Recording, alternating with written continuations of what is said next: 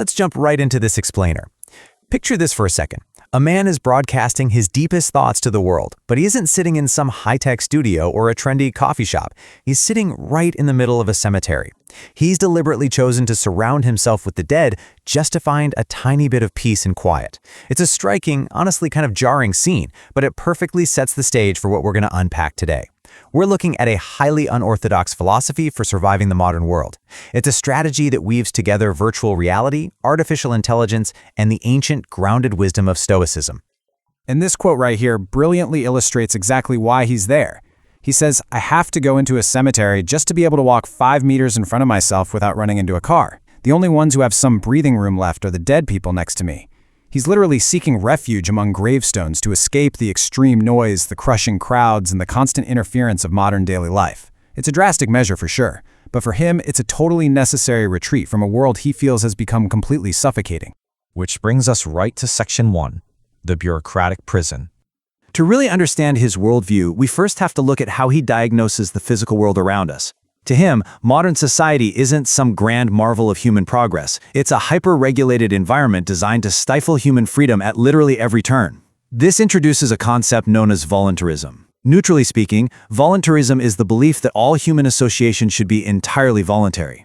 Well, the speaker contrasts this ideal with his view of modern society, which he pretty starkly describes as a conditional slave plantation. From his perspective, existence itself has become entirely conditional. You don't just get to live, you have to constantly ask permission to live, and you're governed by extreme rules and extortionate costs. He breaks down these physical constraints in very stark terms. He argues that absolutely everything you do, whether that's moving, camping, building, or even just existing in a specific space, requires authorization from someone else. We're essentially buried under never-ending, constantly fluctuating rules that are just impossible to keep up with. Add to that the crushing weight of inflation, rent, insurance, and endless subscriptions, and the ultimate casualty here is natural spontaneous. It's been entirely replaced by endless paperwork and administration. That breathing room he mentioned, it's just gone. So let's look at his first solution in Section 2, refuge in virtual reality. You might be wondering, how does anyone actually survive this? Well, the speaker's first technological escape mechanism is virtual reality. If the physical world is a prison, VR is his own custom-built escape pod. This contrast really encapsulates his whole argument. The physical world is expensive, highly constrained, incredibly noisy, and heavily regulated. Virtual reality, on the other hand, it's cheap, it's modular, it's filtered, it provides what he calls a more habitable mental place. You aren't condemned to suffer immediate ugliness or noise, you get to completely control the stimuli that actually reach your brain. Now, practically speaking, he isn't just throwing on a headset to play video games and zone out. He's hacking his daily life. He uses VR to literally wrap piano sheet music around his field of view just to reduce visual fatigue. He walks on a treadmill while completely immersed in a chosen, calm virtual environment, turning a mundane daily workout into a peaceful journey. He uses it to aggressively filter out crowds and advertising, immersing himself in hyper-focused spaces like empty virtual cinemas or even digital deserts so he can write and think. I mean, walking in a virtual desert just to avoid real people is definitely an extreme lifestyle choice, but for him it is an absolutely necessary sanctuary for his attention. That brings us to Section 3, AI, the tireless tutor. If VR is his shield, AI is his weapon for clarifying thought. It's the second major tool in his survival kit, and it amplifies his intellect in some highly specific ways. He uses it to automate repetitive, maddening tasks. Things like figuring out how to batch download images or navigate clunky delivery systems. It structures and clarifies his raw text and complex ideas. It provides a continuous 24/7 intellectual dialogue that he feels he could never get from another human being. He even uses it to write complex code to stabilize what he views as inherently buggy modern software, like Windows 11. It's all about taking back sovereignty over his own time. And this leads to a pretty harsh critique of how we learn. Just compare his view of traditional academia with his view of AI. He argues that academia is painfully slow, that it constantly evaluates you without actually elevating you, demands blind obedience, and imposes rigid schedules that just kill natural curiosity. Contrast that with AI. It's available 24/7, adapts instantly to your exact needs, and, perhaps most importantly for him, it answers your questions endlessly without an ounce of human judgment, ego, or irritation. Let's shift gears a bit for Section 4, the poker laboratory. To really put AI's tirelessness to the test, He applies it to a very specific, high-pressure domain: poker. Now, in poker, there's a highly complex mathematical concept called the independent chip model, or ICM for short. It evaluates stack sizes, pay jumps, and tournament equity under conditions of extreme uncertainty. It is notoriously difficult to master. The speaker uses AI to endlessly analyze these complex variables, testing out opponent profiles and potential outcomes. He can review a single poker hand dozens of times with the AI, digging deep into the minutiae, and the AI never, ever loses patience. But here is the real kicker. He doesn't play poker just to make a quick buck. In fact, he believes that solely seeking profit actually corrupts the art of the game. For him, poker is a laboratory for decision, doubt, and clarification. It's this perfectly controlled environment where he can master his emotions, handle the intense anxiety of uncertainty, avoid going on tilt, and focus purely on the quality of his decisions, completely independent of whatever the immediate result happens to be. But there is a dark side to all this tech, which we cover in Section 5, Technology under the State.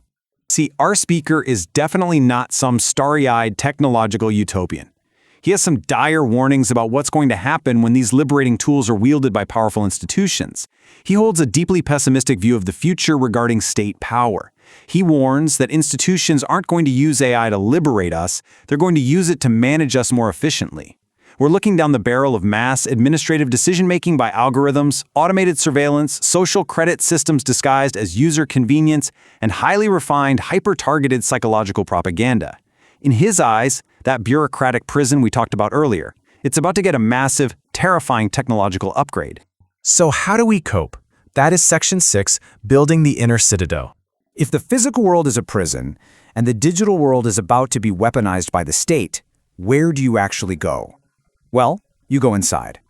This is his deeply stoic methodology for surviving the day-to-day. It all starts with embracing sober, routine repetition. Things like fasting for over 14 hours a day or keeping up a daily treadmill habit without seeking some spectacular, Instagram-worthy result. From there, just like in his poker lab, he focuses entirely on the quality of his decisions, not the immediate outcomes. This means absolutely rejecting applause and external validation, because he believes seeking applause actively corrupts your thought process. And ultimately, it's about treating pain and external obstacles not as useless suffering, but as a forge. You use them to temper your character and track your own internal progress. And it all culminates in this absolute unwavering belief. He says salvation cannot be outsourced. It starts inside, not outside. Outside world doesn't matter. No app, no super smart AI, no politician, and no institution is going to hand you true peace on a silver platter. Technology might be able to carve out a little breathing room for you, sure, but the actual heavy lifting work of survival and sanity, that has to be cultivated internally, by you and you alone. Which leaves us with this final, incredibly provocative thought to ponder today.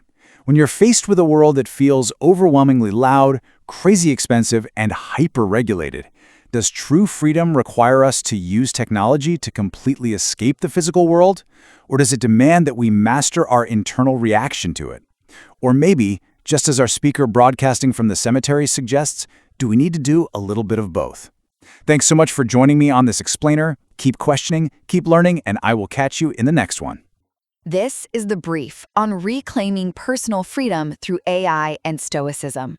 These notes explore how to survive a heavily regulated modern society by combining cutting-edge artificial intelligence with ancient Stoic philosophy. First, we're living in an administrative prison. Modern society is basically a soft dystopia, or a people farm, where existence is conditional and everything requires endless authorizations, rules, and permissions. This institutional control totally drains our energy and creativity.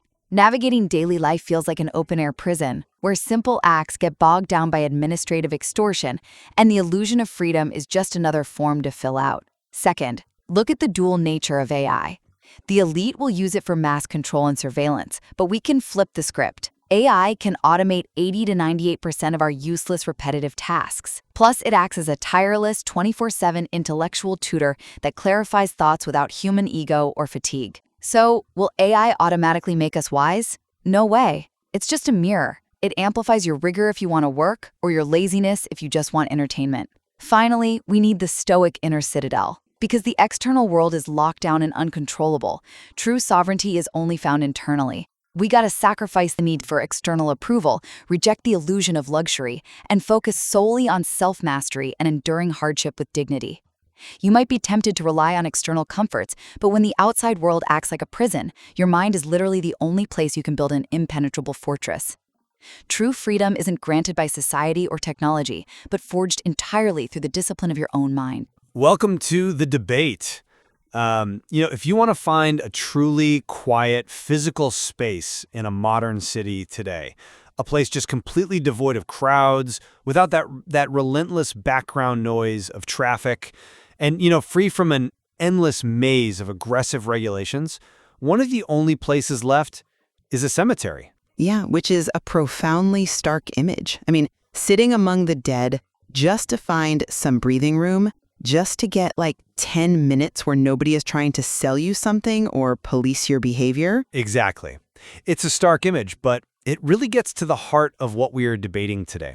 As the physical world gets more crowded, more expensive, and honestly more heavily policed, do emerging technologies, specifically artificial intelligence and virtual reality, do they offer us an unprecedented escape hatch, a path to individual intellectual liberation and, self-sovereignty? Right. Or, conversely, do they merely provide the powerful elites with the tools to build a perfect, inescapable, invisible cage of algorithmic control?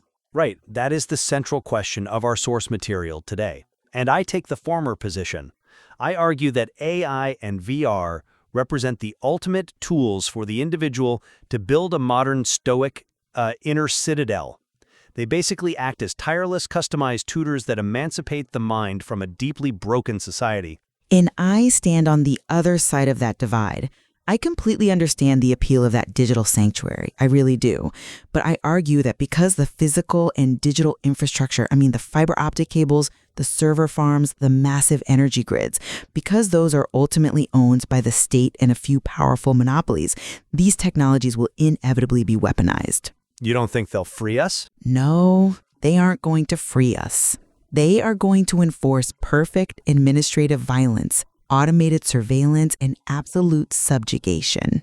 Well, let's start by unpacking the reality of the physical world right now, because we really have to understand what we are escaping from. Sure. The physical environment has become aggressively regulated and just impossibly expensive. You could think of the modern city as a massive chicken farm. A chicken farm? Okay. Explain that. By that I mean an environment where the subjects are kept alive, fed, and tightly confined purely to generate value and tax revenue for the owner, rather than to actually live free, autonomous lives. Every single action requires authorization. Right. The spontaneous use of physical space is essentially illegal now. Precisely. You can't even go into the woods and build a fire or set up a tent without navigating a labyrinth of ever-changing municipal rules and permits. But virtual reality provides a critical spatial refuge from this administrative extortion. It allows an individual to filter out the world's aggression and create custom, modular spaces for specific mental tasks. Right, the spatial element. Yeah.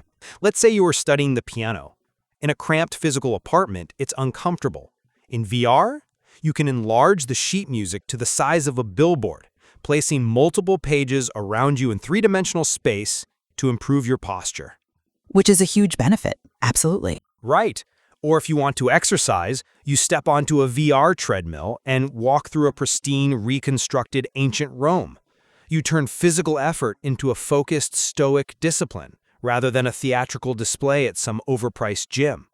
And when you pair that physical refuge with AI, you get a tireless tutor. Okay, but how? So, give me a concrete example of this tutor in action, because I think it's very easy to romanticize what an AI actually does for a person's intellectual development. Fair enough. Let's take poker as a laboratory for high-stakes decision-making. In the past, learning the game was entirely trial and error, heavily clouded by human emotion. Today, AI allows a player to endlessly examine incredibly complex variables in a way no human coach ever could.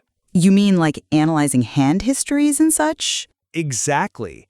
You can drill into concepts like the independent chip model, which calculates your actual dollar equity in a tournament rather than just counting the physical chips, alongside stack sizes and opponent ranges. The AI strips away your ego.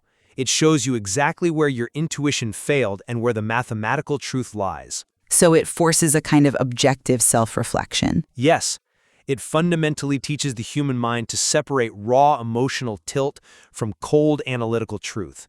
And I believe that is true intellectual emancipation. Look, I come at it from an entirely different angle. The individual benefits you are describing, the VR treadmill, the granular poker analysis, they are incredibly compelling, but they function as a superficial distraction from the structural reality. A distraction? Yes. The system's primary goal has always been and will always be to preserve its own command. You can have the most beautifully designed VR study room in the world, but whoever owns the infrastructure hosting that room owns the main lever of power. AI is going to be used to create a soft dystopia. What exactly does a soft dystopia look like in practice, though? It looks like the automation of the state's monopoly on force. Instead of liberating people, AI will automate the police, the army, and the courts. It will make administrative procedures faster, colder, and entirely impersonal. So you're focusing on the systemic enforcement side? Exactly. We are rapidly moving toward a future of algorithmic permission. Let's ground this in reality. Imagine the concept of generalized confinement. This isn't a physical prison cell with iron bars. This is a system where algorithms constantly monitor your bank accounts, your physical movements, your social interactions. Right, the digital footprint. Yeah. Let's say you miss a regulatory payment or you violate a municipal ordinance that you didn't even know existed. You don't get a letter in the mail. Your digital wallet just stops working at the grocery store. Your electric car simply refuses to shift into drive. Wow. So an automated lockout. Completely. The smart lock on your apartment changes its code. You are perfectly excluded and deprived of resources by a machine that doesn't sleep, doesn't feel pity, and doesn't take phone calls. I get the terrifying nature of that scenario, I really do. But I think you are overlooking the fact that the very same automation can be wielded by the individual to bypass those bloated institutions you're describing. How exactly? Well, let's look at the nature of labor and what we might call useless work. I would argue that, honestly, 98% of human work today lacks true nobility. It's administrative busywork. It is moving digital paper from one folder to another, and it absolutely should be automated. But automating it under the current power structure doesn't free the worker. It just makes the worker obsolete and entirely dependent on the state. I disagree, because the friction of the current system is largely artificial. There is a great observation made by the futurist Jacques Fresco when he visited Cuba decades ago. He watched men painfully carrying massive loads of bananas down a steep mountain, sweating and breaking their backs all day. Just utilizing basic gravity could effortlessly slide the bananas down the mountain, replacing all that useless human fatigue. The technology existed.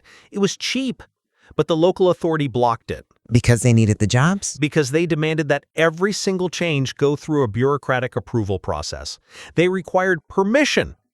AI acts as a philosophical scalpel that cuts right through that kind of administrative nonsense today. But how does a normal person wield that scalpel? When an individual can use a large language model to write a custom Python script that automatically handles their taxes, or filters their emails, or stops their operating system from constantly crashing, they are clawing back their time. By automating repetitive, exhausting tasks, humanity is finally freed to focus on what actually elevates the soul. I'm sorry, but I just don't buy that. Let me tell you why. You are making a massive assumption that under the current paradigm, free time equates to intellectual freedom. Doesn't it? It doesn't. It leads to absolute dependence. You talk about elevating the soul, but the structural system doesn't want free thinkers. It requires obedient executants. When AI automates away that 98% of useless work, what happens to the masses of people who relied on those jobs just to feed themselves? Well, a lot of experts in the materials suggest universal basic income. Exactly. Elite-driven automation on this scale will inevitably result in a universal basic income, or UBI. But we have to look at the mechanism of this UBI. It is not a liberation fund to help you paint or study poker theory. Then what is it? It is essentially caloric maintenance. It is meant merely to keep the herd alive without making it sovereign. It will likely take the form of programmable digital currency. Think of it as a highly restricted digital rationing system, a modern, inescapable version of food stamps. So you think they'll attach conditions to the money itself? Of course they will. The state can dictate that your UBI must be spent within a 5-mile radius of your apartment, or that it cannot be used to purchase a plane ticket, or that it completely expires if you don't spend it within 30 days. You aren't bypassing the institution by automating your job. You are becoming entirely reliant on its automated rationing just to survive. You are being perfectly domesticated. I see why you think that, and programmable currency is definitely a valid concern. But let me give you a different perspective on that newly freed time. Even if the state uses UBI as a pacifier, as caloric maintenance for the masses, the technology itself still empowers the disciplined individual to withdraw inwardly. To retreat. Yes. Let's talk about technological escapism versus building a stoic fortress.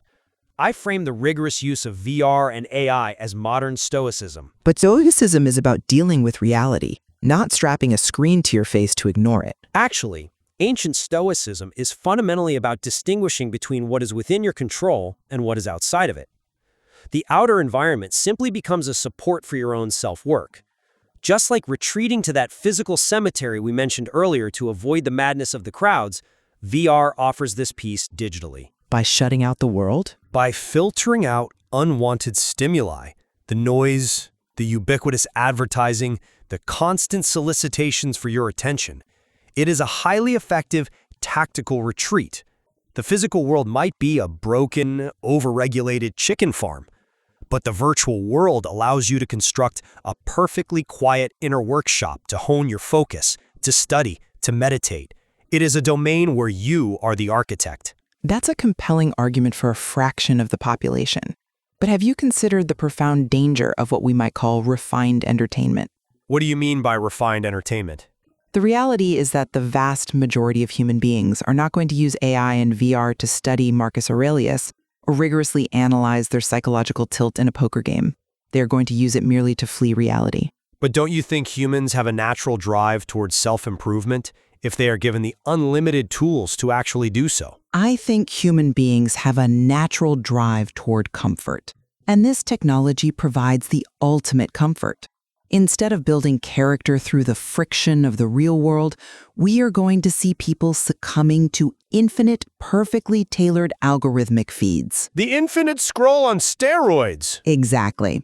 Think about the mechanism of AI-driven entertainment. It monitors your pupil dilation, your heart rate, the exact microsecond you lose interest, and it dynamically alters the VR environment to keep you endlessly engaged. This technology is incredibly seductive. It is seductive, I'll get you that. It will dissolve the soul's courage. It will completely anesthetize the masses. Rather than a workshop for concentration, VR becomes the ultimate tool for political domestication. A population that is perpetually distracted by hyper-realistic fantasies is infinitely easier to govern than one that is engaged with the physical world.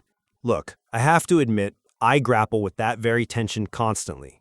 It's the strongest pushback to the framework of individual liberation in the material.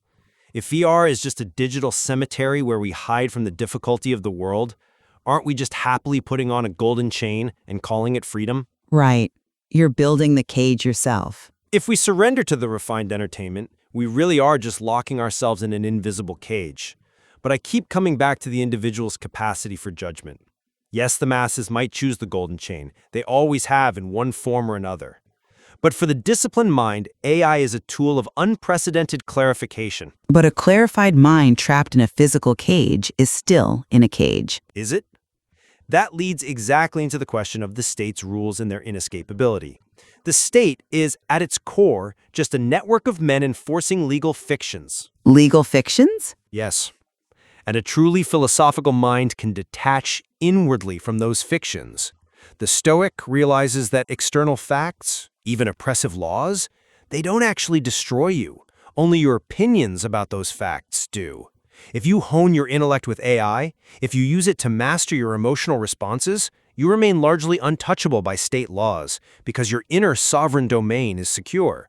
You recognize the game for what it is. I'm sorry, but I must push back hard on that because it is dangerously idealistic in the face of brutal physical constraints.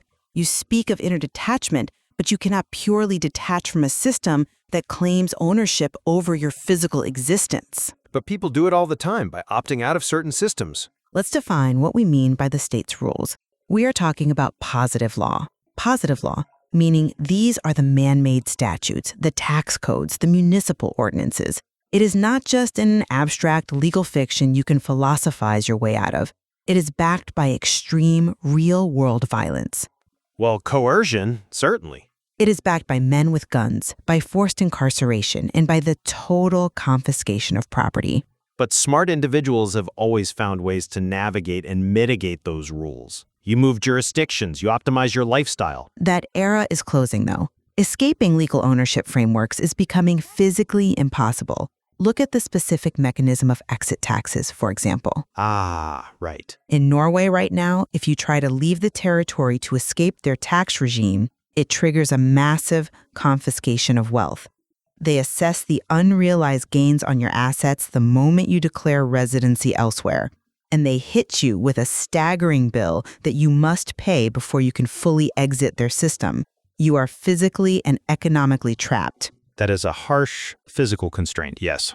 Now, apply AI to that framework. An AI-powered state will enforce these rules instantly and perfectly, leaving absolutely no physical room for your autonomous free man to exist. The algorithm won't care about your stoic inner citadel when it freezes your bank accounts for a minor regulatory infraction. I'm not convinced by that line of reasoning, mostly because it assumes the technology only empowers the top of the hierarchy. You are absolutely right that positive law is backed by extreme violence and that the physical space is entirely mapped, taxed, and monitored. Right. But I have to point out that is the exact political condition under which ancient Stoicism was born. Seneca and Epictetus lived under absolute emperors who could literally take their lives on a whim, without even a trial. True, but they didn't have algorithms tracking their every move. No, but the fundamental difference now is that AI gives us a kind of cognitive leverage that ancient philosophers couldn't even dream of. Cognitive leverage against a drone strike? Or an automated bank freeze? Cognitive leverage to navigate the maze. We have a tirelessly patient tutor to help us separate a real error in our thinking from a merely bad external result. An individual can leverage AI to understand those complex legal codes better than the bureaucrats who enforce them. So outsmarting the system. Exactly. They can use it to optimize their resources, to mask their digital footprints, and to find the structural loopholes in the chicken farm. The very fact that a single individual in a basement can use open-source AI to build custom software, encrypt their communications, and bypass administrative bloat proves that the tool is deeply asymmetric. It doesn't just empower the state, it empowers the sovereign individual. It cuts both ways. But does it really cut both ways when the state controls the underlying infrastructure? Let's look closely at how this technology operates in the hands of institutions versus individuals.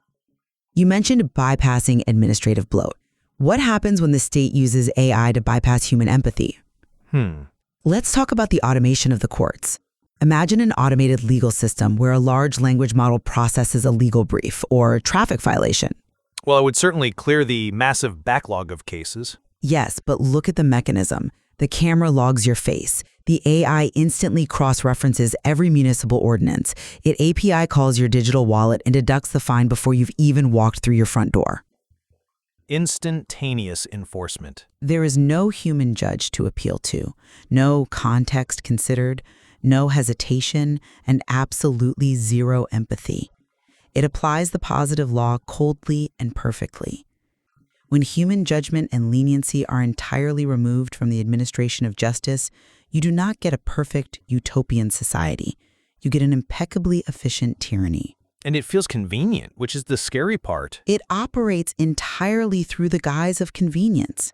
You click agree to the terms of service. You accept the programmable UBI to pay your rent.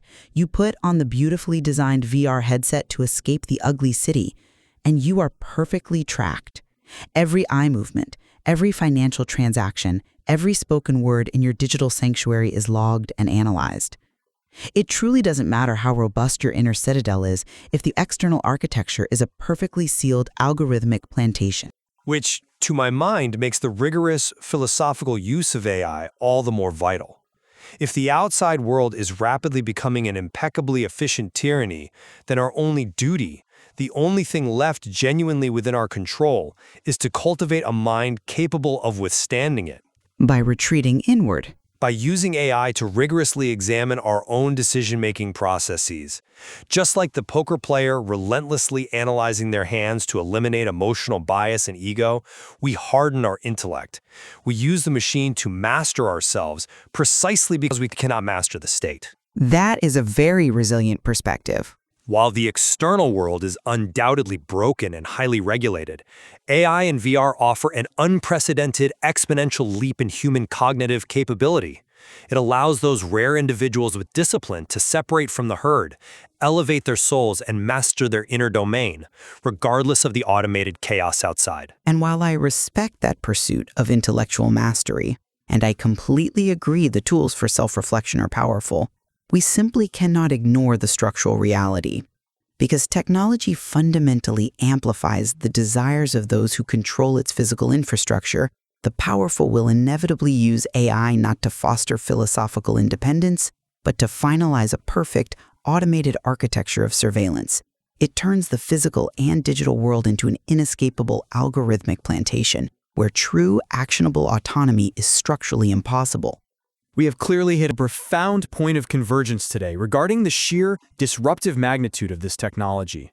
Regardless of whether it frees us or cages us, we both agree from the material that AI and VR are accelerating humanity toward a monumental tipping point. Absolutely.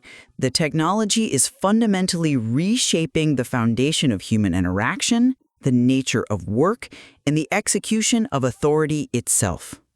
Whether you view it as a tutor or a warden, it is changing what it means to be a citizen. The material leaves it entirely open whether humanity has the moral firmness to harness this incredible computational power for virtue and independence, or the complacency to simply submit to its overwhelming convenience. It is a technological and philosophical crossroads that we must all continue to deeply explore. Are we using these extraordinary tools to carve out a modular sovereign sanctuary for the mind? Or are we just finding a more comfortable, highly entertaining plot in the digital cemetery? We leave that for you to decide. Imagine, just for a moment, that you are desperately seeking just a few minutes of absolute peace and quiet. Oh, I mean, who isn't these days, right? Right. Like you just want to focus your thoughts, maybe do some deep reading, or frankly, just exist for a second without being bombarded by the sheer friction of being alive right now. Yeah, that constant buzzing. Exactly. So you step outside and the modern world is just, well, it's overwhelmingly crowded. It's loud and it feels entirely inescapable. Totally. And let's say it is the peak of a summer heat wave, right? And you walk down to the local beach expecting a nice ocean breeze. But instead you get chaos. Complete chaos. You find a scene that the source material today describes as resembling a chicken farm. Such a vivid comparison, honestly. It really is. People are packed shoulder to shoulder on the sand. There are barbecues smoking out the air. People are, shouting over each other. Then you've always got those portable speakers blaring conflicting music from every direction. Always. It's an absolute sensory assault. Yeah. So the question is, where do you go? Right, because the designated places for relaxation are ruined. Yeah, they've been turned into these chaotic marketplaces of noise. So how do you find actual uninterrupted silence? And for the author of the material we are exploring today, their answer is just, well, it's striking. And somewhat haunting, to be honest. It really is. Because you walk away from the beach, you walk away from the living, essentially, until you find a cemetery. Yeah. You literally sit down next to a tombstone, and finally, surrounded by the dead, you can actually hear yourself think. It is an incredibly evocative, jarring image to start with, isn't it? It sets the tone perfectly. It does. The source material we are diving into today is this dense, deeply philosophical collection of notes, journal entries, and recorded thoughts from a very unique thinker. Oh, unique. Yeah, this is an author who has essentially retreated to a graveyard to physically and mentally escape what they see as the overwhelming machinery of modern existence. And from that place of absolute solitude, they are laying out a radical worldview that challenges, well, almost everything about how you and I live today. Which is exactly our mission for this deep dive. Yes, we are going to explore this author's incredibly unique, almost paradoxical survival strategy for the modern age. Paradoxical is the perfect word for it. Right, because this is a person who seamlessly blends hardcore ancient Stoic philosophy, the kind that tells you to detach from all worldly desires with strict political voluntarism. And just for context, voluntarism is a philosophy built around the idea that all human interactions should be strictly voluntary and completely free from state coercion. Exactly. But then they take those ancient and political frameworks and just, like, smash them together with futuristic technology. Yeah, specifically relying on virtual reality headsets and artificial intelligence to navigate their daily life. That combination is what makes this material so compelling. You have someone seeking the ancient asceticism of a desert monk, but they are doing it using a MetaQuest 3 and advanced AI algorithms. It's wild. We're going to unpack how this author uses these cutting-edge tools to survive what they view as a fundamentally broken, overregulated, and emotionally exhausting modern world. And in doing so, we're going to touch on some of the broadest themes of human existence, like what does it actually mean to be free? And when does technology enslave us versus when does it actually liberate us? Right. And how do you cultivate an impenetrable inner peace when the external world feels, as they describe it, like an open-air prison? So going back to that initial image, the very fact that this person is sitting in a cemetery during a summer heat wave specifically to avoid a beach day, I mean, that tells you a tremendous amount about how they view their fellow human beings. It really does. Let's start right there. The author is recording these thoughts sitting next to a very specific humble tomb, which they noticed numbered 12,219. They are literally hiding from the masses. Yeah. And from this vantage point among the dead, they launch into this massive, unsparing critique of modern human relationships. It is a brutal critique, too. Very. They argue that people today no longer view each other as humans, but as instruments. They claim our relationships have become purely transactional. What's fascinating here is how the author draws a direct, visceral parallel between the physical crowding of that beach and the emotional crowding of modern interpersonal relationships. Right. The noise is both physical and emotional for them. Exactly. They use a very specific phrase that I think a lot of people will find relatable, which is empty speech. Oh, empty speech, yeah. The author argues that society is drowning in it. People are talking constantly, but saying absolutely nothing of value. And for a disciplined individual, someone who is actively trying to guard their mental focus, this empty speech is described as a grave expense. It literally drains your life energy and gives nothing back. But the critique goes much deeper than just finding small talk annoying, doesn't it? Oh, yeah. Much deeper. The author believes that modern relationships at their core take the form of these implicit, suffocating contracts. Okay, let's unpack this, because this is where the author introduces a concept that genuinely made me pause. They say that love, or what we call love today, frequently turns into an infinite invoice. An infinite invoice. It's such a brutal but brilliant metaphor. It really is. The argument is that people enter relationships expecting a continuous emotional payment. Everyone is walking around with their own inner unresolved wounds, their anxieties, their lack of purpose. Right. But instead of doing the incredibly hard, painful work of looking inward to fix those things, they project that void onto their partner. So one partner accuses the other of not doing enough or not loving enough, not providing enough peace. Exactly. The relationship stops being an actual partnership and becomes a theater for unresolved internal conflicts that actually have nothing to do with the person sitting across from them. Wow. The author insists that people expect a partner to provide an internal peace that they themselves have never cultivated. Yes. It's like the author views modern relationships as a terribly one-sided subscription service. Everyone is demanding monthly emotional payments, but no one is providing actual value or stability to the system. That's a great way to put it. But I have to play devil's advocate here for a second. Sure, go for it. Isn't this a profoundly cynical way to view human connection? Like, is it possible the author is being far too harsh? I mean, it's definitely a stark view. Because seeking emotional support, sharing your burdens with a partner, I mean, that is a foundational part of the human experience. If we don't rely on each other, what is the point of a community? That is the natural counterargument, and it's a totally fair one. But to be clear, the author is not critiquing the concept of mutual support. They are critiquing the absolute reliance on another person for your fundamental well-being. Ah, okay. That's a subtle but important distinction. Right. The core of their argument is that salvation cannot be outsourced. You and only you are the person who can save yourself. No one else can fully heal your trauma. So another person can complement your life, they can support your inner discipline, but they can never replace it. Exactly. If you seek everything outside of yourself, the author argues you turn your partner into what they call an impossible debtor. An impossible debtor. Because you hand them a debt they can never actually repay. Because they literally cannot fix your soul. And because they can never repay it, the relationship inevitably devolves into emptiness, then resentment, and finally, hatred. The demand for external healing, in the author's eyes, is asking the impossible, which is fundamentally unfair to the other person. Yeah. When you frame it as handing someone an impossible debt, it completely changes the perspective on modern dating and marriage. It really does. And sitting there in the cemetery, the author finds the ultimate contrast to this demanding transactional world of the living. Right. Back to tomb 12,219. Yes, they are looking at this humble tomb, number 12,219. It just has a simple cross on it, nothing flashy at all. And they contrast it with the expensive, grandiose marble tombs nearby. Yeah, the ones clearly built by wealthy families trying to make a statement even in death. Right.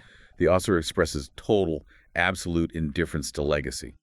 They point out that they would vastly prefer a humble, anonymous burial like tomb 219A. They even reference Diogenes the Cynic here, don't they? Yes. The ancient Greek philosopher who famously requested that his corpse just be thrown outside the city walls into a ditch to rot so the animals could have it. Talk about rejecting a legacy. Literally. The author literally does not care what happens after they die because this modern obsession with legacy, with being remembered, is just another form of being tied to the opinions of others. It's an infinite invoice presented to the future. Wow, yes, that's exactly it. It is a radical, almost aggressive embrace of isolation and self-reliance. Think about the psychology of a cemetery from this author's perspective. Okay, yeah. The dead don't demand anything from you. They don't hand you an infinite invoice for emotional labor.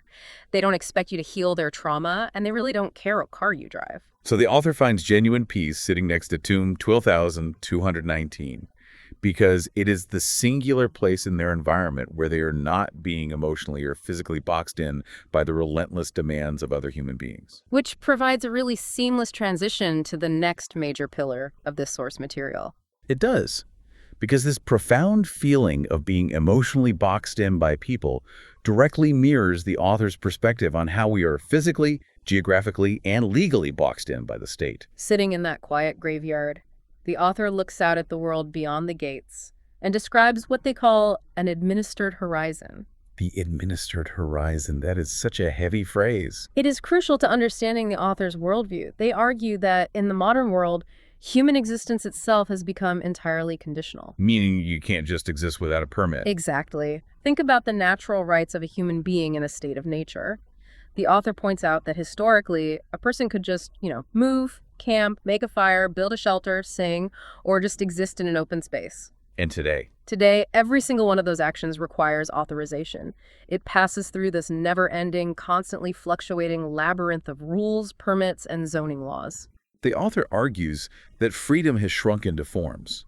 Like, you might think you are a free citizen, but all you have really discovered is a new bureaucratic form you have to fill out, pay for, and constantly renew just to justify your existence on a piece of dirt. So what does this actually feel for the individual navigating it? So what does this all mean for the psyche day to day? It's as if biological life has been downgraded to a software program where you don't even have administrator rights to your own hardware. That's a brilliant way to put it. You literally have to ping the system and ask permission just to open a file, to move a folder, or to basically exist on the hard drive. That is a highly accurate analogy for their perspective. And the author defines this overregulated system explicitly as institutionalized violence. Now, this is where we need to be careful and impartially break down the political philosophy at play in these notes without taking any sides ourselves. Absolutely. The author is operating from a framework of voluntarism and peaceful anarchism. They argue that all positive law, meaning any law written by humans in a parliament, a congress, or a city council, is ultimately, at its very foundation, backed by extreme physical force. Right, so if you build a shed on your own land without a permit, you get a fine. And if you refuse to pay the fine because you believe you have a natural right to build on your land, men with guns will eventually come to your house to take your property or put you in a cage. And if you resist being put in the cage, extreme violence will be used against you. Right. The author completely rejects the idea that a voted law inherently carries moral weight just because a majority supported it. In their view, democracy does not legitimize coercion. Exactly.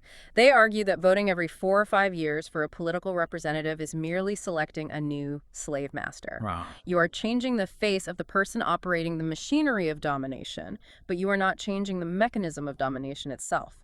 The machine still requires your obedience under threat of violence. The author is adamant that natural rights, the innate human right to feed yourself, to build a shelter, to defend your physical body, precede any written law.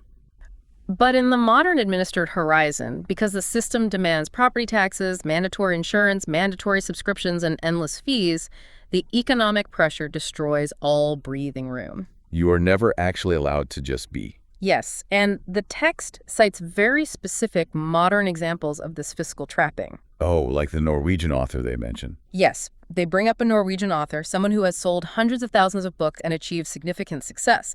But this author is described as being trapped in a fiscal cage. Why a cage? Because if they try to leave the country to escape the high taxes, the state triggers a massive exit tax. Oh, wow. So they literally can't leave without paying a massive penalty. Right. It is essentially a retroactive confiscation of wealth simply as a penalty for crossing an imaginary border. The author of our source material views this as proof that you do not own your labor. The state merely allows you to keep a portion of it until you try to leave the farm. They also point out that the younger generation today is completely boxed out of affording real estate, something that was entirely attainable for previous generations. Which is a huge pain point for so many people right now. Exactly. And the author believes the system is not broken. It is designed exactly this way to ensure you never achieve true autonomy. You are forced into a state of permanent extraction, always needing to work the treadmill just to pay the rent on your own existence. To illustrate the sheer absurdity of this trap, the author recounts this brilliant little vignette from their time sitting in the cemetery. Oh, the car story. Yes. While they were sitting there by the humble tomb, trying to find just a scrap of peace, they watched this wealthy man drive a highly expensive Porsche Cayenne right into the narrow, crumbling alley of the graveyard to park. It's such a perfect tragicomic image. If we connect this to the bigger picture, that Porsche Cayenne represents exactly what the author calls golden chains. Golden chains. I love that term. Think about it. This driver clearly has immense wealth. He has bought a machine engineered for high performance, a symbol of ultimate freedom and status. But what is he actually doing with it? Right. He is wasting his finite time and his vast money in a luxury vehicle, risking a parking fine just to sit in a graveyard. Because he, despite all his money, is just as desperate for a tiny sliver of quiet space in this crowded, over-regulated world. Exactly. The luxury of the car doesn't remove his servitude. It just makes the cage more comfortable. The golden chains don't make you free. You are still navigating a world where spontaneity is forbidden, where stepping off the paved path is suspicious, and where you must learn to ask permission before living. You learn to ask permission before living. When you really sit with that phrase, it is chilling. But it begs a massive question. Which is? Humans aren't born this docile. Yep. If the adult world is this complex maze of permissions and infinite invoices, it has to start somewhere. We have to be conditioned to accept this as normal. Oh, absolutely. The author is very clear that we are trained for this compliance from youth, which leads directly into their blistering critique of how modern institutions manufacture obedience. The author makes a definitive claim here. Society has absolutely no interest in producing free thinkers, independent operators, or truly sovereign individuals. None whatsoever, according to their framework. Instead, the primary underlying goal of our institutions, particularly the education system, is to manufacture obedient people. They launch a severe critique of modern academia, describing it from top to bottom as an empty ritual of forms, rules, and standardized exams. And they use a great quote here saying it evaluates without elevating. Evaluates without elevating. I really want to pause on that because it perfectly captures the anxiety of modern schooling. It does, meaning they grade you, they weigh you, they rank you against your peers on a spreadsheet, but they don't actually impart wisdom. They don't make you a better, wiser, more capable human being. Precisely. The system does not reward genuine curiosity or dangerous questions. It rewards the expected answer. It structurally prefers the docile student over the free spirit. The successful student is simply the one who learns to guess what the master wants to hear, providing just enough effort to succeed without failing, learning to game the rubric rather than deeply understanding the material. And the author shares a very telling anecdote to drive this home. From the VR chat room, right? Yeah, they recount an interaction they had in a virtual reality chat room, and we'll definitely get to their use of VR shortly. But in this digital space, they met a young boy who was describing his daily life in a modern school. And the way the boy described it, the author said it sounded entirely indistinguishable from a medium security prison. Right. The boy recounted a recent incident where a girl slapped another student, like a minor, albeit inappropriate, schoolyard scuffle. Kids being kids, basically. Yeah. But the response, the actual police were called and the girl was taken into state custody. Over a slap. The author contrasts this heavily with their own childhood, noting that such severe, institutionalized police interventions for minor childhood infractions were completely unheard of. It highlights a system that no longer relies on community mediation, but on constant surveillance and extreme, disproportionate administrative punishment to force absolute compliance from a very young age. And if you're listening to this, have you ever felt that specific type of exhaustion? Oh, I'm sure everyone has, where you realize your intelligence is actively being extinguished because you are being forced to follow a rigid procedure that makes absolutely no logical sense, but you have to do it because those are the rules. That is exactly the conditioning the author is pointing to. And this forced obedience, learned in childhood, bleeds right into the absurd bureaucracy of adulthood. The author gives some incredibly relatable, mundane examples of this stagnation. Like, they talk about technology, specifically the operating system Windows 11. Oh man, the Windows 11 rant is so relatable. They refer to it as a Frankenstein system that is bloated, heavy, unstable, and deeply intrusive with its telemetry and tracking. They express intense frustration at having to write their own custom PowerShell scripts, literally having to learn command line coding just to stop the operating system from crashing all the time and spying on their usage. And they apply this exact same critique of bloated, thoughtless bureaucracy to the logistics of the physical world, too. Right. Companies like DHL, UPS, or the Postal Service.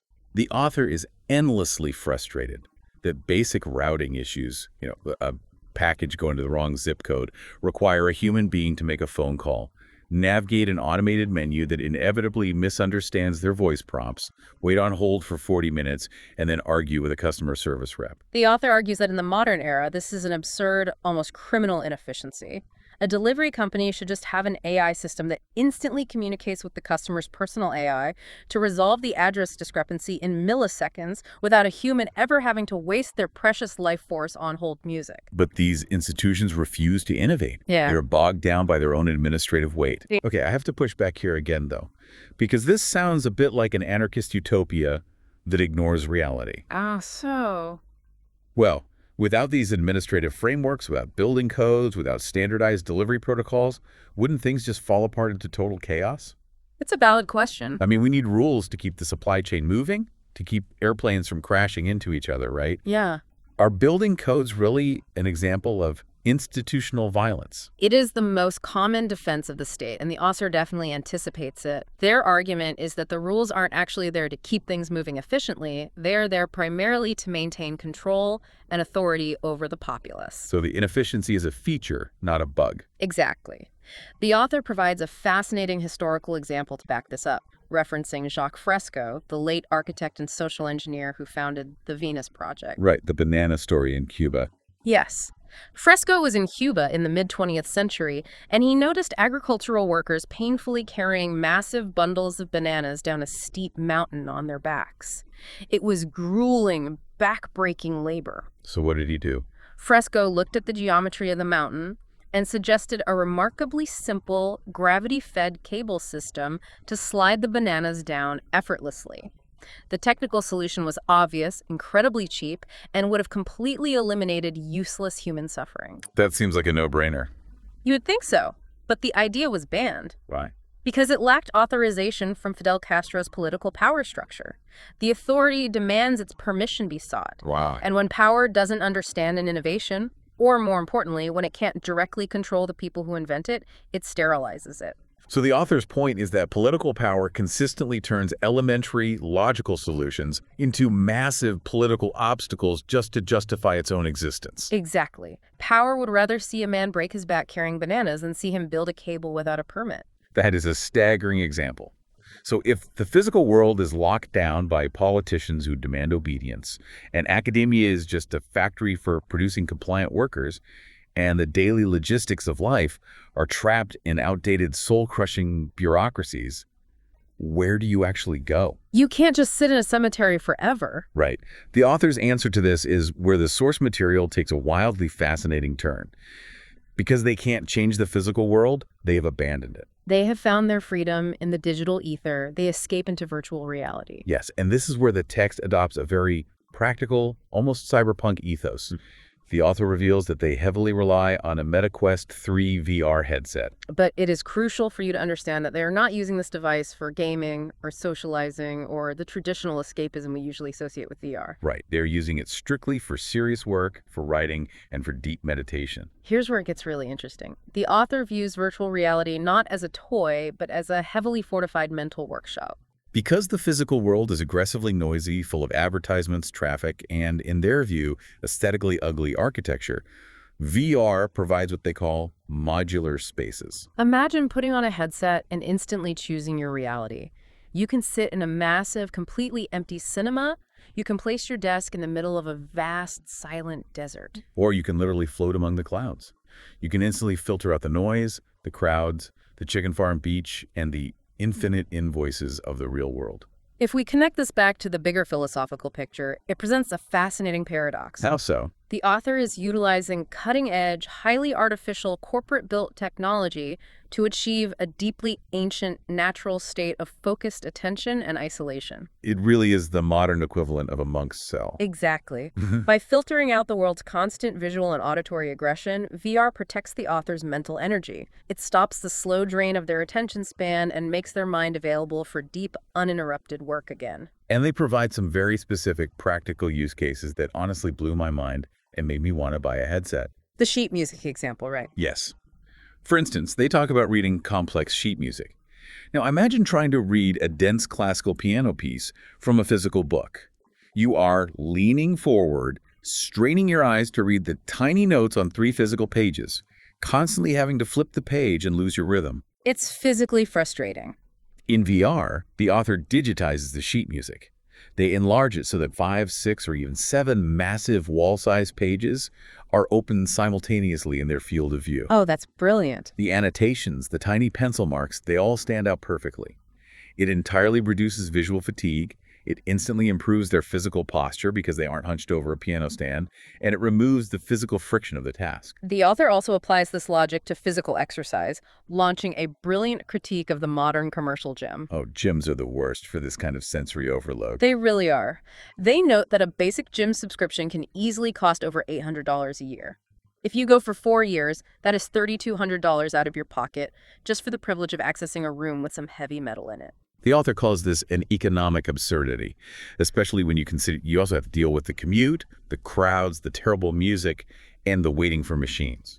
So instead, the author bought a physical treadmill for their home. They put on the VR headset, immersed themselves in a chosen, beautiful virtual route, like walking through a quiet forest or a digital cityscape, and they walk for an hour at 4 kilometers per hour. They emphasize a very specific philosophy about this exercise. They say the physical strength comes entirely from the repetition and the isolation, not the spectacle. They actively refuse what they call theatrical heroism. Which is such a great term for the modern trend of going to the gyms specifically to be seen, to film yourself, or to overexert yourself on impulse just to impress strangers. Right. Walking on a treadmill in VR builds endurance in total, perfect silence, completely away from the hostile and judgmental gaze of the public. However, the author is not a blind techno-utopian. They are deeply realistic about the current physical limits of this technology. Oh yeah, they complain about the hardware quite a bit. The MetaQuest 3 headset is heavy.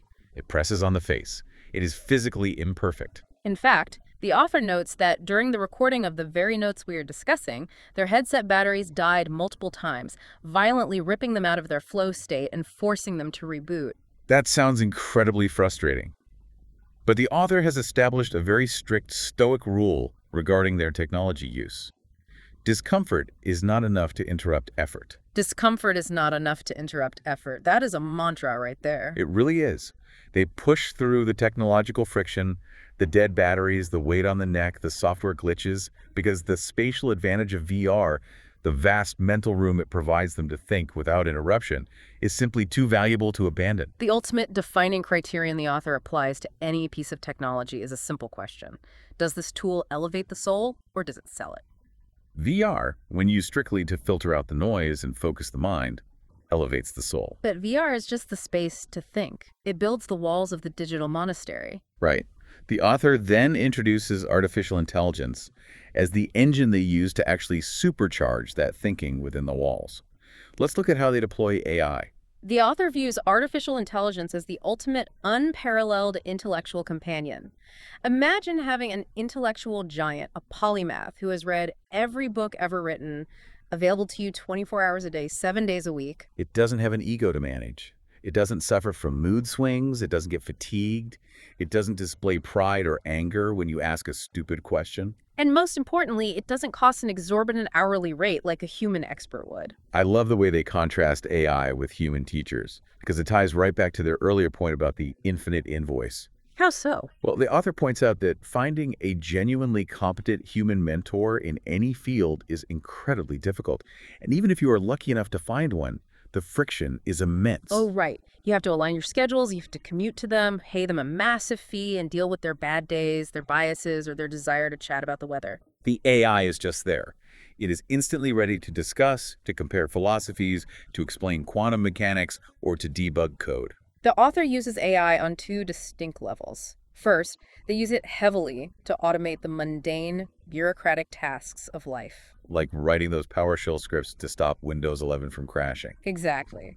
Or figuring out how to batch download hundreds of reference images in 5.7 seconds instead of wasting an hour of human time right-clicking and saving. But the second, much more important level is how they use AI for deep, strategic, analytical thinking. A prime example given in the text, which they go into significant detail on, is poker analysis. Yes, the poker section is fascinating. The author uses AI to analyze extremely high-level, complex poker hands. Now, they aren't just asking, should I have folded? Right. They use the AI to dive into ICM, the independent chip model. For those unfamiliar, in a poker tournament, your chips don't have a one-to-one cash value like they do in a cash game. ICM is a complex mathematical model that calculates the real dollar equity of your stack based on the payout structure and the stacks of the remaining players. The author uses AI to analyze opponent ranges, figuring out the exact mathematical probability of success based on whether an opponent is cautious, weak, or aggressive. And it is vital to understand that the author is not doing this just to win money. In fact, the author explicitly states that playing poker purely for greed corrupts the game. For them, poker is a rigorous psychological exercise designed to manage anger and what players call tilt, the emotional frustration when variance goes against you. They use the AI to analyze a hand endlessly, running the math over and over until they can successfully distinguish a truly bad decision from merely a bad result. But that distinction is everything, a bad decision versus a bad result. It is the essence of Stoicism applied to mathematics. In poker, just like in life, you can make the mathematically perfect, flawless choice you get your money in with a 95% chance to win, and you can still lose due to sheer variance, a bad turn of a card. And humans naturally react to that loss with rage. They feel cheated. But the AI helps the author clarify their thought process. The AI proves the math was correct. It removes the anxiety and the anger born from uncertainty. It strips away the emotional reaction to the bad luck and forces the author to focus purely on the quality of their decision-making. If the decision was mathematically sound, there is no reason to be angry at the universe. So, in the author's hands, AI is like a hyper-advanced power tool for the mind. You can use it to build a beautiful, structurally sound mental home, or you can use it to accidentally nail your own front door shut. It all depends entirely on the intent of the operator. The author beautifully calls AI a mirror. A mirror. I love that. If you are lazy, if you are looking for shortcuts and you just want brain rot entertainment, the AI algorithms will happily supply infinite algorithmic feeds of garbage that scatter your attention, weaken your willpower, and turn you into a consumer zombie. But if you have rigor, if you approach the AI and ask precise, noble, complex questions, the AI will reward you. It will elevate your thinking to levels previously impossible for a single individual. This raises a massive, vital question, though, about the future trajectory of this power. The author holds a very nuanced, dual view of artificial intelligence. In the hands of a free thinker, a sovereign individual, AI clarifies thought and reclaims autonomy. It allows individuals to bypass gatekeeping institutions like academia entirely. For instance, the author predicts that one day, very soon, a robotic AI system will teach classical piano significantly better than any human master. It will use computer vision to correct your posture and your gesture down to the millimeter in real time, making human tutors utterly obsolete for 90% of the learning process. And this, they argue, is wonderful because it frees the human student from the friction of the teacher and allows them to just enjoy the pure art of the instrument. But there is a very dark, very heavy side to this prediction, isn't there? The author isn't entirely optimistic. A very dark side. The author warns that while AI could liberate humanity by making us all sovereign polymaths, the elite, the political class, the slave masters they mentioned earlier, will inevitably use it as a tool of mass, inescapable administrative control. The author predicts a near future of automated courts, where an AI system judges your infractions instantly based on permanent, invisible, biometric surveillance. They project algorithms will directly monitor your bank accounts, your carbon footprint, and your physical movements, implementing a frictionless social credit system that automatically deprives you of resources, locks your car, freezes your money if you don't comply with the administered horizon. The danger, the author stresses, isn't the AI itself. The math is agnostic. The danger is the institutionalized violence of the state, using the AI to enforce an invisible, inescapable, perfect cage. That is a genuinely terrifying thought. The idea that all this incredible potential for individual liberation is just going to be weaponized to create a perfectly frictionless bureaucracy. And it brings us to the ultimate, profound core of the source material. Right. If the physical world is already a crowded prison of infinite invoices, and if the digital world is on the verge of being weaponized by the state, how do you actually survive? Where is the final refuge? The author's answer is that you must build an impenetrable inner fortress using radical, uncompromising Stoic philosophy. The author is unequivocal on this point. The true battle of existence does not take place in the physical world, nor in the digital one. The true battle takes place entirely within human judgment, human desire, and human fear. The author applies an intense, almost monastic level of Stoicism to survive modern existence. The foundational pillar of their belief is this: facts alone do not destroy us. Our opinions about those facts do. This raises an important question, though, about how we interpret reality. Let me repeat that because it is so central. Facts do not destroy us. Opinions about facts do. That is such a powerful reframing of reality. If you are stuck in terrible traffic, the physical reality of the cars around you isn't what makes you miserable. The cars are just metal boxes. Your opinion that you shouldn't be in traffic, your desire to be somewhere else, is the sole source of your suffering. Precisely. It is the gap between reality and your expectation that causes pain. And closing that gap requires immense daily sacrifice. The author literally re-examines every single daily action, every habit, to see if it is strictly necessary or if it is just a comfortable attachment that is secretly causing them pain. For example, they share a very intimate thought process about making tea. The author drinks 5 liters of tea a day. That's a lot of tea. It is. But they stop and seriously question whether the simple act of boiling water is a waste of finite time and energy. They wonder if a true Stoic, someone like Diogenes, who lived in a barrel and threw away his only wooden bowl when he saw a child drinking from his hands, would bother with the effort and the dependency of making hot tea when plain room temperature water is entirely sufficient for biological survival. And they took this philosophy of detachment to an extreme recently in their own life. The author talks about sacrificing a lifelong passion, playing the piano. We mentioned earlier how they envisioned AI teaching piano. Well, they actually gave up playing the instrument entirely. Why? Simply because they could no longer endure the friction of sitting next to a human piano teacher. They describe the teacher as someone who only wanted to talk about superficial musical nuances, what the author dismissively calls the silences between notes, while entirely ignoring the harsh, impending realities of the world, outside the music room. The author decided that the mental cost of that empty, superficial interaction, that empty speech, was too high a price to pay, even if it meant losing their ability to play an instrument they loved at a high level. This level of sacrifice is central to their entire worldview. To be truly free, you must be willing to renounce beloved things. The author states a powerful maxim: he who refuses all loss becomes possessed by his attachments. If you are deeply attached to your public image, to your physical comforts, to your hobbies, or to your demanding relationships, those things become the very golden chains that the state and society will use to control you. Because you are afraid of losing them, you will comply. The author actively, and sometimes controversially, critiques what they see as false bravery and emotional fragility in modern society. Right, this leads to a fascinating debate in the text. The author mentions a conversation they observed in VR where a woman claimed that giving birth to a child was the ultimate form of human bravery. The author completely dismissed this. They argued that biological functions, things driven by evolutionary programming and hormones, aren't inherently brave. They're just nature taking its course. Instead, they pointed to an MMA fighter named Dakota.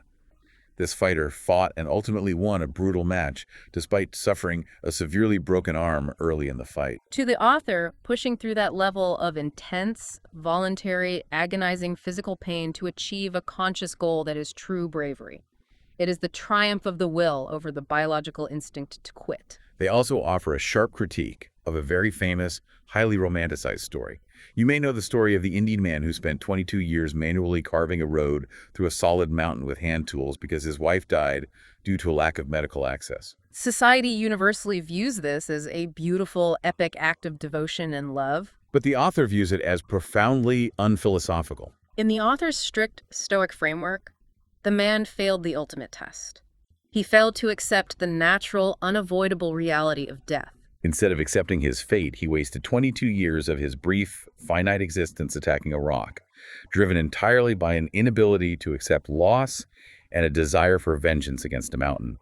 To a Stoic, this is a tragedy of wasted life, not a triumph. I really struggled with this part of the source material. Is this extreme level of detachment actually liberating, or is it just incredibly paralyzingly isolating? By cutting off all attachments, all grief, all dependency on others, it feels like the author is striving to become completely untouchable, like a ghost. They literally say a free man should strive to resemble a god in a fragile envelope, needing absolutely nothing, demanding absolutely nothing from the world, and finding total unbreakable sovereignty entirely within the confines of their own mind, even if the external physical world is a literal prison. It is undeniably intentionally isolating. But for the author, that isolation is the entire point. That is the victory. If the physical world is a chicken farm of noise, aggression, and endless regulations, and if human relationships are just infinite invoices of emotional debt and empty speech, then total detachment is the only logical, rational path to inner peace. By expecting nothing from the world can take absolutely nothing from you.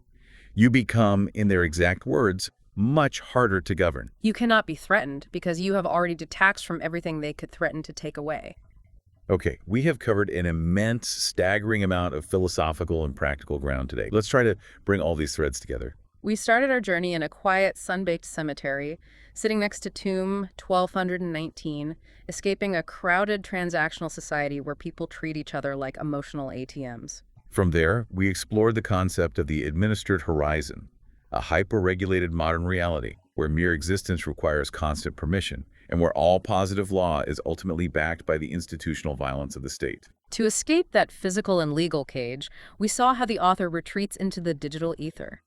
They use virtual reality as a modular mental workshop, blocking out the visual and auditory noise of society to reclaim their focus for deep work. And we explored how they use artificial intelligence as a tireless, ego-free tutor to automate the mundane, analyze complex decisions like poker hands, and reclaim their intellectual sovereignty. But ultimately, the most important takeaway is that all the advanced technology in the world is utterly useless without rigorous inner discipline. The core of survival, according to the author, is building an impenetrable inner Stoic citadel. It is about accepting loss, conquering the fear of the future, and realizing that our internal opinions, not external facts, are the true source of our suffering. It is a heavy, challenging, and frankly uncompromising worldview. But whether you agree with it or not, it asks a vital, piercing question of you, the listener. Take a look at your own life today. How much of your daily frustration, Your low-level anxiety and your exhaustion comes from seeking approval from a system or from people that don't actually care about your inner peace. How much of your precious time do you spend managing the infinite invoices of modern life? The author challenges us to take a hard, honest look at our dependencies. The monthly subscriptions, the endless algorithmic feeds of entertainment, the desperate desire for status, for legacy, for the approval of our peers, they are all external attachments. And every attachment makes us easy to govern, easy to manipulate, and easy to disturb. Which leaves us with one final, deeply provocative thought for you to mull over today. If all of our modern conveniences, our digital networks, our luxury cars, and our desire for societal approval are truly just golden chains, keeping us tied to a system we do not control, what is one beloved comfort in your life right now that you would be willing to sacrifice today just to prove to yourself that you are still free? A powerful, unsettling question. Think about that the next time you find yourself desperately craving a moment of silence. Until next time, on The Deep Dive. My notes in my smart classes did disappear. I had to get them working again. I don't know if it's because it has word detection before the interruption. Serious conversations, deep ideas disturb because they force thought. They prefer return to comfort without questions. Empty chatters cost too much time. Empty speech takes life and gives nothing back. For disciplined men, that is a grave expense. It's too costly to waste your time with empty speech. The others is often judged by usefulness. It is the issue with relationship. People ask what the other provides. They forget he is a person, not an instrument. Relationships become transactional. They take the form of implicit contracts. Each person expects emotional, material payment. Everyone projects their wounds. Instead of looking inwards, one accuses the other.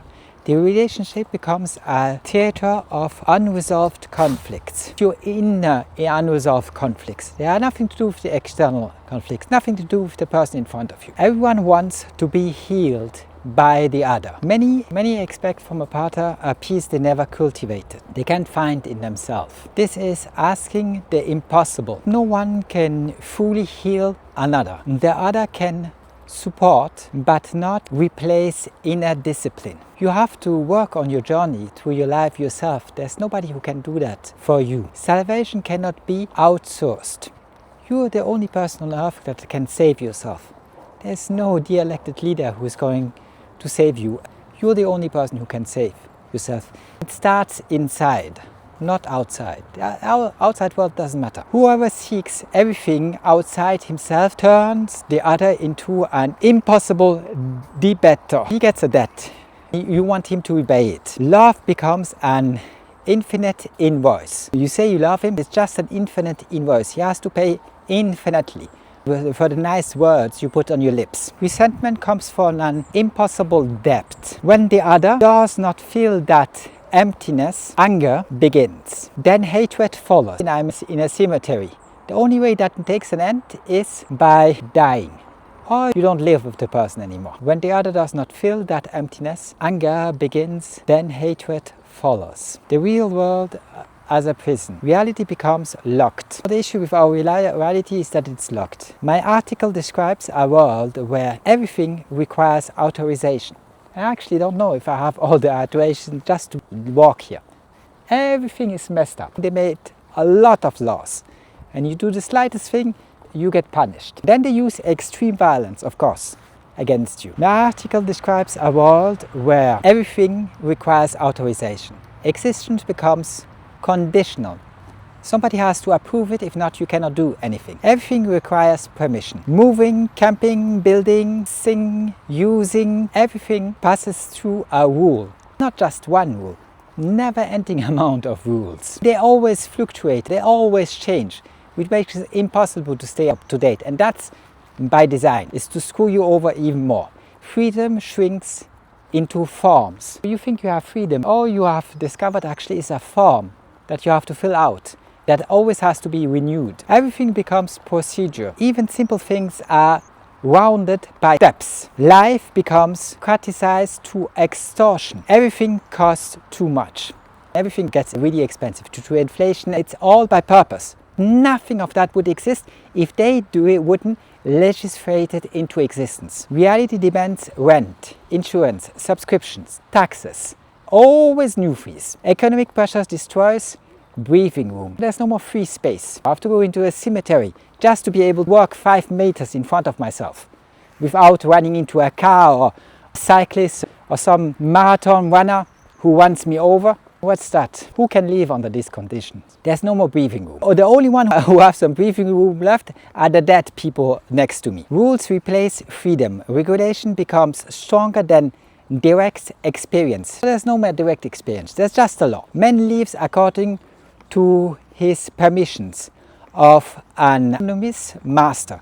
A master who doesn't care about him. He is the last thing he cares about. He's your master, because you select him every 5 years. Even camping becomes administrative. Making a fire, sleeping outside, disposing of waste, parking. Even camping becomes administrative. Making a fire, sleeping outside, disposing of waste, parking, everything is regulated. Even it becomes complicated. Nature becomes conditional. Nothing I showed you has anything to do with nature. It's a park. I'm one of those animals walking around. I have less chance than a lion in a zoo. They still respect him a little, not really, because he's not a free lion in the savannah. They still respect him a little. You're just cattle, they're gonna slaughter you. They're gonna use you and then they throw you away. Nature becomes conditional. It is no longer a world one inhabits. It becomes a zone where one is tolerated. In the best case scenario, they just tolerate you. They just don't use extreme violence straight away against you. It will come. There will be something.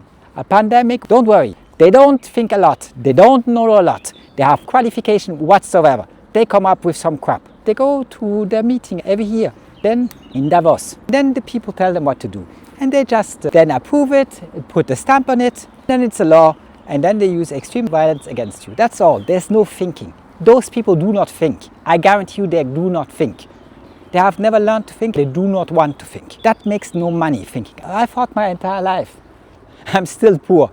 I guarantee you that they didn't spend a single second in their life thinking about anything. In the best case, there's a zone where one is tolerated. At the best case, right now they still tolerate you. Right now they still don't use extreme violence against you. That's the best case you can come up with. That's my best case scenario right now as I speak with you. They just tolerate me enough to not use instantly extreme violence against me. Nature becomes conditional. It is no longer a world one inhabits. It becomes a zone where one is tolerated. Best case scenario. The state and property divides everything. Every space belongs to someone. Modern man no longer crosses the world. He crosses plots. Everything is a plot. Even the dead have a small, tiny plot. Everything is a tiny plot. You have to pay for it. It's never free. The territory is mapped, fenced. Roads, limits, signals, zones, everything recalls endurance. Even the horizon becomes administrated. Spontaneity disappears. The natural gestures become suspicious or forbidden. Man learns to ask before living. You never live anymore. You just spend your time asking. You will suffocate under paperwork until you die. The natural becomes suspicious or forbidden. Man learns to ask before living. The living suffocate under paperwork. The energy of life is based on useless administration until they say you are not allowed to do it anymore. This is not free life, tolerated life. They just tolerate you enough so you don't immediately starve to death. Let's talk about why the virtual costs less. A few apps can open worlds. The cost remains low compared with the price of reality. Reality, the thing around me, is just extremely expensive. It imposes fewer constraints. No commute, no vague contracts, no hostile gaze. The space becomes easier to inhabit. It offers modular spaces. One can choose the setting according to the use. Work, meditation, walking or reading can each have an environment. Man is no longer condemned to suffer immediate ugliness. He can organize what surrounds his attention. It reduces the world's aggression. Noise, crowds, advertising, hostility can be filtered. This protects part of mental energy. Virtual reality makes it breathable again. The virtual gives a feeling of openness. It loosens the grip of material reality, the thing you shouldn't be attached to, material reality. Humans are part of material reality. There's no exception for your wife or your children. You shouldn't be attached to it because it's just material reality. It has to decay, it has to disappear. It protects attention. A chosen environment limits useless stimuli. You can choose your environment, you can make sure there's nobody cutting grass when you don't want him to cut grass. Attention becomes available for work. You can use your attention again for work. It can help with work. My article insists on serious use of the virtual. I recommend to use the virtual seriously. It can become an office, a workshop, a study. It can help with meditation. I meditated a lot this night. It did me a lot of good because I was awake the entire night. Certain settings calm the mind. They can support the return to oneself. You can come back to yourself for the first time, which is a very good idea. It can support discipline. Walking, reading, writing, repeating. These acts become more practicable. See, the virtual then serves constancy, a calm, certain environment. It can become an inner workshop. The outer environment becomes a support for self-work. The environment you immerse yourself in virtual reality should be used for self-work. The screen stops being only distraction. It must serve sovereignty. The criterion remains clear. Does the tool elevate the soul or sell it? That is the decisive question. Here's the things I talk about in my article. Writing in virtual reality. I explained that I developed ideas in virtual reality. The headset becomes a place of concentration, stimulating ideas. Calmly, VR helps lay down premises, sketches, the skeleton of a text. It serves slow work, working in chosen settings. The setting is no longer imposed by the world. It becomes an instrument serving the mind. More constrained about the place where you live in. You can go wherever you want, emerge in whatever space you want. Sea, empty cinema, desert, clouds. These virtual places create different atmospheres. Each can support a different kind of thought. The headset remains physically imperfect, heavy. It is not pure liberation. The work continues. Discomfort is not enough to interrupt effort. It's not because there's some discomfort that you should interrupt effort. My batteries had issues. I had to start 3 times. I didn't stop my effort. I'm still back trying to go through the material I wanted to expose. Discomfort is not enough to interrupt effort. I insist on duration and method. The technology remains imperfect. Headsets do not yet allow everything. Technology remains imperfect. Headsets do not yet allow everything. One still has to turn to other tools. I still have to use other tools. It does not replace everything. Research, verification, rewriting, formatting requires several supports. Virtual reality is only part of the process. I just integrate new tools. It's not all of it. It's one of the tools I use. I think it's a very good tool because it allows you to extract yourself from the world. This oppressive world that doesn't allow you to do anything without getting fined, without exposing yourself to endless, useless violence.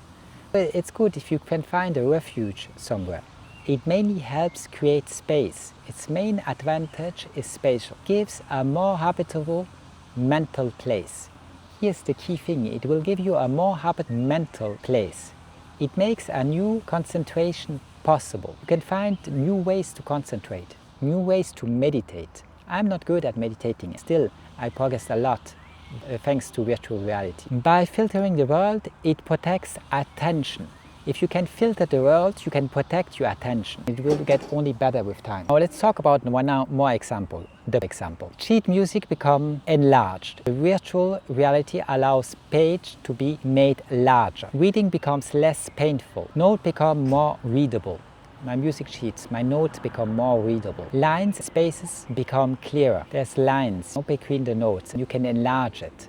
If not, it's very hard to see. This reduces errors visual fatigue. Several pages can remain open. One is no longer limited to 3 physical pages of music in front of myself. I can have more. My virtual space allows me to do more. 5, 6, 7 pages around myself. I can place several windows in front of my field of view. The score becomes a space. Annotations stand out better, because I have to scan the document. Scanning can strengthen pencil marks. Indications become more visible. Reading becomes more comfortable. There is less need to lean forward or strain the eyes, and you can stay in a better posture. Virtual reality does not replace a teacher. Right now it's not replacing a piano teacher, even if the app says so. I do not claim the app to teach piano. The technology is still not replacing the ear. It still lacks musical nuance. There's a lot it still cannot do. There's a far way to go before those apps can really teach you something real about music. You could improve your musical abilities. The current apps remain weak on interpretation. They do not yet understand pianistic subtlety. It offers a tactical advantage. It does not provide the whole of music. It improves practical access to notes. Let's talk about another example. Walking on a treadmill in virtual reality turns home exercise into a chosen route. It adds an environment to physical effort. 1 hour at 4 kilometers per hour. The effort is modest. Strength there comes from repetition, not spectacle. My strength will come from repetition. It doesn't seem spectacular. My article refuses theatrical heroism. Exercise that is just overblown, that is useless.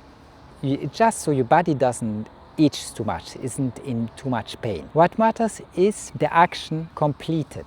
Even in a virtual setting, the legs move. You're walking on a treadmill. Breath, rhythm, endurance are engaged. The mind stays in a chosen setting. The environment supports constancy. It makes exercise more practicable. Constancy is worth more than impulse. People do sport on impulse. That's a very bad idea. Many begin strongly, then abandon. Discipline is continuing. It can only work if you continue, if you have discipline. It doesn't matter how much you do. Well, it's good if you do at least 15 minutes or half an hour or 1 hour. That's not the important point. The important point is that you do it with discipline. Every day. It's a stoic exercise. You should do it daily. Sport requires sober repetition. You just have to do the same thing over and over. That will do your body a lot of good. Strength is built by fidelity to simple gesture, not by temporary excess. Excess, doing too much, running a marathon, that is useless, totally useless. Only regular effort can strengthen the body. What returns every day transform a man. Your body will adapt. It will obey repetition. No need for heroic theater. Nobody will watch. You should forget about it. Effort does not need to be spectacular to be noble.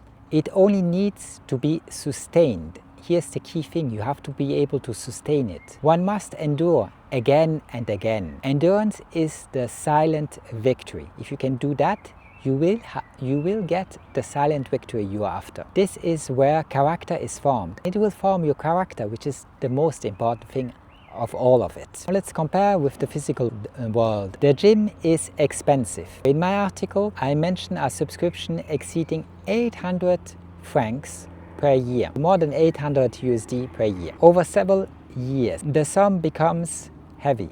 After 4 years, you're already at a lot. 3,200 USD, that's a lot of money just to have access to a room. This figure shows the economic absurdity of reality. For most people, that's a lot of money. I'm back. I'm gonna try to talk about the last of my bullet points. I still have a lot of them. I've realized that my smart glasses, where I did put my bullet points, they actually have very little battery. They cut off after 20 minutes of me watching my bullet points. I had to find another solution for my bullet points. That took me quite some time. I'm using a teleprompter where I can see my bullet points. I'm gonna try with this until I get some smart glasses that are a little better, that last more than 15-20 minutes. It's a beautiful day. The sun is shining. I thought, well, let's go see the dead, since I'm again in a cemetery. I will be sitting because of the teleprompter. It's quite heavy to carry around. Until I get some smart glasses that are better, I will be using the teleprompter. It is summer, and around the sea there are a lot of people barbecuing, and it's not a good idea to go for a walk there or to spend time there, because you will have an immense crowd of people around you. They make a lot of noise. There cannot be done any work with them interfering all the time. I found a quiet place in this cemetery. It is open until 8 p.m. I can take some time here, go through my bullet points. If I remember correctly, I was talking about entertainment as a stupefaction, that a lot will use AI to escape reality. Many will use it just to flee thought, to flee anything serious, anything worth listening. They just want an escape from reality. More video games. We make virtual worlds deeper, more seductive, harder to live. There are a lot of people who play computer games until they cannot get any more out of it. Then they stop. Even the big gamers who are celebrities play video games all day long.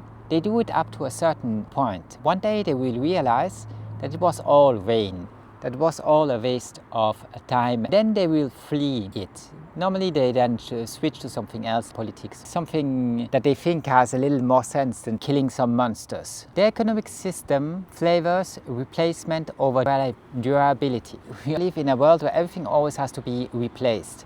I have to update all my stuff. 5G, 6G, it's never ending. Guarantee sets the target lifespan, not the best possible quality. Windows is a real Frankenstein as an OS, Windows 11. The system is heavy, unstable, intrusive, maintained by constraint. The user must correct what should have been stable from the beginning. So unstable that you have to make it run while everything is always crashing, always leaking, always bugging. Innovation blocked by authority. Simple solutions are delayed by administrative hierarchical framework. There's really little innovation. It's not just on Windows 11. I'm using the Oculus Quest 3. It's really annoying. They can't even make for your apps a folder where you can put them all in. The folder rollout should have started. They roll it out whenever they want. If a simple thing, creating a folder, putting some apps in, if that takes them decades of work, while they have trillions, it's really bad. They switch from control to controller control. That always gets back to controller control. The only way to stop that is to pull out the batteries. A simple switch where you can just turn off the controllers would do the job, but of course not. Or a click on the controller, a slide to turn it on off. Those simple solutions are delayed by administrative and hierarchical frameworks. And all that's just a waste of time, because it could be easily open source. Everybody could work on it, everybody could write code, and everybody could improve it. That's not what they want, because then a tech billionaire won't decide what you see when you see it and how you see it. Of course, that gets neglected, that disappears. There's the first mover advantage. Once everybody uses Windows 11, it's very hard to get anything going next to it. It's the same with Meta Oculus. If everybody uses Meta Oculus, it's extremely hard to get some traction in a different platform, because people are lazy, they don't want to switch. Even if it's 10 times better, they do not want to switch. Even an obvious solution remains impossible when it requires permission from power. For everything you have to ask permission. Good luck getting that permission to change anything. Intelligence available, permission forbidden. The tools exist. Authority prevents their free, rational use. Everything I'm talking about can easily be fixed. How do I know? Because I do it all day long on Windows 11, especially there. And with PowerShell, CMD, you can create code, let it run, change the behavior to a high extent. Not everything, not as much as I want. It's easier to do stuff with it than with Android, which is even more closed. All that is a waste of time. That is thinking as you did before. Things have changed, should change constantly. It's really sad that you are stuck in the old frameworks. That's why I say the tool exists, authority prevents their free rational use. AI becomes a weapon for clarifying thought, reclaiming sovereignty. AI can be used as a tool. Everybody can start to learn to think, to articulate with AI. Before that, it was totally impossible. They would not teach you that anywhere.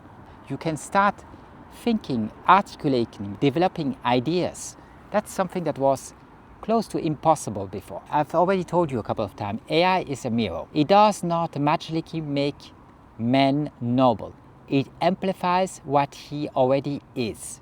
AI will just amplify what you are. If you're lazy and you only want to watch TV, AI will just amplify it. If you want to do some work, it will amplify that. The use of AI relieves whether men want to work or mainly entertain himself. With AI, you can learn to work or entertain yourself. I do some brain rot, very infrequently, just when I'm really exhausted. I had a day where I had to struggle a lot with nonsensical small stuff that I didn't want to do.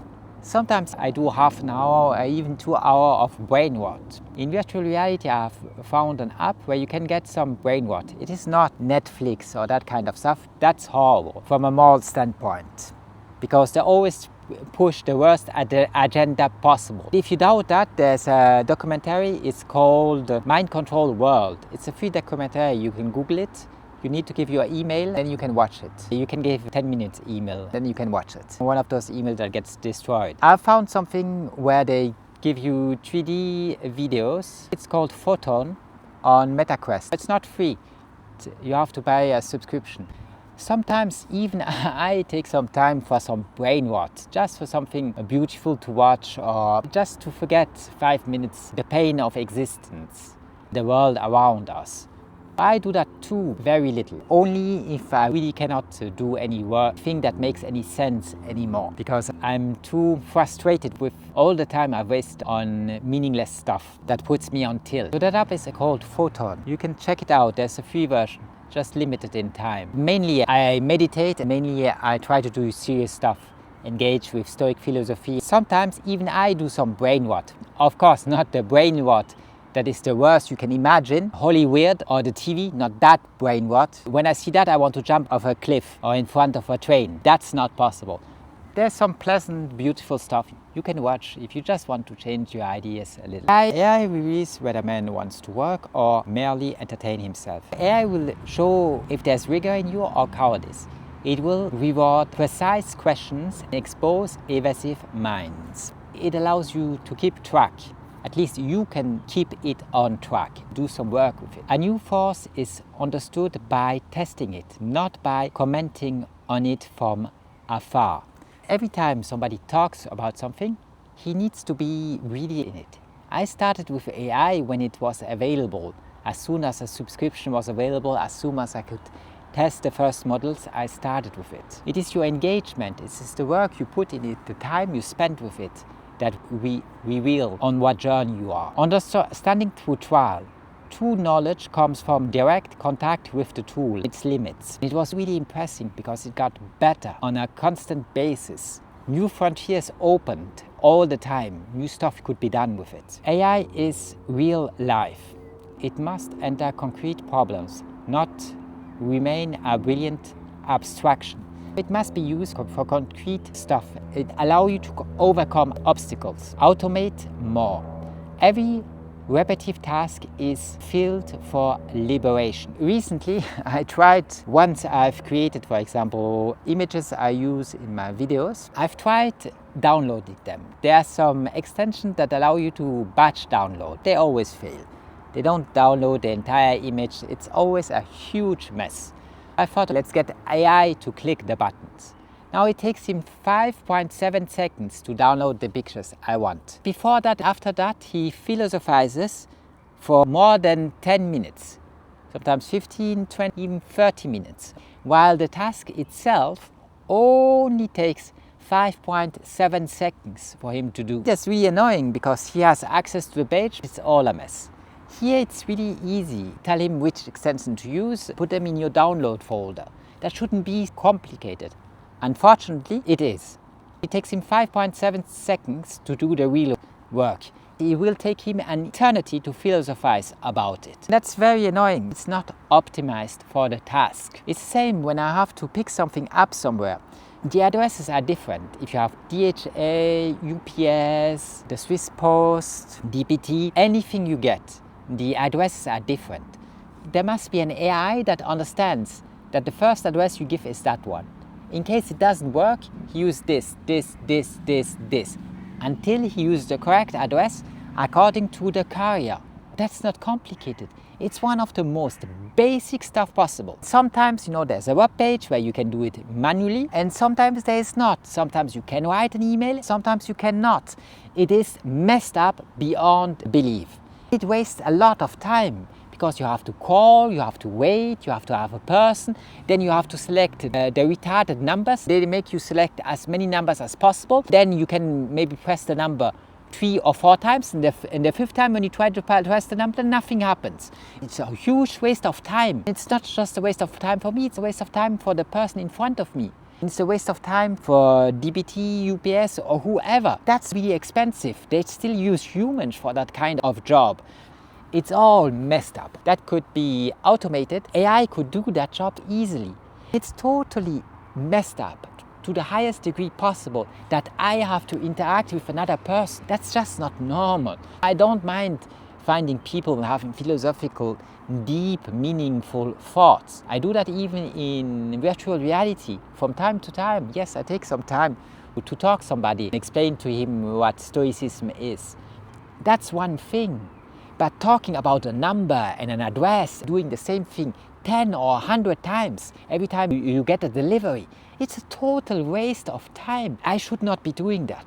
AI should talk to another AI. I should have an AI. I explain how the delivery happens, when, with whom. He just interacts with the AI of DBD, UPS. Of course, there needs to be some security. It doesn't have to get hacked. All that can easily be done. Why do they never change anything? Why does nothing improve? It's not because we don't have the technology. We have way more technology that we could ever use. It has nothing to do with that. It is not the technology. It's not our technological state. It is the people's mentality. They always want to do the same. Since more than 1 century, they always want to do the same. They do not want to change. They just want the same thing again. How can you blame them that they are very well off? They have very nice lives. They fly around with private jets. When they stop working, they have a golden parachute. They get 18, 20, sometimes 80 millions on top as a bonus, and everything that was always promised. They have a very nice life. Why would they want to change something? Why would they start thinking? Why would they start working? They have done nothing their entire life, nothing real. Why would they change anything? They just want it as long as possible. One day the thing goes bankrupt, then, well, maybe somebody gets a job somewhere else, as long as humans still do that kind of stuff. It's totally messed up. I should never have to interact with a person for those kind of meaningless stuff. A person should never have to interact with me. It is one AI that talks to another. I have my AI, I set it up, he knows exactly what to do. He talks with the other AI every single time. That's really easy to organize. A little better security must be deployed, that it cannot be hacked, that your delivery doesn't get sent to somebody else. But apart from that, it's the most easy thing possible. If it gets sent to somebody else, they will catch him. They will catch him really fast because somebody picks it up because there's a new address and so on. They will catch him really fast and he faces the consequences. Even the security question is not a real one. Just you cannot be doing the same thing exactly 100% you did it a century ago, not wanting to change one single thing. That's really annoying. You cannot imagine how much time I waste because of that crap. That's why I say automate more. We have to be liberated from those repetitive tasks. Augment thought, extend analysis, memory and clarity. That's huge. It's great to work with. You can work with the smartest thing that exists on the planet Earth. Why would you not want to do that? Explore endlessly. One must test, correct, begin, again, push further. It's trial and error. You have to try something, then fail. You have to do it until it works. At the moment, magic will happen. Coding is some kind of sorcery. Then suddenly, what was impossible is now possible. Works according to your wishes. Question to the limits. Value appears when thought is forced beyond the first answer. You can go beyond your limits. You can elaborate them. You can go further than you would have ever gone without it. AI almost everywhere. It now accompanies almost every intellectual practical activity. AI will and is already, for me, For people who work with it, it accompanies almost every intellectual, practical activity. That's what it should do. Still exceptional. Music still requires a physical, bodied, attentive presence. Music is one of the exceptions. I'm sure that one day even that will be fixed. Gesture, posture, body, tension are not yet fully corrected by AI. There's stuff it still cannot do correctly. It still cannot make out of you a musician. Need for a robot teacher. The idea is a mechanical teacher, patient, precise, and always available. Even for something like music, playing the piano, even there should be a robot who teaches you the basics. Now you can always see a great musician and have a talk with him and try to work on something a little different. That's always possible. But the main stuff should be done. 90% of your work should be done with a robot teacher. You should not waste your time with people who are annoying, who are extremely expensive, who are painful to meet, spend time with. Physical correction missing. AI explains it does not yet directly adjust the hands. There's a lot of stuff, posture of your hands, how you sit, how you touch every note you play. There's a lot where musician is still required. Robotics to come. Their current limit is temporary. Everything I'm facing, all the halters, all the crap I'm facing is temporary. It depends on a material progress. The progress will arrive. It's just a question of time. Unfortunately, I didn't see it. The only thing I had when I was young was a Game Boy. That was extremely frustrating. That's all I did get. That was a huge revolution because humanity did never see something like that. Future AI musicians. One day AI will correct, hear, play beyond ordinary human capacities. It's not because AI will play the piano better than every human ever could that you should not be interested in playing the music. It trains your ears. It is great studying an instrument. If you find the time for it, you have the resources, it is awesome to do that. Even if you have the money and time, it's also the most frustrating thing you can come up with, because you have to interact with a human. The human is not always available, the human always takes holidays, the human will cost a lot of money.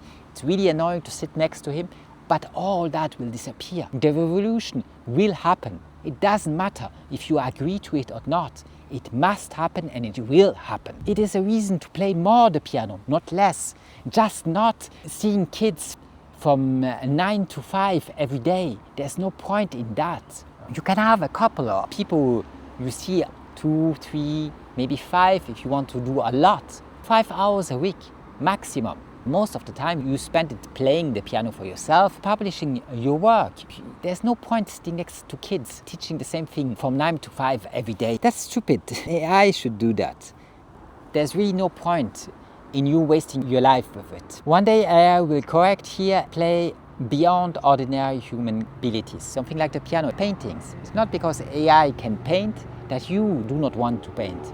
I'm sure you want to paint more. I even thought about buying an oil painting app in virtual reality to paint. I'm a really bad painter. I didn't. I'm sure that for people who like painting, that's awesome. You could paint in virtual reality and share your pictures with your friend or put it on your virtual wall. It's amazing. Once you can do it very well in virtual reality, I'm sure it helps to do it in real life. You do not have to sit there and tell the same thing to kids from 9 to 5. AI will do 99% of the work. 99%. And the 1% on top, yes, that you can do for humanity. Poker transformed. Poker becomes a laboratory for decision, doubt, clarification. Patient analysis. AI makes it possible to return endlessly to a difficult situation. When you talk something like poker, you will be placed again and again in the same situations. And you have to take the best decision. When you hesitate, you just go to AI. You just talk it through with AI and you try to understand it. You do that until you don't make the mistake again. Until you're better. Until you reach the next level. That's what you should do. Before that, it wasn't possible. You still had to go through a human. For poker, the breakthrough has happened. And you can analyze hands at a very high level with him. Discuss it endlessly until you have no more doubt about the situation. Doubt is always painful, especially if you do something like poker. In poker, suffering comes from not knowing whether the decision was right. That creates a lot of anxiety. If you do not know if your decision is right, that will create a lot of anxiety. You can clarify it. You can talk it through with AI. Loss are less important. Losing a hand matters less than understanding the quality of the choice. Losing a hand is meaningless. It's not that it matters less, it's meaningless. The only thing that matters is the quality of your choice. That's great because you can check it with AI. Decision to clarify. The aim is to distinguish real error from a merely bad result. Results can be very bad. That's meaningless. All that counts is what you did, when you did it, why you did it. All in or fold. Extreme decision must be analyzed according to stacks, profiles, and payouts. There's so much dynamic that gets into the game of playing poker. Most of it AI understands. AI doesn't know unless you give him enough data what kind of person he's sitting in front, what kind of player. You can talk it through. You can tell him, I noticed the following behavior in the player, or if you use a HUD, you have some statistics, you can share them also. It's endless, the work you can do. Calling is correct when the situation allows it, not when emotion demands it. A lot of people start playing with emotions. That's the issue. They should only play with the situation from an analytical point of view. That's why poker is a great game to practice, to reach a higher level in. It's really bad if you want to make money with it because it will require 50 hours every week of work, 50 hours sitting behind a table and counting cards. If you want to make money, everything else will be much easier to provide you a much higher income. If you're interested in the psychology, if you want to be better at managing your emotions, well, then it's awesome. ICM to understand. Pay jumps, pressure changes the real value of chips and risk. That's called ICM. It's the independent chip model. All that he knows perfectly well. It's great to talk with him about it. It will improve your decision. You should be result indifferent. The immediate result must not become the master of judgment. The immediate result is meaningless. You should not think about it. It doesn't matter. Just follow the rules. Just become a better player. Don't care about the result. It will take care of itself. Decision quality central. What matters is the correctness of the decision under uncertainty. Profit as bad master. Seeking only money corrupts poker and trading. Money, it will corrupt art. Why is Holy Weird bad? Because they seek only profit and no risk. By doing that, they produce the worst stuff humanity has ever seen. When your profit are your master, then it gets really bad. Approval as trap. Seeking applause corrupts writing and thought. It's the same with literature or any intervention you will ever do on YouTube or whatever you will ever do. If you seek applause, it is a trap. If you do that, your writing and your thought will diminish. They will get really bad because instead of thinking about them, you will think about how will it be received. Who will like it? Who will click on it? Who will watch it? And that's really bad. How many will subscribe? Fortune as adversity. Fortune strikes to test the inner strength of man. Every time when fortune strikes, it is to test your inner strength. That's important. Pain as a forge. Suffering becomes material for progress when it is mastered. Pain is a forge. Without pain, there cannot be any progress. Luxury is the opposite. Luxury is softness. They always come together. Excessive comfort weakens courage and will. Every guy around you always seeks luxuries and softness. That will corrupt him. I'm in a cemetery. When I walked in here, there was a guy parking in an alley of the cemetery. He was in a Porsche Cayenne, a very expensive car. What is he doing here? Probably he just wants a quiet place to stay. I don't think he has anybody to visit in this cemetery. He's still sitting there. This is just a waste of time. It's a waste of money, it's a waste of time, it's a waste of your life. Nobody cares about your car. And if somebody catches him here, he probably gets fined. It's just a waste of time. He gets nothing real out of it. He cannot imagine anything else or do anything else. That's why luxuries and softness have to be avoided. Excessive comfort weakens courage and will. Courage as dignity. Courage is what makes a man respectable in hardship. When I was in virtual reality, I talked to somebody. He wanted to go to Japan. I tried to explain to him that the Japanese Middle Ages are extremely interesting. because they teach you a lot about courage. I'm not for a shogun, for any state. I'm a voluntarist. I don't believe in statism. I'm against all that. That doesn't matter. That's not the question. I talked about it because if you study the Japanese Middle Ages, you see extreme courage at its highest level. Yes, it was the samurai class, not just with men, warriors. You will see it with women, even children, so as soon as they have reason. Every time you see courage, you have to give it some respect. You cannot just pass by it and think it's meaningless. It doesn't matter under what state. If a North Korean shows courage, I would admire it the same way as if a Roman soldier did it, or Jesus, or anybody else. Jesus, the reason why you admire him so much is because he showed extreme courage. Courage is one of the core stoic virtues. Wherever you find it, you have to respect it. When Roman soldiers come back from the battlefield, they looked mainly at the wounded. They said honor to courage. It doesn't matter where you see courage, if it's Caligula, Neron, or wherever you live on this earth, the couple of breaths you take until you die. But courage is really important. Wherever you see it, you should respect it. Ranges analyzed. AI examines he will also go through the possible hands of your opponents. That's one of the important things to do, because you have to ask yourself always, with what hand would he do that? AI does that. He goes through ranges of your opponent. It compares several decisions instead of accepting a single answer. AI can easily manage several hypotheses, decisions. He will not just give you one answer. He will talk about different scenarios. Think them through with you. Opponent profiles. Addition changes according to whether the opponent is cautious, weak, or aggressive. AI knows that, and he will integrate that in his analysis when you analyze your hand with it. Tournament dynamics. The global context matters as much as the cards themselves. Stack size determines risk, pressures, room for maneuver. The AI knows all of that. Pay jumps. Rewards modify the value of elimination or doubling up. Because of pay jumps, the value of elimination or doubling up will change. AI also knows that, and he will incorporate that in his analysis. He doesn't see the guy, but he can analyze how he acts. The issue with institution is the same than with a courier who brings you your package.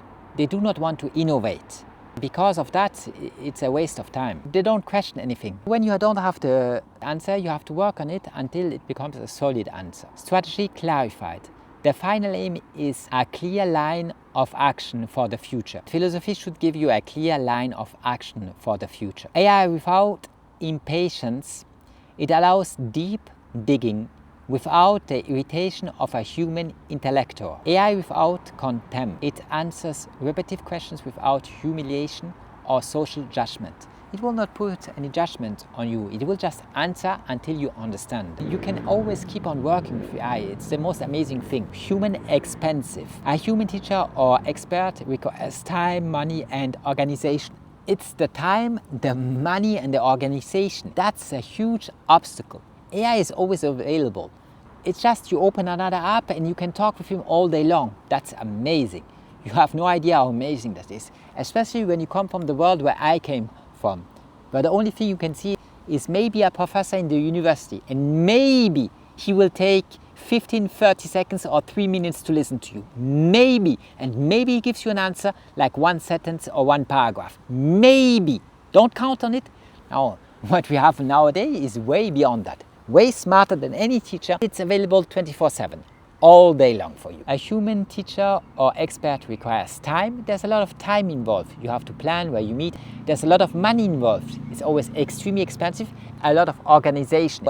In what room you want to have to sit, when, to who you have to listen. That's all a waste of time. It's too much time you waste walking from one auditorium to the next. Just work all day long with the smartest thing that is on the planet. Stop wasting your life with crap that brings you nowhere. None of them has ever done anything. None of them will ever do anything. Why would you spend your time with them? Finding the right guide is difficult, especially for deep, prolonged work. I know nobody who has ever found that. Let's say you find a competent guy. He has limited availability. Why would you waste your time with him when you can just talk to the smartest thing in the universe? Then there's the human ego, which is a huge obstacle. Mood, fatigue, pride complicate learning with others. Because of mood fatigue, to pride, anger, depression, all that stuff, it's impossible to work with a human. AI offers continuity of work almost impossible with a human being. It is impossible to find that with a human being, while it is constant with AI. AI allows one to remain inside the problem instead of flee it too quickly. AI allows you to work on the same problem as long as you can, as long as you want. You cannot do that with a professor or anybody else. Thought purified. The idea becomes more precise. Only with AI, the idea will become more precise. A human will never be able to do that because he doesn't know any of that. He's not interested in any of that. Before that you were alone. Now you can work with AI. That's a huge difference. Weapon of reconquest. AI helps man regain possession of his judgment. You can use it to train your judgment. That is amazing. It would help you to make something of your vague, contradictory, incomplete ideas. Fear thought. Clarity reduces the anxiety born from uncertainty. Uncertainty is the enemy that makes everything difficult and painful. But AI allows you to push it a little farther. It will never totally disappear, but you can push it a little farther. You can shine a little more light around you. Softness, thought. Demanding use of AI forces deeper work. With AI, you will be able to do deeper work. Older models, weak. Early AI models failed in long or mathematical reasoning. They were especially bad in long or mathematical reasoning. But that obstacle has been lifted to a very high degree, nearly 100% for everything you can think of. Frequent math errors. Older models confuse numbers, pots, and probabilities. For example, in poker, it confused numbers, pots, and probabilities. Not anymore. Obvious progress. Recent versions are more coherent, deeper in reasoning, and more useful. That's amazing. Deeper analysis. AI handles complex contexts with greater structure.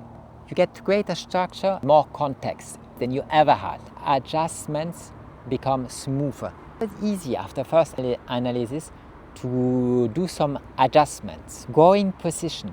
Each correction brings the analysis closer to a more just decision. Every time you fine-tune it, you get a better quality of your decision. The real question is not whether AI beats the best humans. That's meaningless. It doesn't matter if AI beats the best humans. What matters is, can it help you?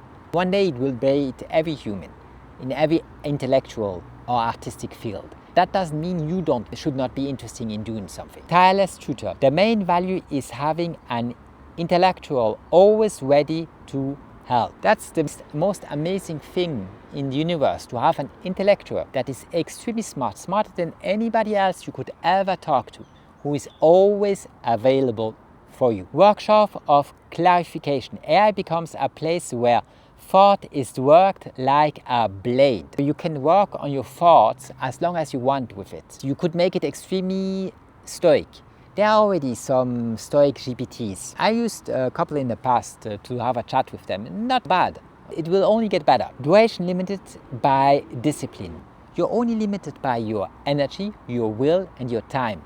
You're limited because you have to go to bed. You're limited because you have to drink, you have to eat, you have to clean your body.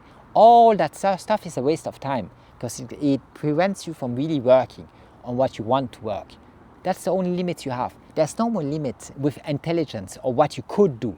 Everything can be improved. I know we're still facing really bad bottlenecks, really bad obstacles. They will be overcome. You could start teaching humanity how to overcome them. Academy, unattractive. All what I told you makes that academy becomes unattractive. Institutional learning appears heavy beside direct access to intelligence. Why not just have direct access to intelligence? That's much better than institutionalized learning.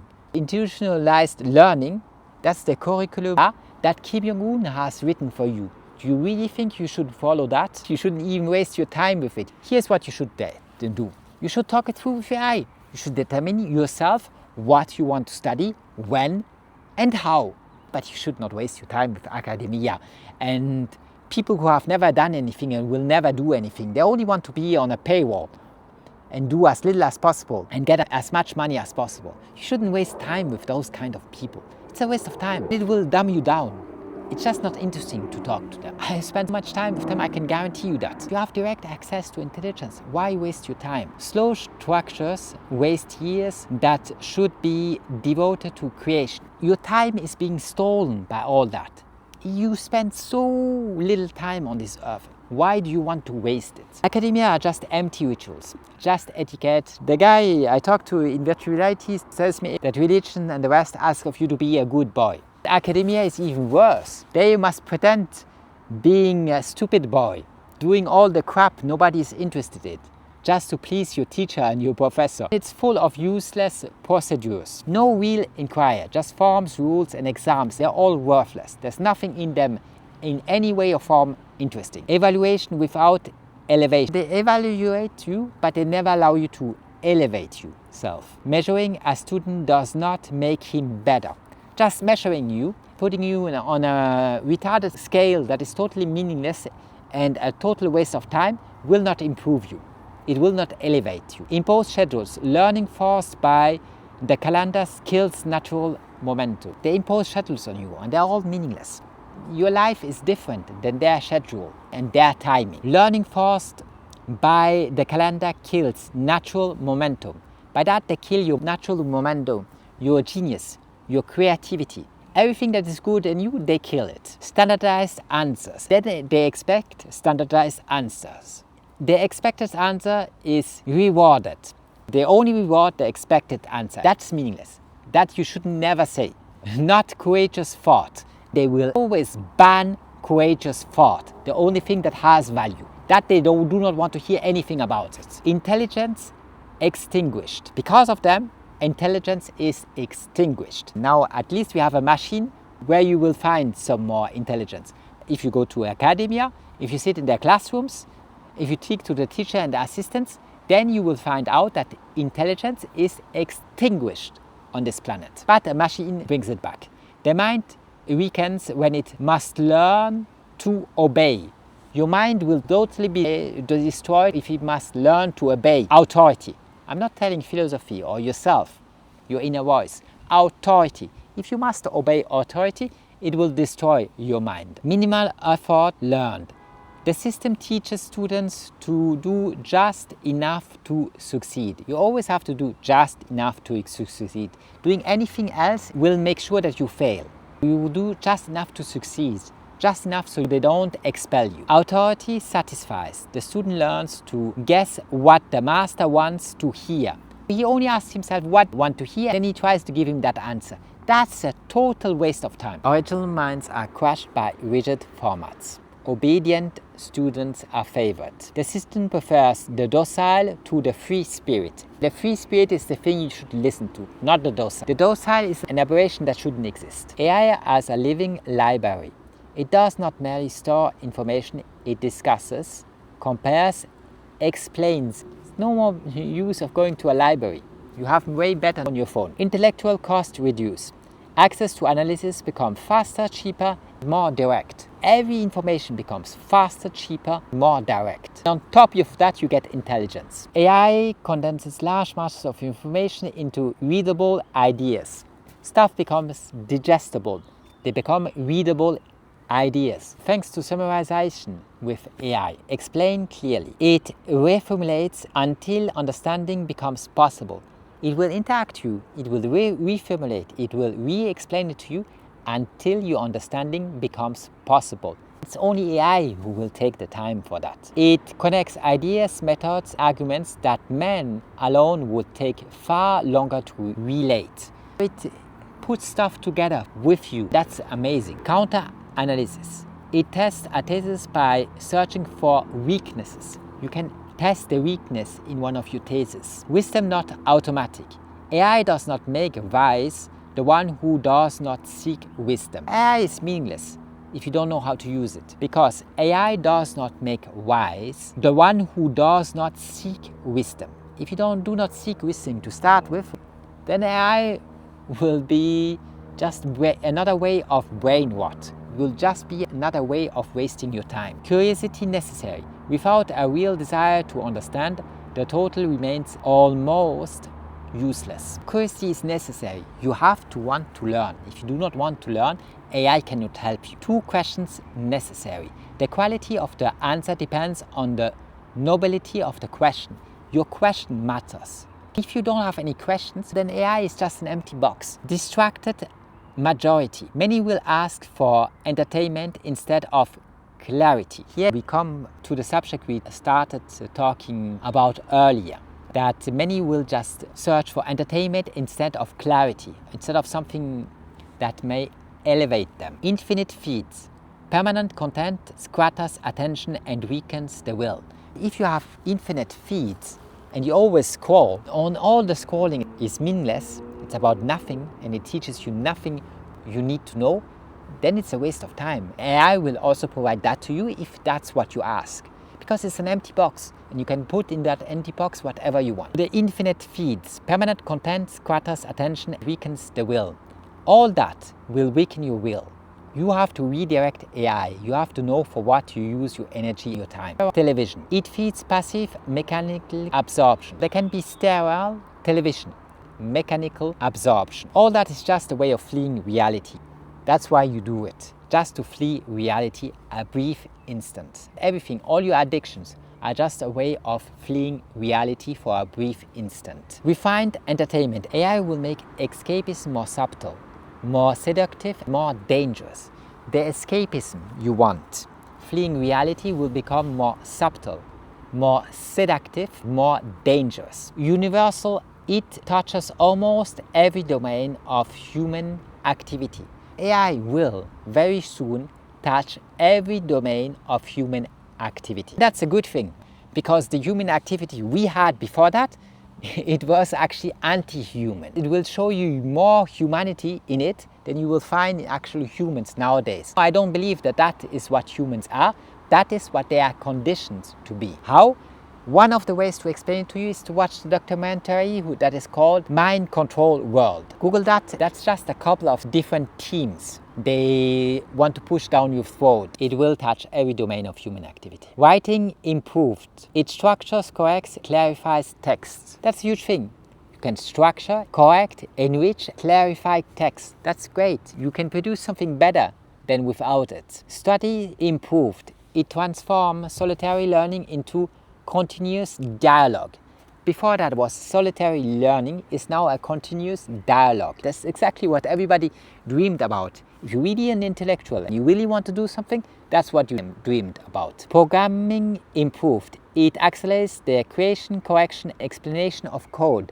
I don't know how to code and I create a lot of code. I get the impression I create code every day, thanks to AI. Strategy improved. It compares options, anticipates consequences. When you have anything strategical, it will compare, option, anticipate consequences. That's huge because you can talk it through with somebody, with the smartest thing on the planet. Not the wisest thing on the planet, because it hasn't been fine-tuned for wisdom, but the smartest thing on the planet.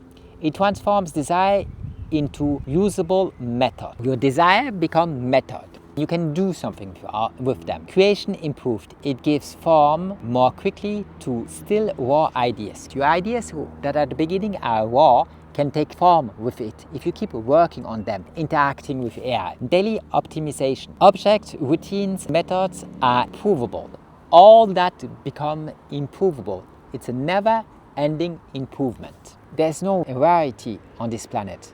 We can produce everything for everybody at the highest level. Everything must be rethought. Repeated failure reveals a concrete cause to correct. A lot of things have repeated failures in them. As long as the system around it doesn't ban correcting everything that fails all the time. A bad component ruins an entire product.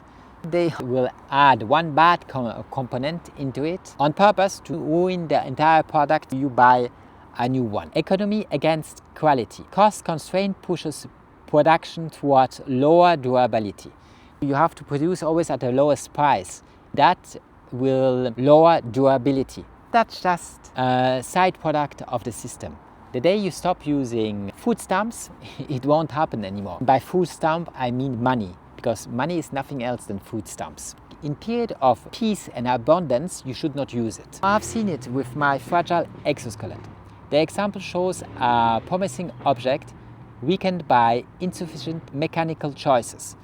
Because of that, it always broke down. They put in it screws that are too weak, and 3 small parts become the breaking point of the whole system. There are 3 screws who will put the motor to your belt. They break, which is a repeated effect. When the same failure returns, the problem has not been solved. The same issue we will turn indefinitely until the problem will get solved. Since I do not take that decision, I cannot solve the problem. All I can do is complain about it and hope that they do something. Maybe they do, probably not. That's how things go on this planet. Excellent customer service for the first 2 times. The 3rd time I had to send it back. Until now, I don't know. But maybe they do something, maybe they don't. I'm waiting a reply, it's taking much longer than before. Correction absent. Replacing the object is useless when its design remains identical. They replaced the object already twice. They sent me a new one. That's totally useless if the design remains identically. It will just break down as the 1st, 2nd and 3rd that I had. Then there were fragile electric contacts. A weak connection renders an entire machine unusable. If the connection is weak, everything becomes unusable. Then they promised me a firmware update, but it is still absent. A solution announced, never delivered because an additional failure. They promise stuff and don't do it. Same failure repeated. The identical failure proves that the problem is structural. Everything is a structural problem. That's by design. They wanted to be this because if not, if everybody would be self-sufficient, independent, now that's what they are most scared about. What they want is that everybody is dependent to the highest degree possible from the state. That's why they talk all day long about universal basic income, or now, because they have to sell the product, a high universal income. Work not done. The real scandal is the obvious effort that nobody performs. It's very easy to make the effort, to make the small adjustments so that even the exoskeleton that I had, and it's a total failure from a durability perspective, can work. A couple of adjustments that are very cheap and don't cost so much and don't ask a lot of effort, and it would last much longer. It's really sad that the real scandal is the obvious effort that nobody performs. The effort that nobody in the current system can perform because nobody is interested in doing it. Everything is compromises.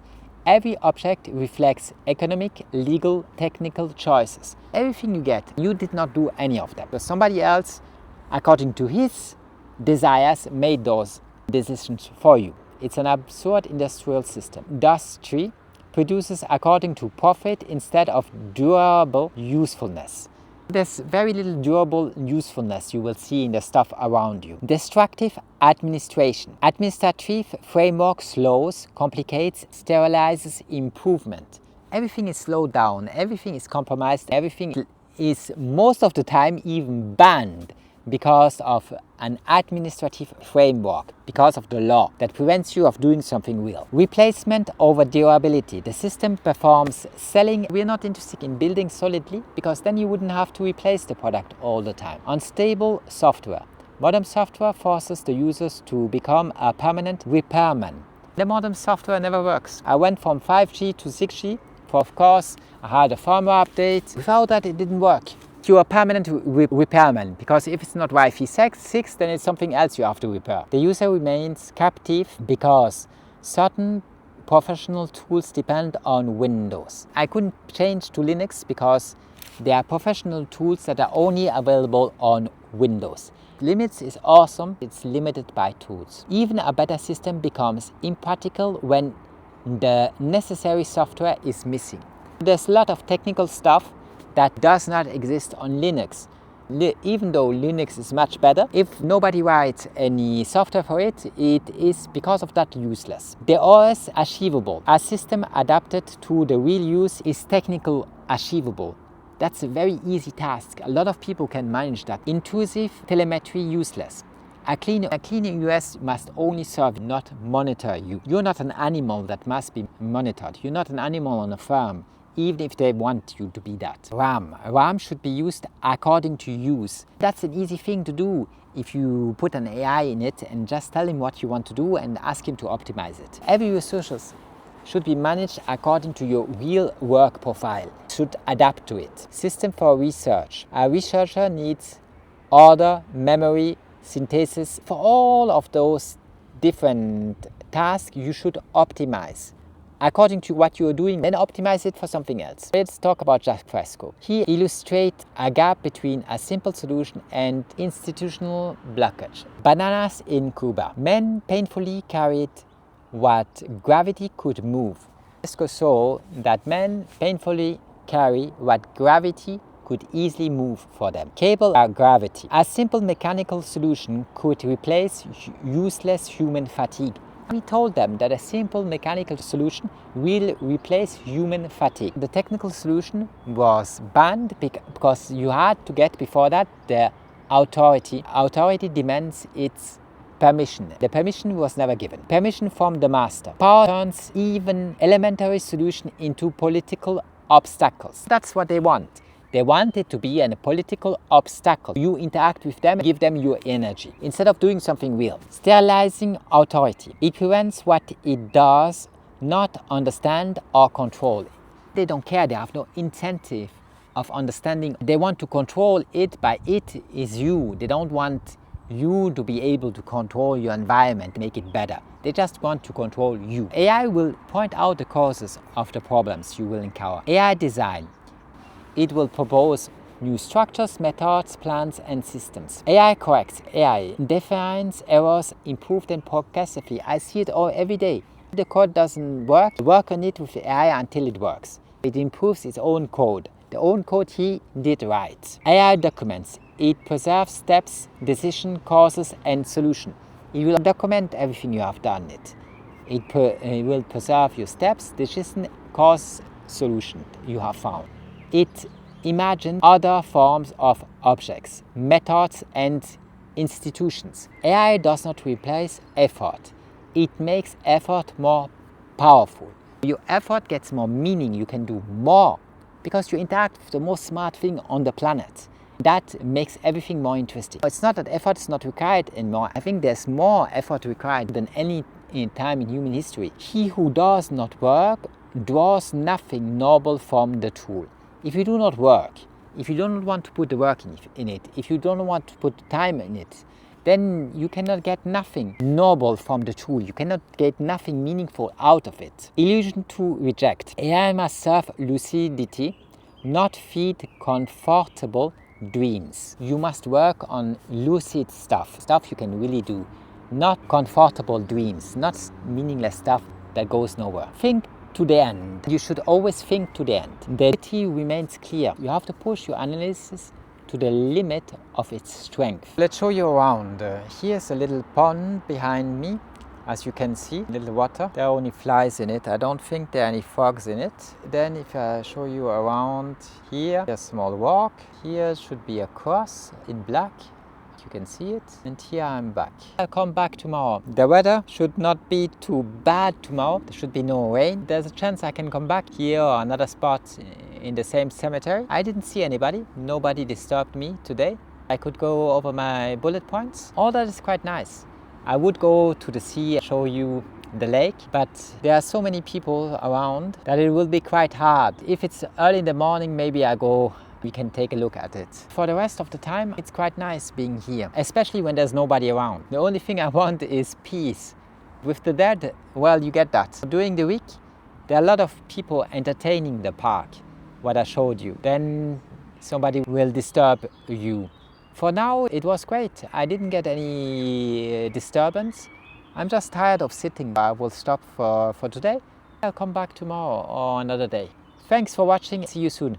Take care. Bye-bye. It's a different day. I did start this intervention a long time ago. I haven't finished it. I don't remember where I stopped. I'll pick up somewhere, keep talking. Summer, wherever I go, there's a huge amount of people. It's extremely crowded.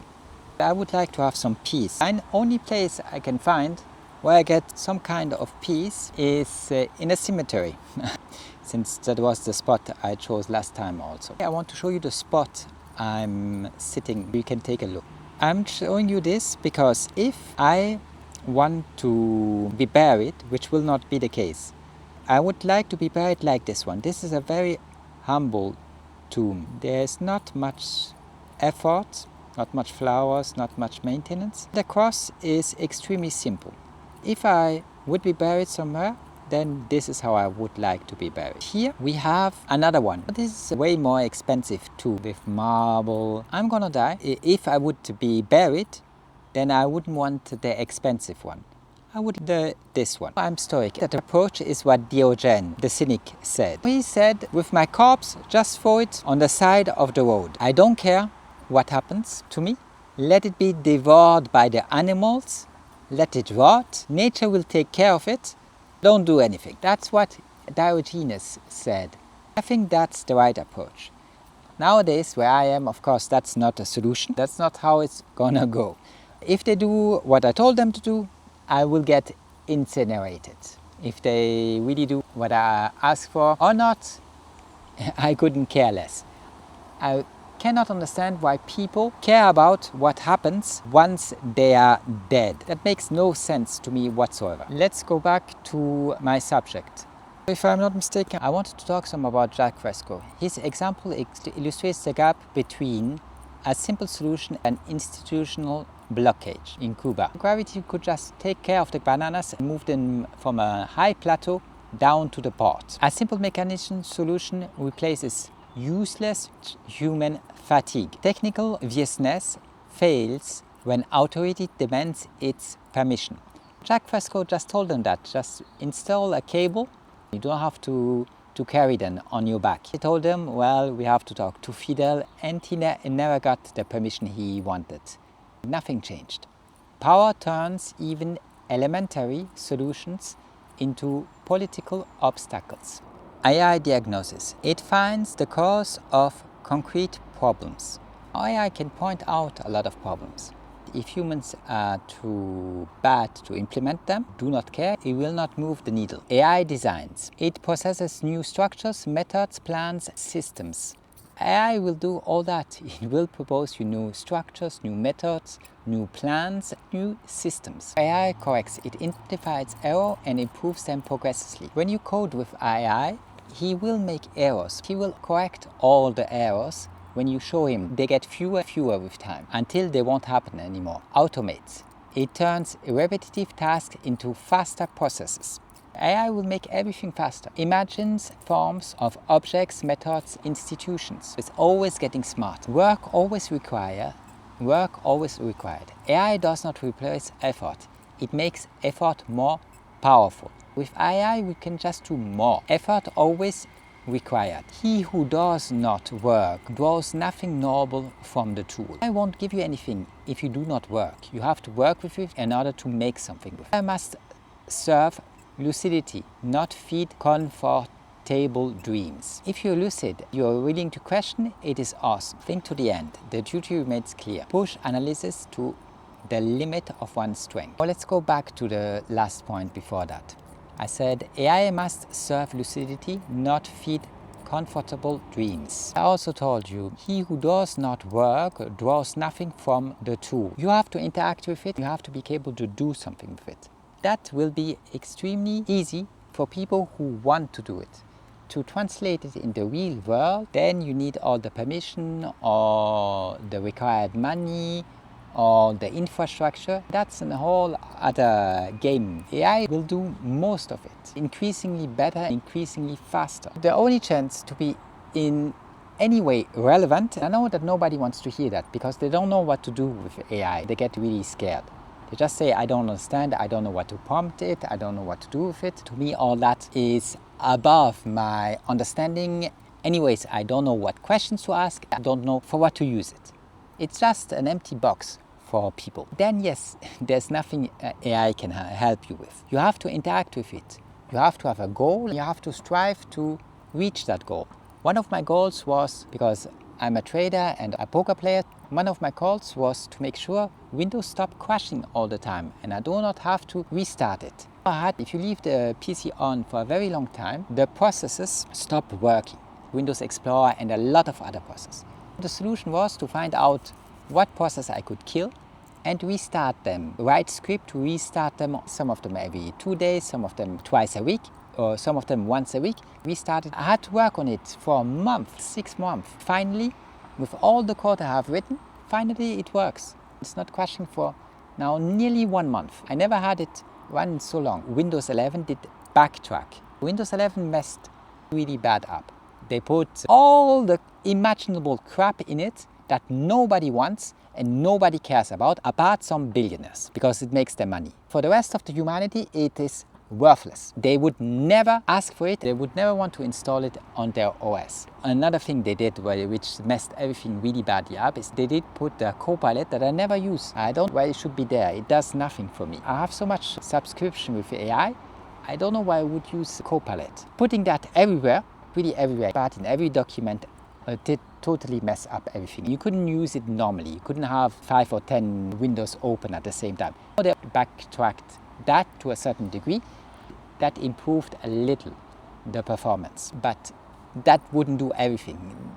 Why is it working now and not in the past? Because I did write a lot of code. I did do whatever I could to stop the blue screen of death and me having to restart it all the time. If you don't know what to do, if you don't have a goal, then AI is useless. It's paperweight, not even that. It's an empty box and you don't know what to do with it. You don't know what to put in, there's nothing coming out. AI will increasingly contribute to the improvement of its own system. So self-improvement, AI will increasingly improvement of its own system.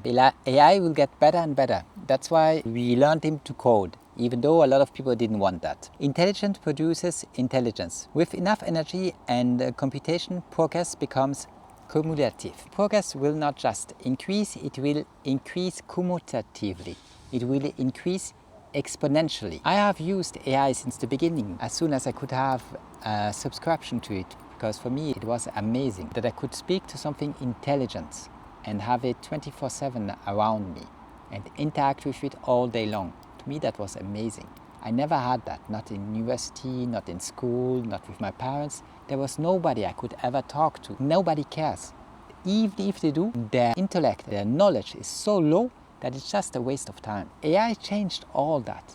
The progress was so fast, amazingly fast. Even now when I use it, all the time I feel how it gets better and better. Iteration with every new model. They succeed on a very fast space. Every time they make it a little better, I can feel it, I can see it. It opens more doors. It allows me to do more stuff. It is totally amazing. That happened in such a small period of time, maybe 5 years. I'm not even sure that it was 10 years. Imagine what we will have in 10 more years, or 20 or 50 years.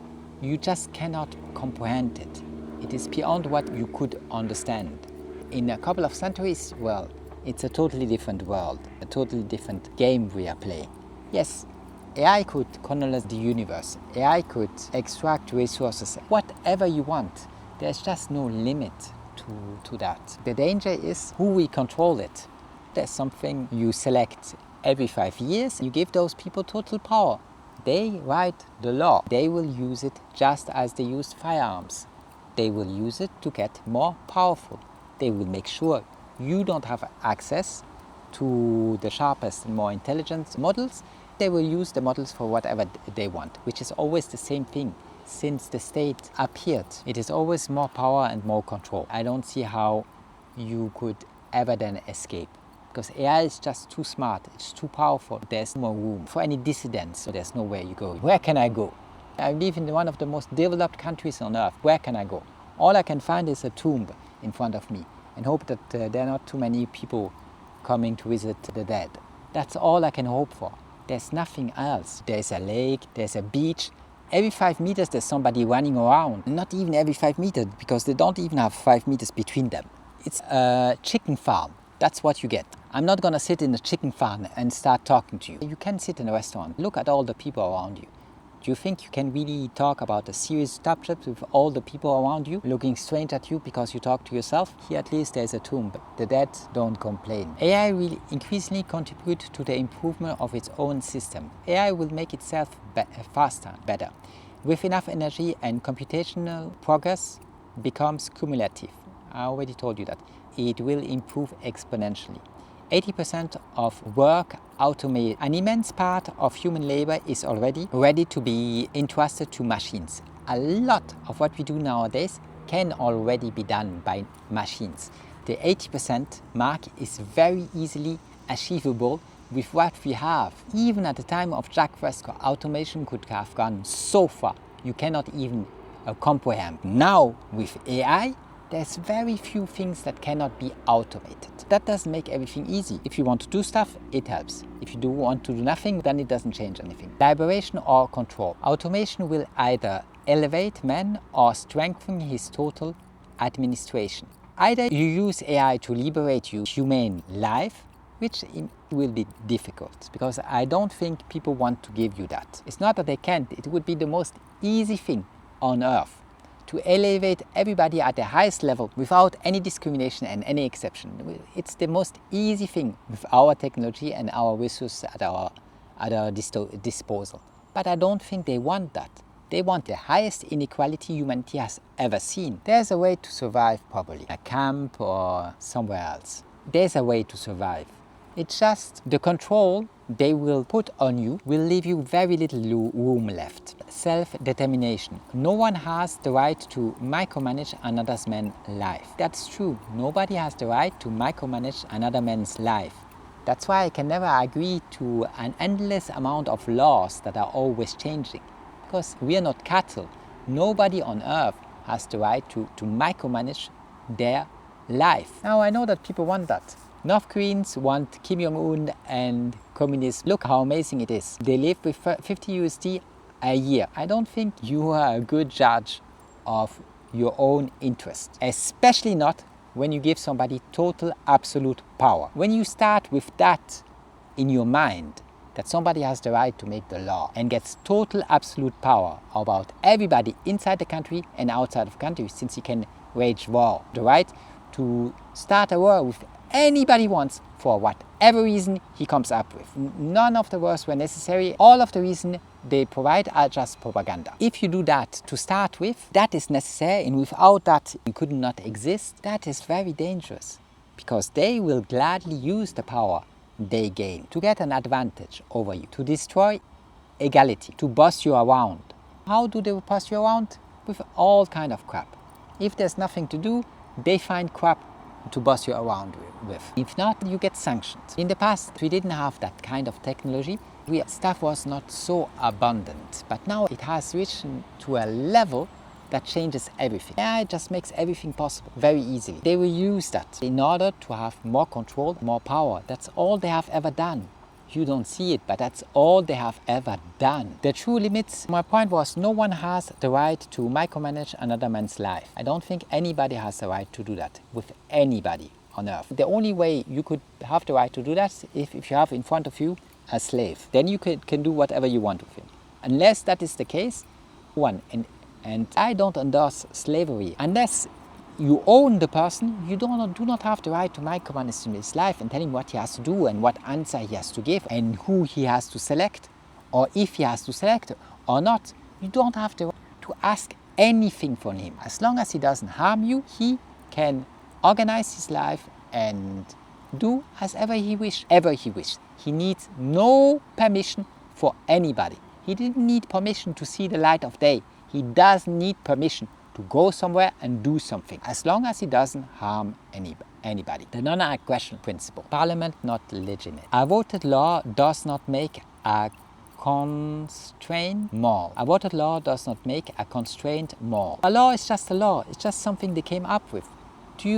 Look, we Stoic people should have always been smart enough. In antiquity, people looked differently at freedom than we look nowadays. They did understand the core principle. They did understand that slavery doesn't matter if they call you free or a slave is slavery. They did understand far more than you believe. If you have to obey and do whatever the person asks from you, your wife or anybody else, you have always to do whatever he asks. Well, then you are a slave. By definition, you are a slave. Doesn't matter what any piece of paper on earth says.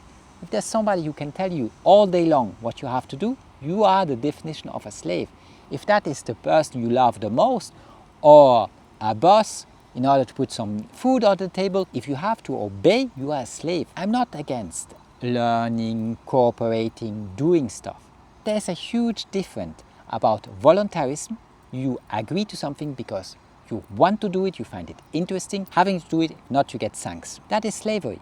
It doesn't matter how you call it, what any piece of paper on earth says. They did understand it. In antiquity, people did understand it. Nowadays, they do not understand it anymore, but in antiquity, they did understand it. Also depends with who you talk, how honest the person is in front of you. They did understand it without any hesitation or any doubt, far beyond anybody I have met nowadays. That was because I said no one has the right to micromanage another man's life. It's not because somebody made up a law that this has a moral value. I do not agree any of the laws in North Korea. I do not agree any of the laws of antiquity. To me, Abrahamic religions, it's just a law. For the Old Testament, 613 rules, the New Testament, 1050.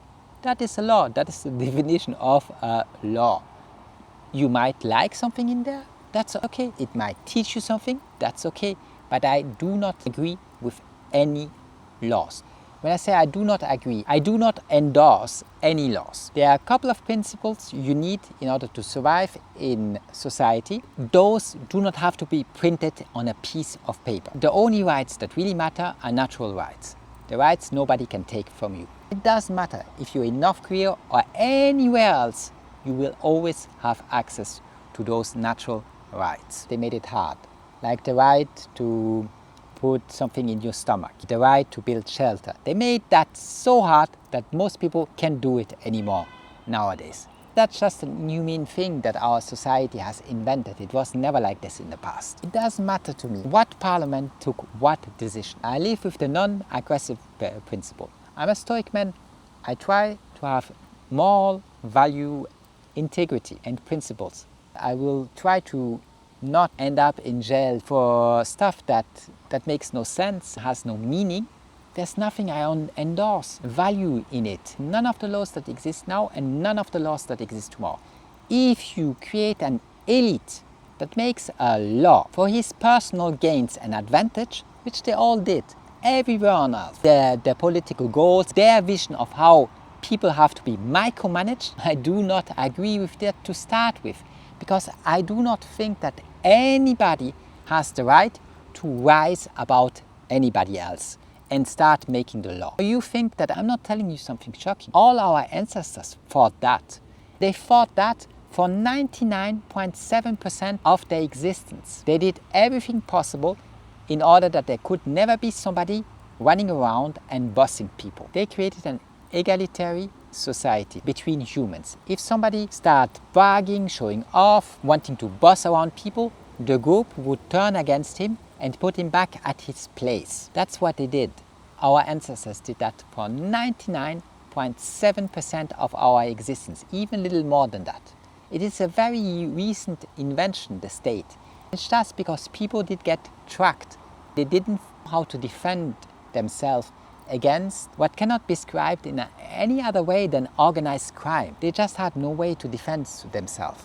They kept farming, then somebody showed up and told them, well, 2 bucks out of 10, 4 bucks out of 10, or 6 bucks out of 10 belong to me.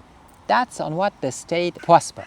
Because that makes you extremely wealthy. Then you can be the Macedonian king who was all proud that every day in his presence 5,000 people ate. Every day in his presence 5,000 people ate. That are 5,000 people who do nothing else than carry arms.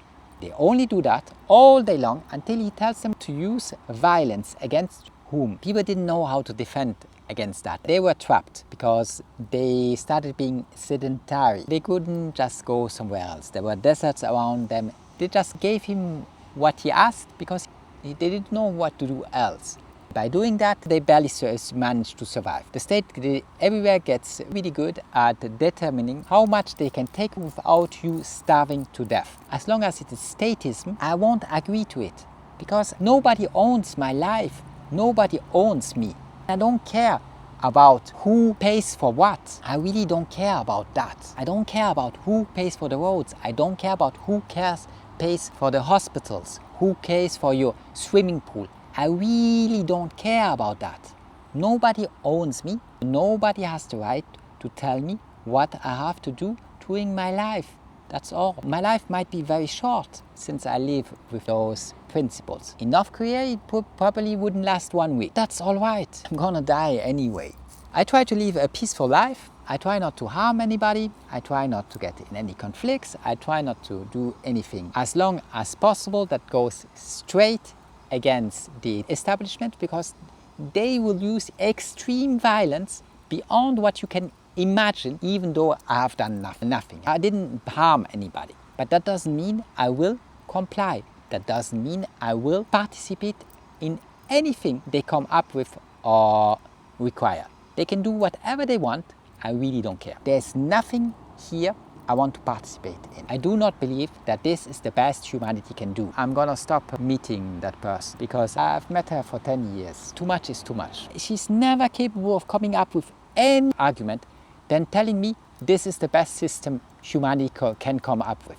There's nothing better imaginable in the universe than selecting on a regular basis your slave master and giving him absolute power about everybody, over everybody inside of the country and outside of the country. Principally inside of the country, since he can raise war, not even the people outside of the country are safe. She says we select because it is the best system that humanity can come up with.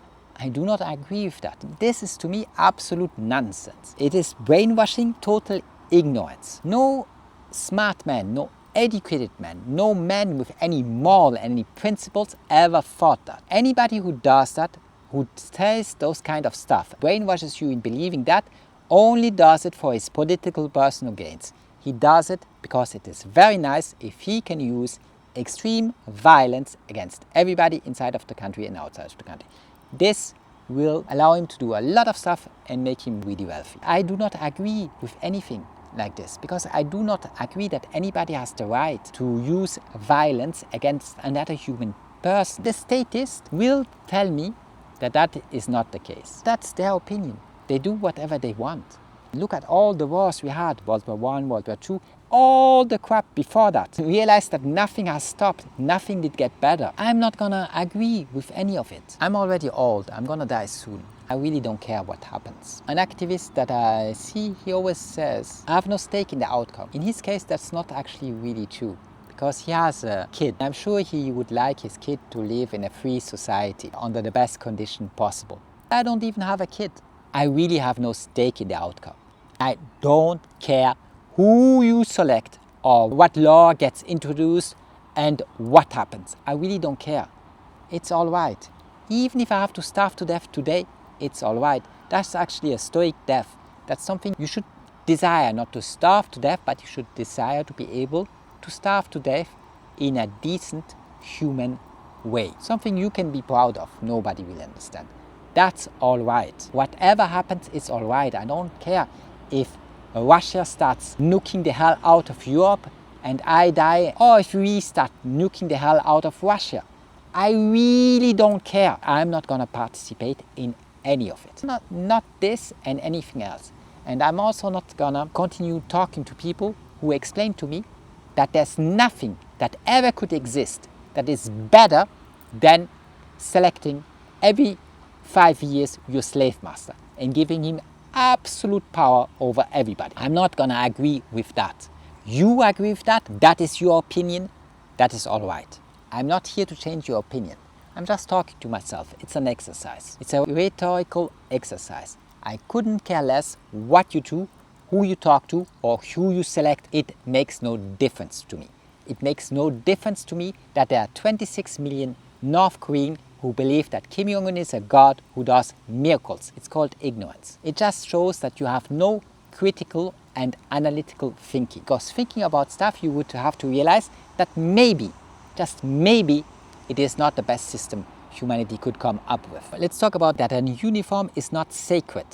Someone who enforces an unjust law does not become just by function. It's nuts. because it's the law that it makes it just. Natural rights are the only things you should care about and think about.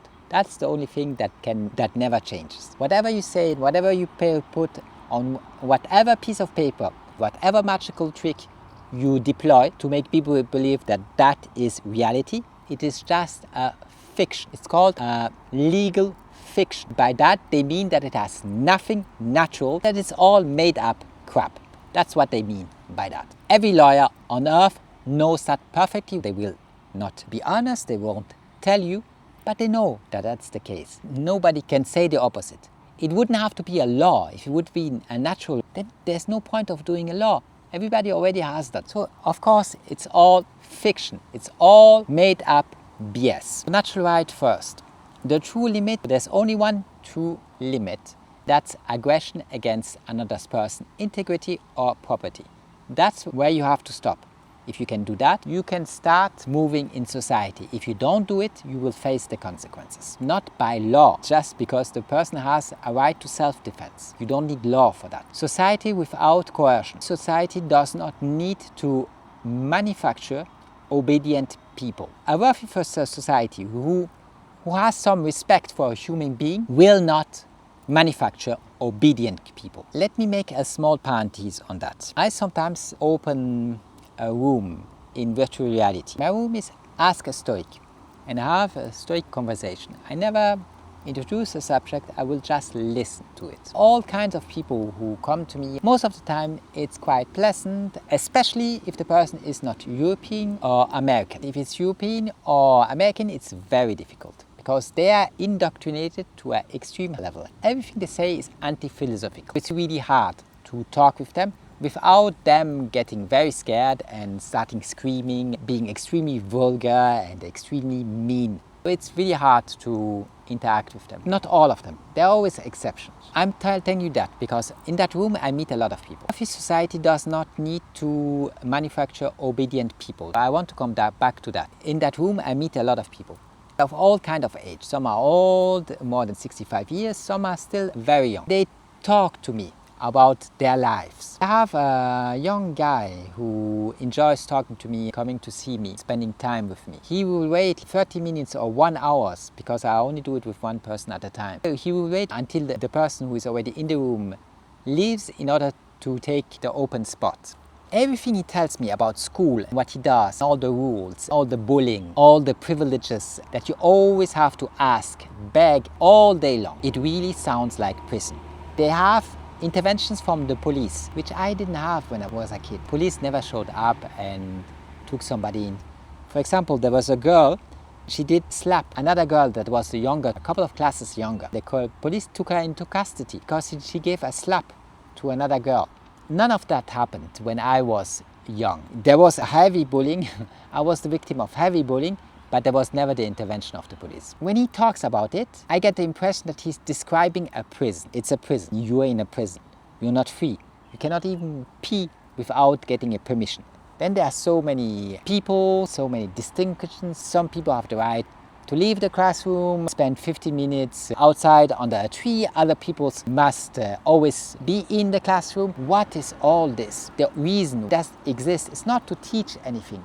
All the stuff he can learn on his own with AI. And AI isn't right now optimized for education. In the future it will. We will have an AI tutor. It will be a dream come true. It will be the best tutor you could ever have, the best interaction you could ever have to learn anything. Everything they teach in school, he could learn on his own without any difficulty. When I was young, that was not the case because we didn't have AI. The only thing you could do is go to a library. Even then, I did a lot of my diplomas by being an autodidact, by just studying on my own, because I hated classrooms. I hated sitting there listening to somebody saying some nonsense. It was a waste of time to sit in a classroom and listen to somebody. I've never seen any interest in that, especially if he says the same thing to everybody. Just record it and let me see the video. Why do you say the same thing all over anyway you don't interact with anybody? Just record and show it to everybody. Everybody can study it. They don't even do that. Why don't they do even that? That technology, it existed. They are manufacturing obedient people. Everything that happens in his school, every intervention, every person that gets into custody, every rule, Every permission is just one purpose: manufacture obedient people.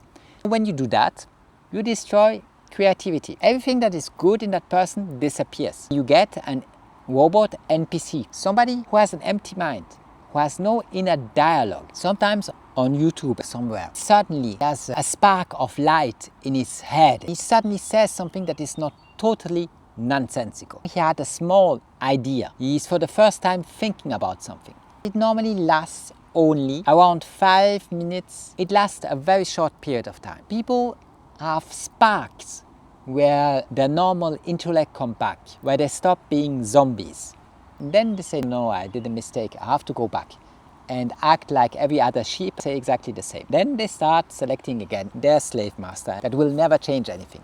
If your slave master would have done anything good, well, then you wouldn't be in that crappy world. Then the Palestinians would not have been bombed over the last 80 years. Your slave master is not solving the issues. Your slave master is creating every issue, difficulty, every pain you have ever had. He's manufacturing all the nonsense around you. A wealthy society does not need to manufacture obedient people. A society where you want to live in, a society that isn't disturbing, a society that has respect for humanity will not manufacture obedient people. They will respect the individual and let him do whatever he wants to do. That means there are no laws except the non-aggression principle and the right to self-defense. Apart that, there are no laws. Once that is the case, there's a lot of things that can be done only with consent, which is not the case nowadays. Since you don't require consent to put somebody in a classroom 8 hours a day, you do not require his consent. It is the law, because it is inhumane, cannot handle it, and he slaps somebody, then you call the police, put him into custody. His consent is not required. Why? Because it is the law. This is inhumane.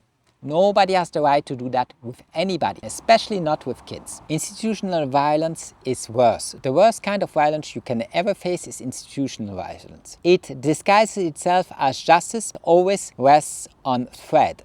Violence, they call it justice. But everything they do are only threats. Threats, punishments, extreme violence. They destroy you first financially, then they destroy your freedom of movement. There's already less freedom of movement. If there would be very real freedom of movement, I wouldn't sit in front of a tomb. I would choose a nicer place than that. There's already very little freedom of movement left. I don't have much time because the cemetery will close in half an hour. I don't really have time to talk. Yeah, I thought I had more time, 1 hour more, but it closes in half an hour. I can only talk a very bit before it will close, which to me is quite absurd. The sun is still very open. It won't get dark for the next 3 hours. They still close it very early. Since I do not want to get fined just because I missed my exit, I will have to go very soon. It doesn't matter because it's a setup test. I can come back tomorrow. I was talking last time about institutionalized violence, trying to explain why it is worse. It disguises itself as justice, always rests on threat. They want you to believe that it is justice. In reality, it is just threat, violence, institutionalized violence. Just as the same thing that I'm facing here, since if I miss the exit like 15 minutes later, there's a way to get out of it. But if that happens, I get at least fined, maybe even worse.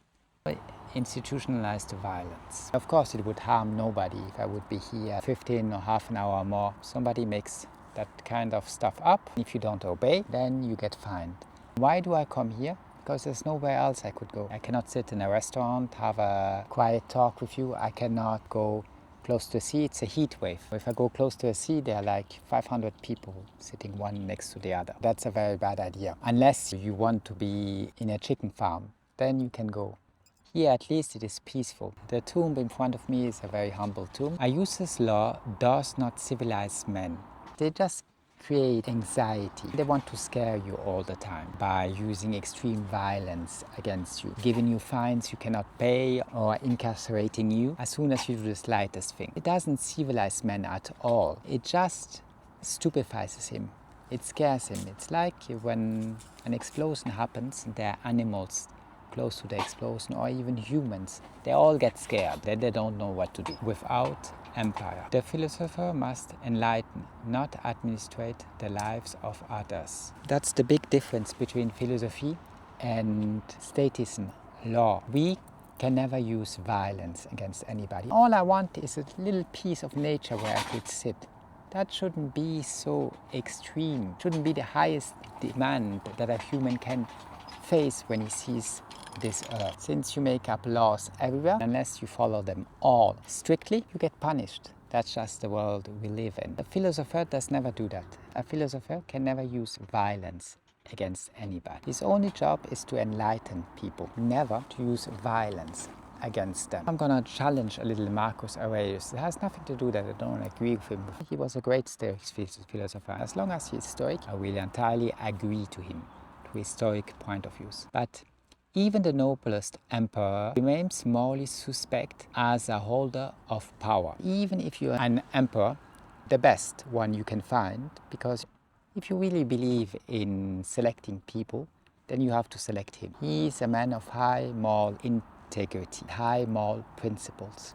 It will be much better to have him than Caligula, Nero, any other human that has followed. It will be much better to have him. If you believe in selections, you should select him. However, even then it is questionable. Why is it questionable? Why is Marcus Aurelius questionable? Because he will do the same thing as anybody else. He had to create inflation to pay for all the expenses, all the wars, starve people by making the siege around the city. He did condemn certain people to death. He did sell others as slaves. Everything under every government he did, since he took the robe of an emperor. That is precisely why it is questionable. I would follow him, I would enjoy talking to him as long as he doesn't use violence against people. Unfortunately, you cannot be the head of a state without using an endless amount of cruelty and violence against people. Even Marcus Aurelius doesn't make an exception. It is clear beyond doubt that if you can choose, you should choose him. Society's plantations. I'm referring to a modern system in our societies, which are just human farms, which are just plantations. Modern societies are slave plantations, more or less serious. There's a little difference in luxury. So you could go, for example, to Dubai, and maybe you enjoy that kind of luxury a little more than if you go to a poor village in India. It's just a slight difference in luxuries. There's a difference in cruelty. There are slave plantations who are more cruel, and you will find slave plantations who are less cruel. But there's nowhere you can go without having to face a slave plantation. There's nowhere you can go without having to show your slave papers when you arrive. Nowhere you can go without having to be subject to all the things they make up, all the violence they will use against you. You could go into international waters. Some anarchists, some voluntarists actually did that.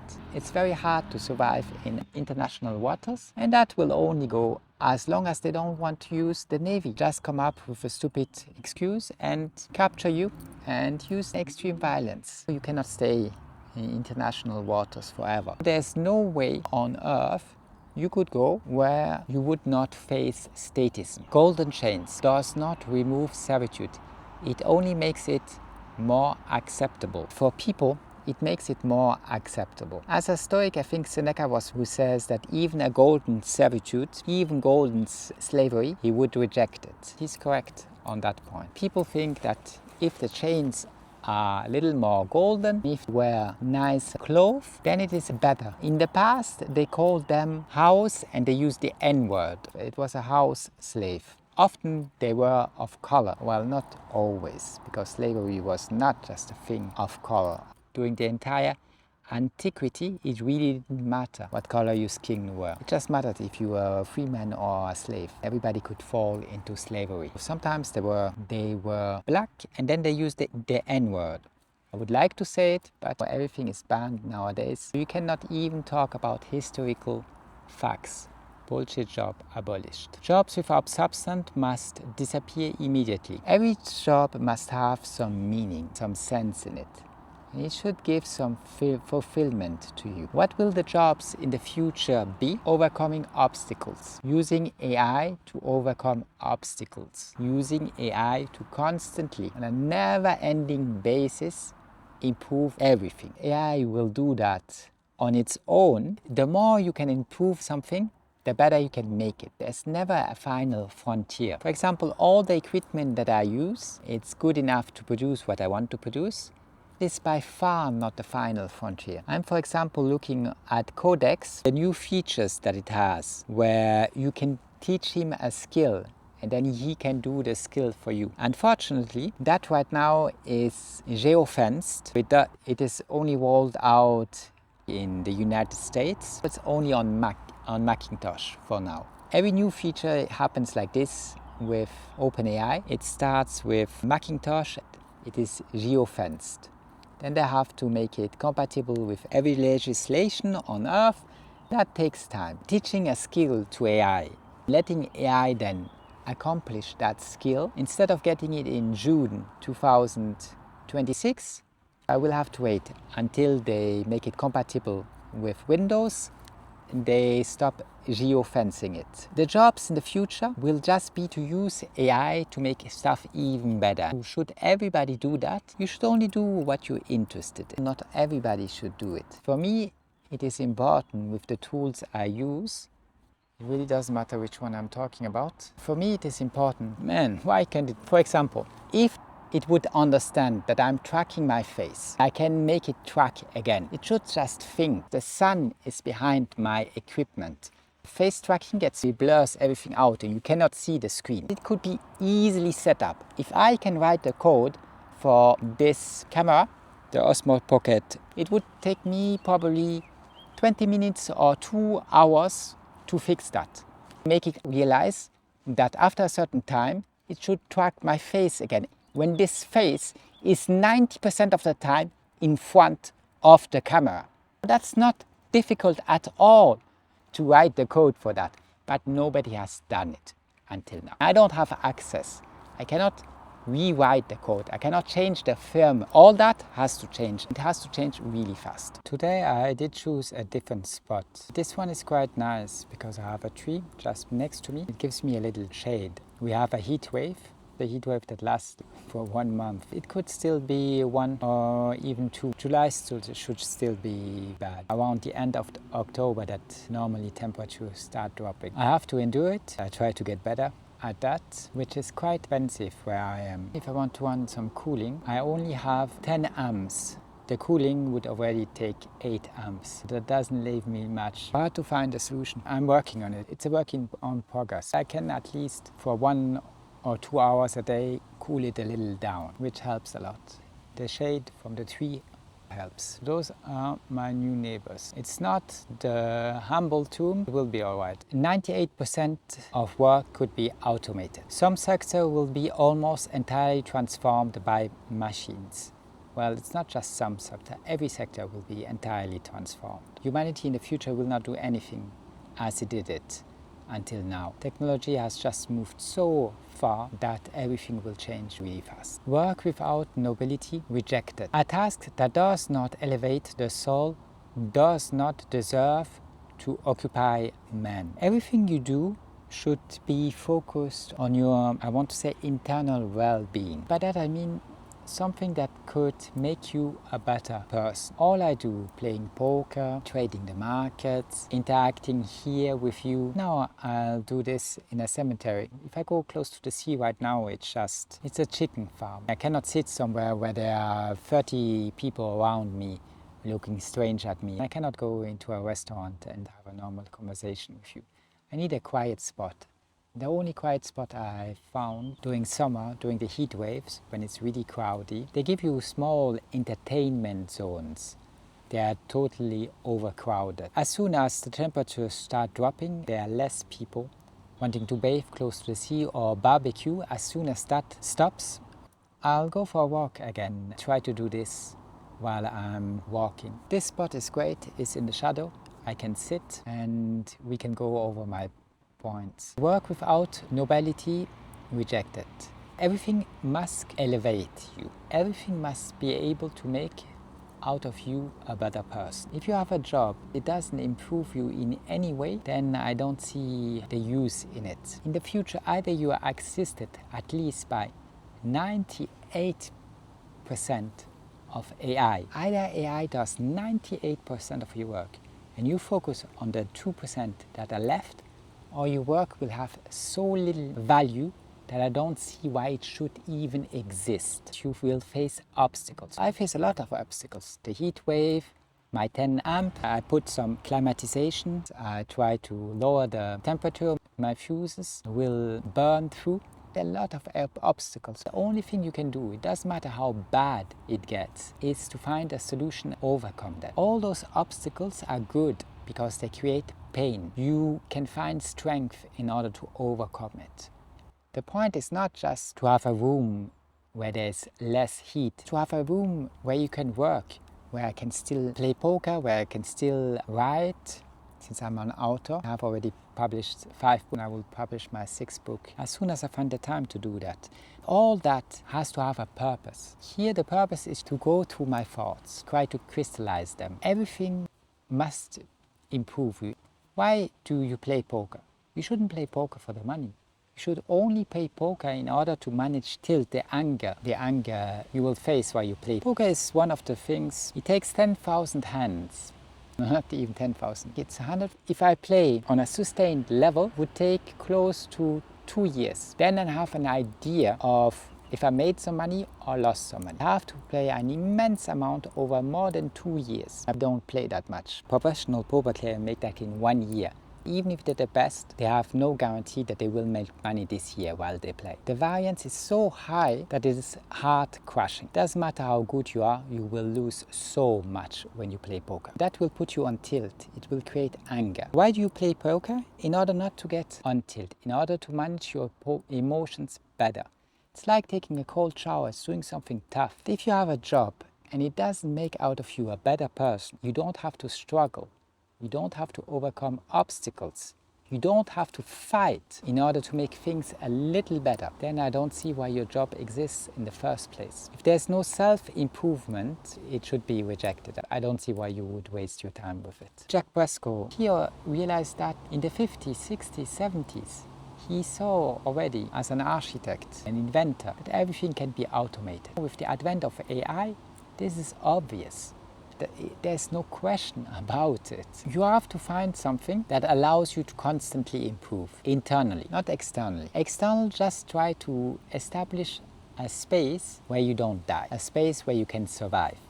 Since it's an animal farm, they won't give you a lot of room to live, will be very small. Even in those kind of spaces, there's always a way to survive. There's always a way to find a solution. If there's not, well, if you're stoic, you know what to do. You know that it doesn't matter how many years you spend on this. There must be self-improvement. If there's no self-improvement, internal self-improvement, then you waste your time. Then you have seen the light of day for nothing. A said word without nobility must be rejected. A task that does not elevate the soul does not deserve to occupy man. Machine follow a task. What requires neither virtue nor judgment belongs to the machine. There's no virtue, no judgment, it belongs to the machine. That's a subject that is quite difficult because I try to improve while I play poker. I had a poker teacher for 2 years. I stopped from one day to the next simply because AI became good enough.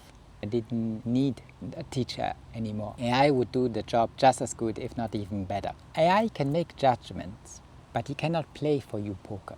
That's the difference. Poker is just a game. Everything you will do, as soon as you touch the external world, it's just a game. The only serious stuff you can do are always internal. Masters will use AI. Current power will not use it to liberate, but to manage. The thing with our system, and we selecting every 4 or 5 years our slave master who makes the law and everybody has to follow it. The thing with that is that your master will do the same with AI as he did with every technology until now.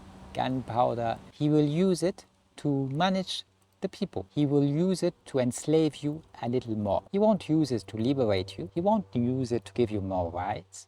He won't use it to give you more space. He will use it in order to manage you better, so that the control system will be inescapable. Automated judgment.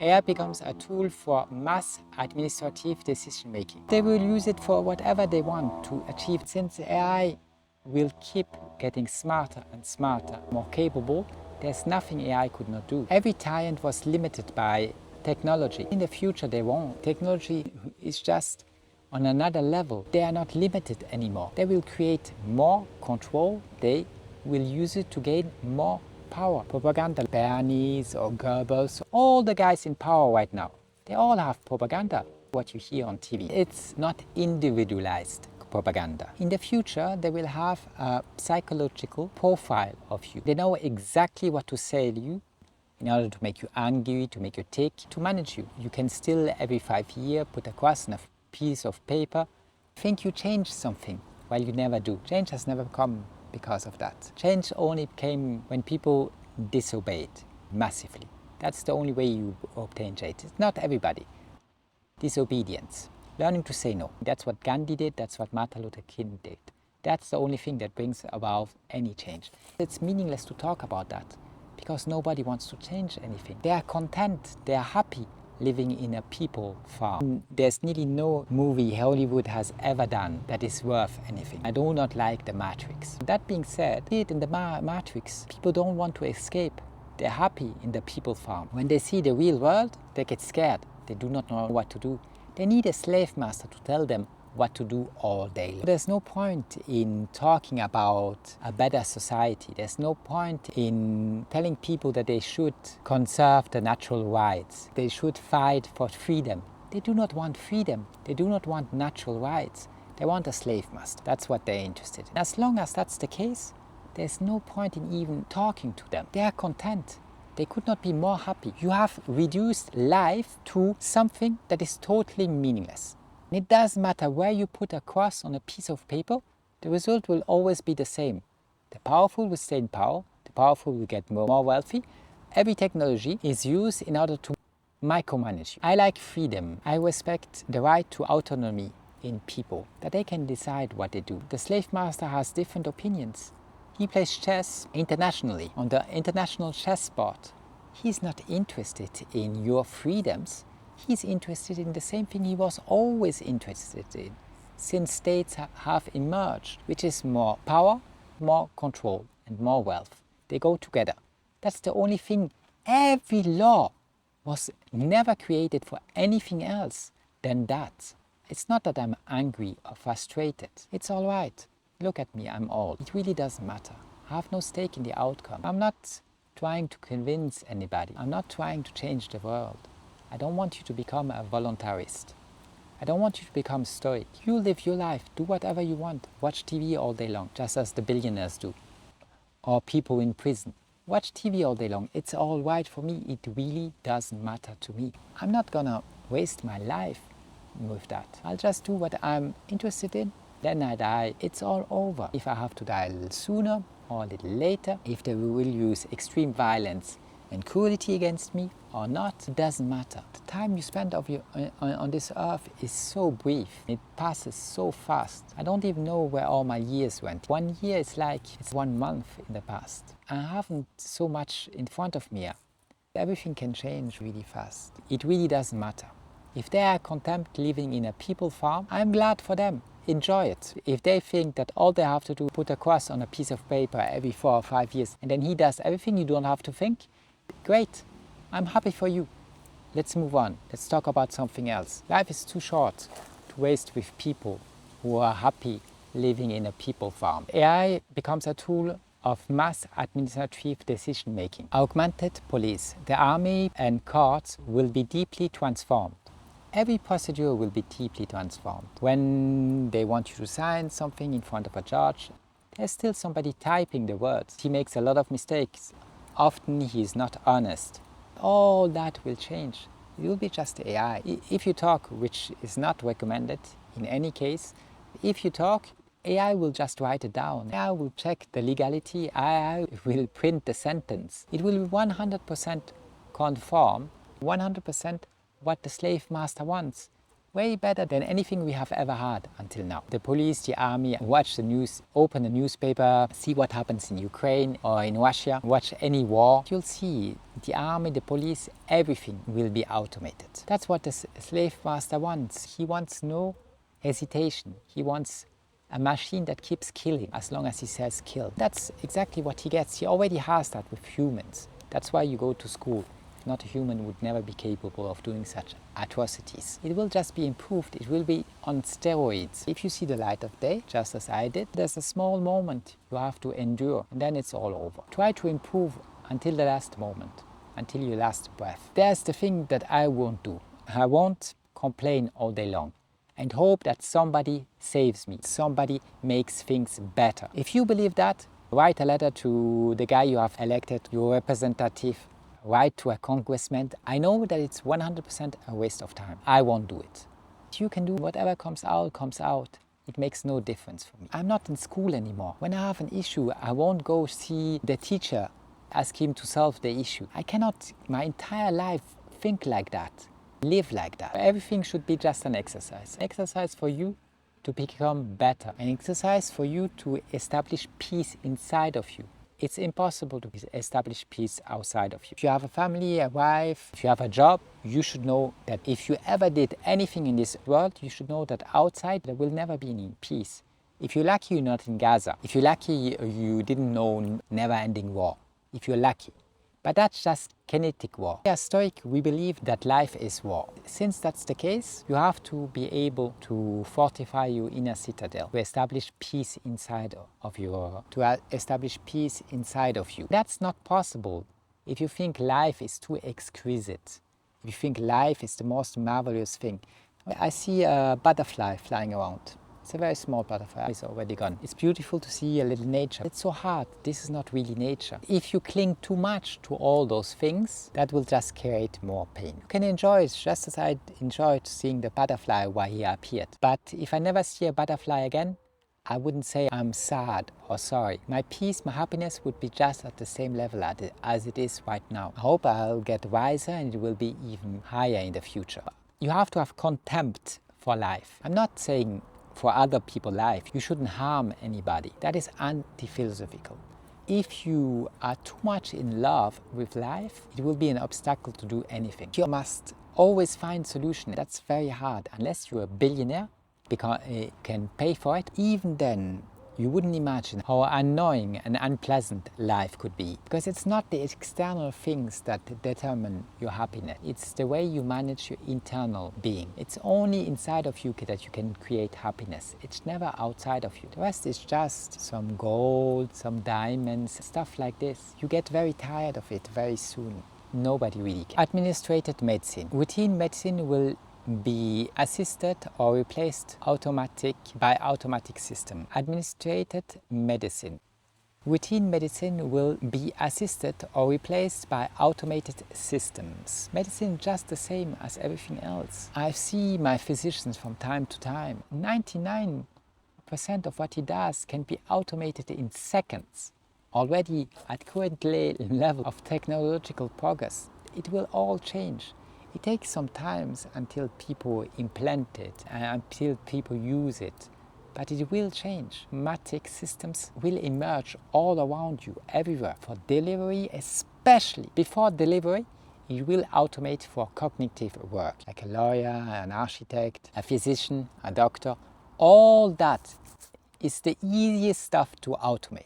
Because you think that humans are really smart. On the scale of intelligence, we are not even ants. On the scale of intelligence, a human cannot go very high. It doesn't matter if you did invent gravity, if you did understand the Big Bang, or whatever. Humans are very limited on the scale of intelligence. Anybody who tells you that, ask him how smart he is. How smart would he rate him? 0 is not smart at all. 10 is the smartest. He will give you an answer because he only thinks about humanity. He will compare himself to classmates, a teacher. It doesn't matter who you take, the biggest professor, the biggest genius, a Nobel Prize winner. It really doesn't matter. They are all close to 1, 2 or 3 maybe nowadays still.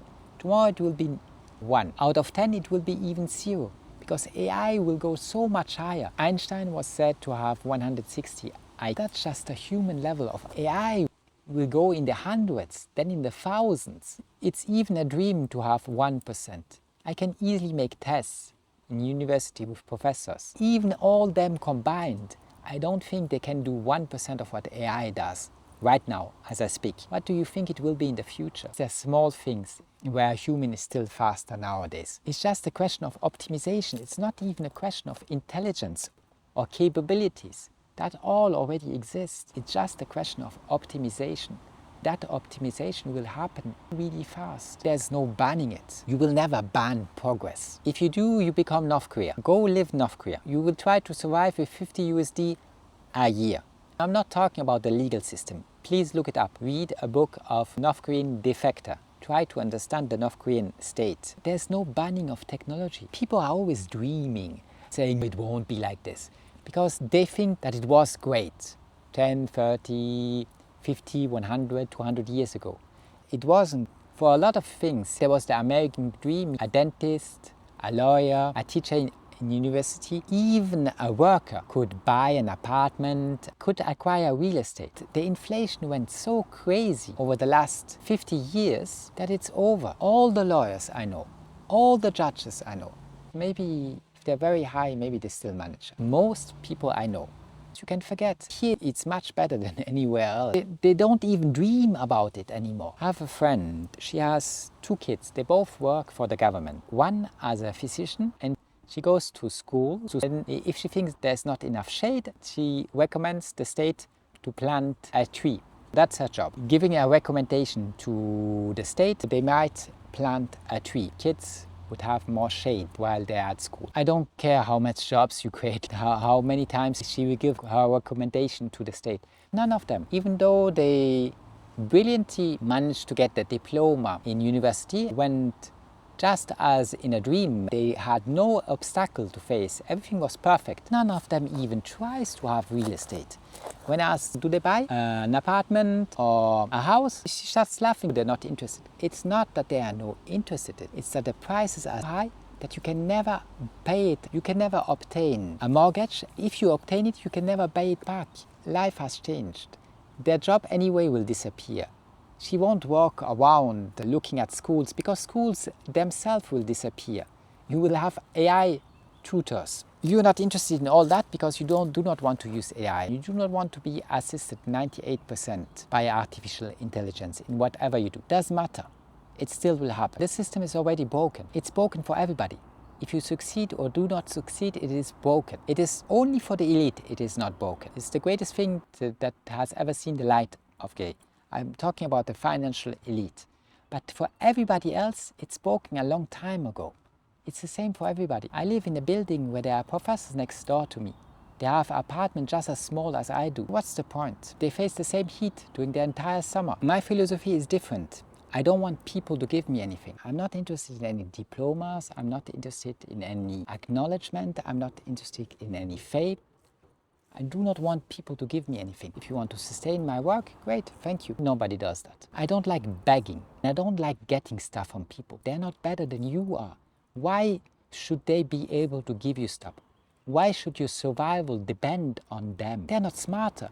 I don't believe in authority as a voluntarist. Even before, I did not. If I would believe in authority, then I would believe that AI has authority since it is so smart. I do not. It's your life. You have to become philosophical. You have to be able to make your own decision. Dystopia through systems. You will get dystopia through systems. The danger does not come from AI, but from the system using it. The danger is not AI. AI is just a tool. It has no desires. It doesn't want you to become his subject. The guy you select every 5 years, I can guarantee you that he is interested in micromanaging you. If he can micromanage you, decide everything you have ever done, check everything. Everything needs a permission and everything gets taxed. Well, then you're not free. You're just dependent on his grace. And he gives you little enjoyment zones where you can go. Sit next to 200 people on a very small space. Smell all the barbecue, have all the kids running over you. Maybe a ball hits you. If you find that funny, go. That's just the micromanagement. He decides where you can go, at at what time you can go, if it's free or if there's an interest to pay. That's a people farm. I was never interested in it during my entire life. I like it here because there are only dead people around me. They will use AI to create dystopia. People hate AI, but they never look at the slave master. Well, the entire danger comes 100% only from the slave master. They would never accept that because for them the slave master is Jesus. It's salvation. All they have to do is select somebody. As long as they do that, they think everything will be fine. Serving the state becomes a machine of enslavement. AI will serve the state that will create your enslavement, not because AI wants to enslave you, but because the state will micromanage you. With AI, they can micromanage you more. The more they micromanage you, the less freedom you get. That's the case since a long time ago. Every new law is a freedom-killing law. You still did select it. You ask even for more freedom-killing laws. You will get a lot more. With AI, he will do the micromanagement of you. If you can choose a slave master that is a little less cool than another slave master. You're only talking about small difference from one place to the next. Automated surveillance. Movements, accounts, words and behavior will be controlled by algorithms. Social credit. A lot of people believe social credit doesn't exist. It already exists where I am. You have to prove who you are. You have to give your entire life history. They make incredible back checks on you for you want to have. If you want to rent something, if you want to do something, there's always an immense amount of back checks already in place. The social critic is not just in China, it exists here also. Every time you need something, most of the time for that, you have to go through the state. The state selects who gets it. Unless you are the one he wants to give his favors to, it will be very hard, even impossible to get anything. Control hides under technical, administrative, silent forms. There's an endless amount of forms you have to fill out and you have to update all the time. It's all nonsense. There's no reason for it in the first place. They told you that your needs are infinite, which isn't the case. I've started with intermediate fasting. The goal is to fast 14 hours a day, because if you eat 3 times a day, then you never fast for 14 hours. Your body will never go into the repair phase. I've started with 14 hours. I'm way above that now. I easily make 24 hours until I eat again. A human has a very tiny amount of needs. They are all the same for everybody. There's no reason for a huge amount of administrative paperwork just so that you can be sure that you can fulfill your basic needs, which are very tiny. A human lives with nearly nothing, can survive with nearly nothing. That you always have to check everything again. The forms you have to fill out, the administrative stuff is never ending. It has to be renewed all the time. They make up whatever they want.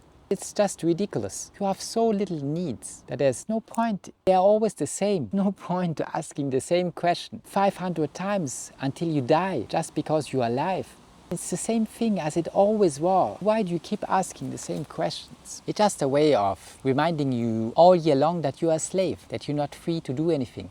Even if for a small period of time they let you stay somewhere or they let you do something like fishing, you have to renew everything, every permit until you die, all the time. You get always taxed. Optimization as pretext. Security and health justifies enslavement. They scare you all the time. They talk about order, while it's only their order. They talk about security, only their security.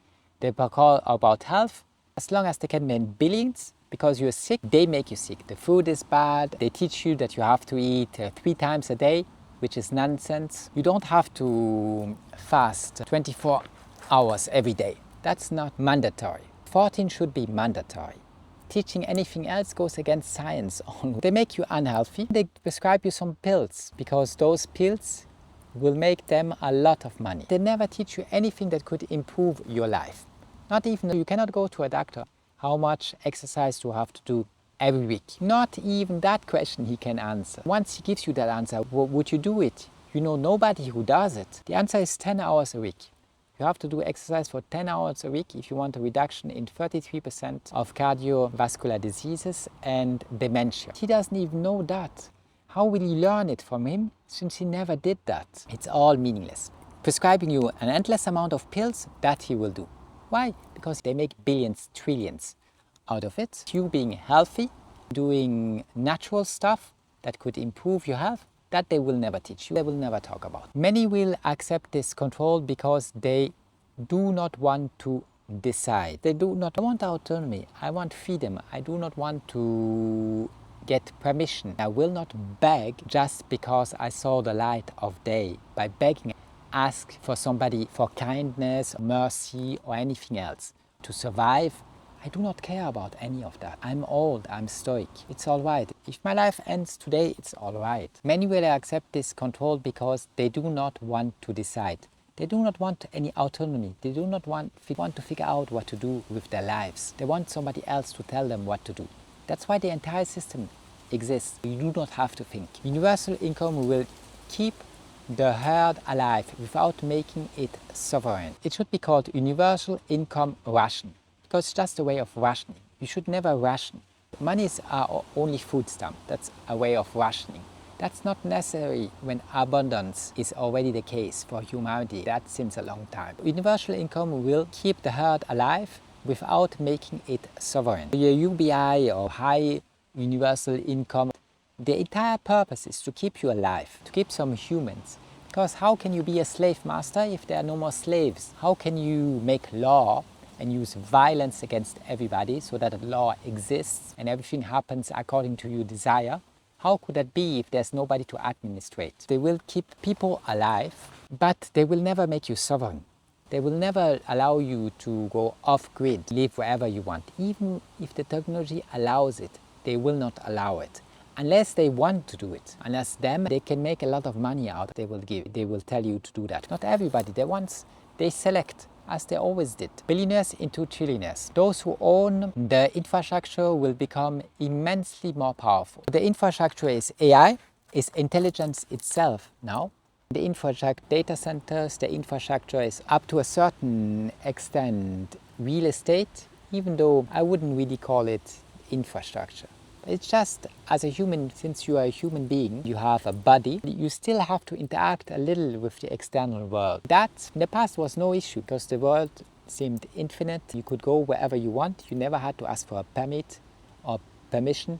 Nobody could tax you into oblivion. In the past, it was really different, as long as we were nomadic. Nowadays, everything belongs to somebody. Those who own the infrastructure will become immensely more powerful. Real infrastructure will not be real estate anymore. Real infrastructure will go far beyond that, because real estate is a very bad idea to start with. Since people say you can never own it, it's not just that you can never own it, it's a bad idea. The thing from A to Z is just a bad idea. When there's total control, they can change every parameter, how much taxes you pay, where you live, when they expel you, etc. Then it's a really bad idea to start with. You cannot have any security, be sure. If you could buy something, you could own it until you die. Whatever happens, nobody could take it from you. Then it would have a little sense, a very little sense. Even then it would be great, but at least you say, good, I buy that, then nobody can take it from me, I can use the space until I die. Since that's never the case, it always requires permission. More taxes. In that case, you're just hoping that they won't use violence against you. If you look around you, you'll find out that they do use violence against a lot of people all the time. The prices are just through the roof. When I talk about infrastructure, I talk about intelligence, data center, not data centers, AI. Physical stuff is always a bad idea because it can easily be seized, it can easily be taken from you. If you're a billionaire, you say, it really doesn't matter. It's different. If you're a billionaire, it's different. If you buy some real estate for 50 millions, then they seize it. It really doesn't matter. You're a billionaire. It's very little money for you. Until that's the case, well, it matters a lot. The people will receive just enough not to revolt. In the system I'm talking about, people only receive just enough not to revolt. Since revolting will be totally meaningless in the future, they probably won't even revolt. Democracy insufficient. Periodically choosing one's master does not guarantee freedom. Yes, it's not because you periodically choose a slave master that it will guarantee freedom. Participatory servitude. Voting makes domination more shameful because it appears consented. One of the issues with voting is that it makes it appear that domination is consented. That's one of the big issues with voting. Fiscal prison. A fiscal prison. A productive man becomes captive in his own territory through taxation. Exit tax. Leaving a country leads to massive confiscation of wealth. In some country, leaving a country already will lead to massive confiscation of wealth. In Norway, that's the case. Some states tax wealth that does not yet been cashed in. Some states, like Holland, has even a tax on realized gains. State not scared. The state is not a divine entity. It is only a network of men and producers. It's a people farm. Fragile positive law. Positive law. A law is only supported by threat. Without coercion, without violence, a law could not exist. Gravity, hunger, pain, death, and self-defense are more real than legal codes. All basic stuff that humanity has seen is always more real than anything you can put on a piece of paper with some ink. Rich, not superior. Billionaires are neither noble, nor more virtuous, nor more human. Luxury as rattle. Costly goods are only toys for adults when the soul is empty. Everything that's really expensive only exists because your soul is empty and you do not know what to do with your life. Consciousness sold.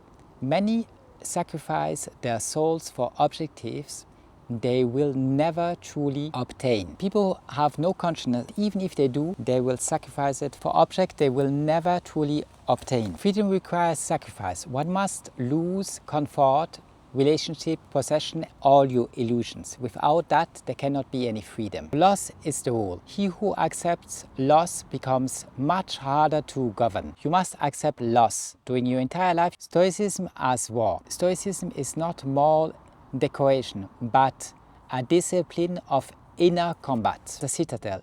When the world becomes a prison, the inner world must become a fortress. We'll look the world as a prison, an open-air prison. In that case, your inner world must become the fortress. You must defend your inner world. The outer world, you have no control about it.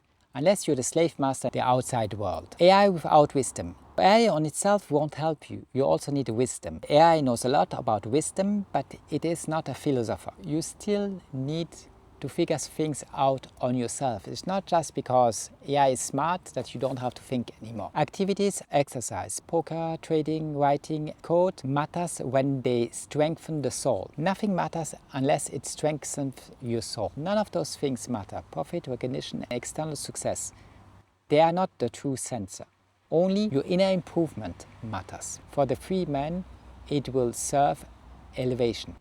AI amplifies men. For the crowd, it will serve sleep. AI will just make the crowd more sleepy. They won't have to think. When the free man uses AI, it will serve elevation. Do not betray yourself. Salvation does not come from the world, but from fidelity to oneself. Accelerating trajectory. AI progress will not slow down. It will become more intense. You will see continuous optimization. System will improve through code generation, automated research. A lot of that will be done automatically. Automated research. AI will accelerate discoveries by reducing the time needed for exploration. AI will build the instruments that will make AI more powerful. Perfected infrastructure. Network processes, natural resources will support this growth. Everything will support the growth of AI. Without abundant energy, technical intelligence remains limited. One of the constraints is energy, but even that we will overcome. Decisive computation. More computation power means more capabilities to learn, test, correct. On top of that, it's not just computation, the system itself improves. That's why you get exponential growth. Old automation. Even before AI, many human tasks were already technically replaceable. We talked about that. Nearly every task. Jacques Fresco claimed humanity could automate a large part of useful work, nearly everything. Poorly organized resources. The problem is not only technical, organizational more. Material comfort possible. Better organization offer more comfort with less servitude. Inevitable perspective. With AI, mass automation will become closer, more general. Mass automation will just explode with AI. Central moral question. The true issue is knowing what this power will serve. Unfortunately, in our system, the power only serves the elite, the powerful, the wealthy. They will use AI in order to become more powerful and more wealthy. Human life elevated. Automation frees time for thinking, creating and studying. Absurd tasks reduced. Useless activities must disappear instead of devouring human lives. That's most of the tasks you see humans do during their entire life must disappear. Thought liberated. Men must regain time for reflection and self-mastery. One of the things you have to do is meditate in order to improve your self-mastery over yourself, not the external world. You can create more workspace, art and invention. All that will be created in virtual reality. You will get more time. That time must form your character, not feed laziness. AI must not become a tool for the permanent administration of existence. Existence is administrated by the powerful, the people who make the law, the billionaires, the think tanks. AI must not be used for administration. It should not be used just to enslave you a little more. Surveillance rejected. Technology must not lock man inside an invisible cage. Our cage will be invisible because it will be technology. You can never step out of it unless you will face very harsh sanctions. Infantilization rejected. A free man does not need to be treated like an incapable child. When you want a slave master to decide every aspect of your life, make the micromanagement of your life, then you are just like a child. You're never a free man. Your infantilization must be rejected. Life as personal domain. Each person remains sovereign in his own life. Everybody must be self-sovereign. Everybody must remain sovereign in its own life. Death forbidden. Freedom does not give the right to take what belongs to another. It doesn't matter what law you cook up. Freedom does not give the right to any human being to take what belongs to another. Aggression forbidden. Real violence justifies defense, but not generalized control. It will leave you no free space. The natural right to defend oneself precedes every written law. It doesn't matter what they put on a piece of paper. Your right to defend yourself will always have more weight than the law whoever makes up. Responsible people. A strong society must produce independent men, not executants. Our society only produces executants. Only people who learn at school what a slave master tells them to do. Then they do it during their entire life. A respectable society, a strong society must produce independent men. You should strive to in your life to be an independent man, which means you must cut with the system. Do not desire, not be scared of its stick or its carrot. Stoic men, firm, sober, courageous, beings capable of standing upright are needed. It would be nice if we could see some of them around us. Poverty is reinforced by artificial, violent frameworks. Poverty would never exist on this world if they haven't legislated into existence. Democratic elites criticized. Power granted by vote still becomes arrogant domination. It doesn't matter who gives you the power, it's still just arrogant domination. From people who are worthless, who do not know anything and cannot do anything normal. Contempt for the just. The powerful always try to crush what is honest, sacred and human. Look through history, you will find plenty of examples of it. Voluntarism affirmed. Voluntarism is important because without it, your society is just centralized constraint. We need free action, not centralized constraint. Institutionalized coercion rejected. The regular violence of the institutions is morally indefensible. It doesn't matter what institution it is, it doesn't matter why it does it, it is morally indefensible. Because respecting form does not transform injustice into justice. A form will never make something unjust. Uniforms as decoration. Official appearance does not make an action legitimate. It doesn't matter what uniform somebody has, it doesn't make his action legitimate. Stimulated justice. An institution resembles justice while on thread. It just simulated justice. It's just a lie because it is based on thread. This time I came early in the morning. In the shades it is quite nice, even though as soon as you enter the sun you feel the heat wave. The dead are behind me. Apparently there are not a lot of people who like to cremate themselves. I just have one neighbor today. I will show you what my view looks. This is my view, as you can see. It's quite nice. It just has here a small passage where you can come. Apart from that, it is quite nice. This might actually be the best space. It really depends on how many people come and go. It's still only 9:30 in the morning. I don't think there should be too much people around. Political domestication. Useless laws do not make men better.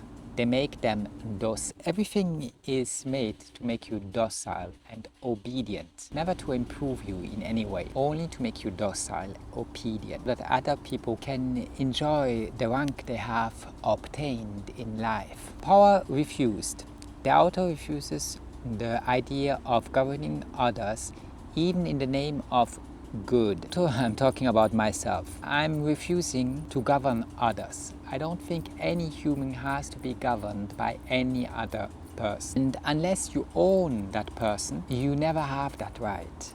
Since you pretend that slavery does not exist nowadays, then you have no right to begin with to govern anybody on earth. There's not even an exception for your kids. You can guide them as long as they do not have the age of reason. I talk about guidance, not governance. As soon as they get the age of reason, which might be early, 8, 16 years, depends on the child. As soon as they get the age of reason, then you don't even have the right to govern your own child. Not even in the name of what you think is good, which is always debatable. Nobody has the right to do that with any human being on this earth.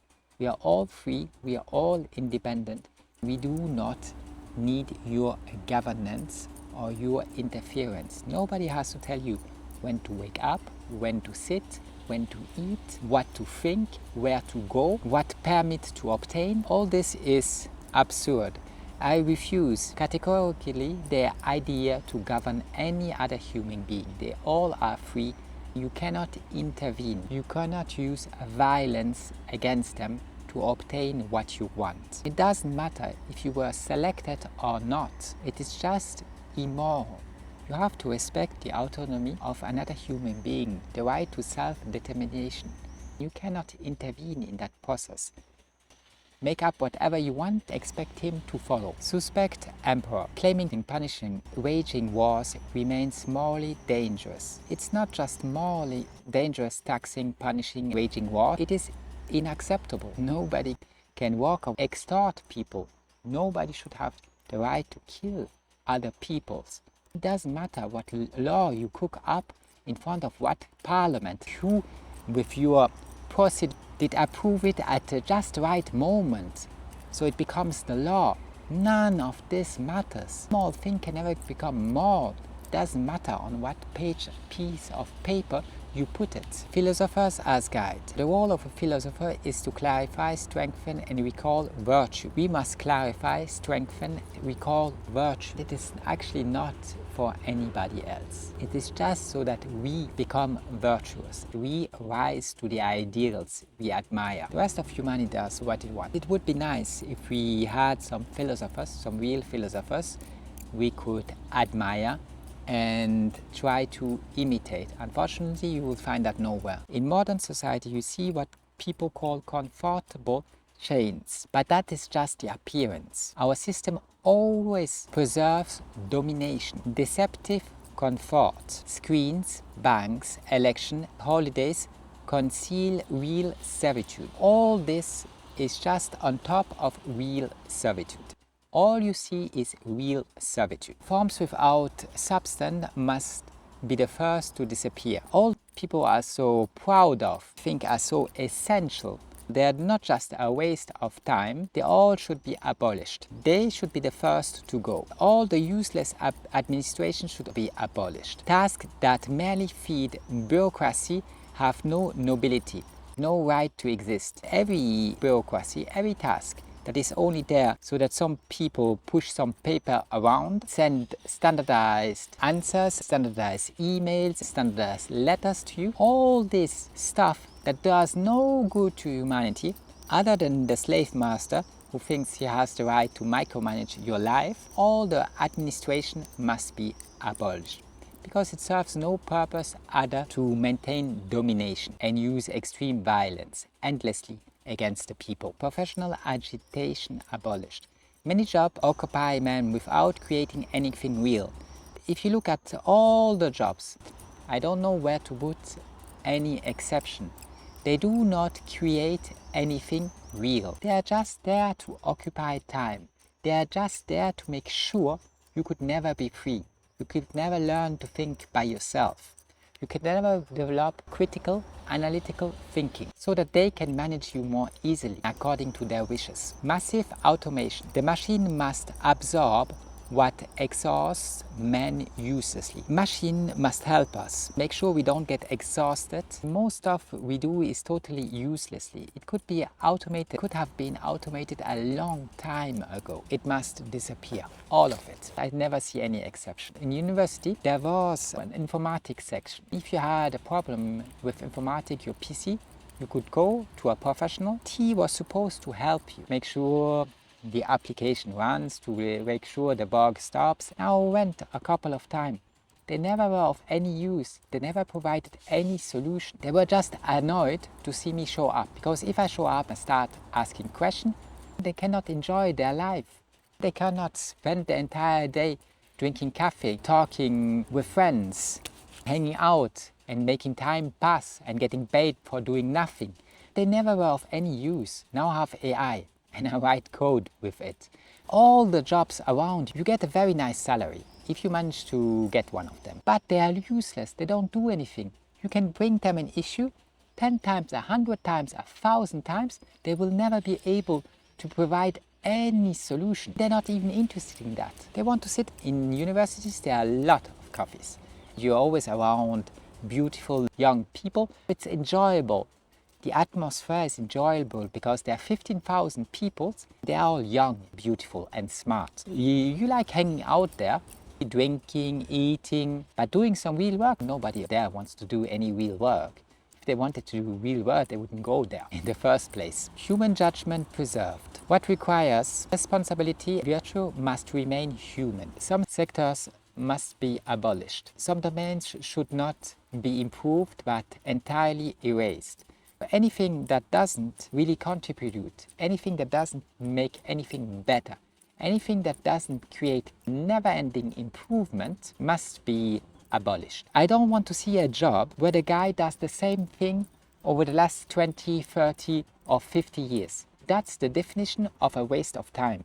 If you do not constantly improve, if it's not constantly changing and never staying the same, it should be abolished. Human judgment preserved. What requires responsibility and virtue must remain human. I'm talking about responsibility and virtue. Every human has a responsibility. Above all, it goes to himself. Only in rare cases do you have responsibility for a child or a wife. Nowadays, don't talk about responsibility when you face your spouse, because she doesn't want to hear anything about that. She's an independent, strong woman.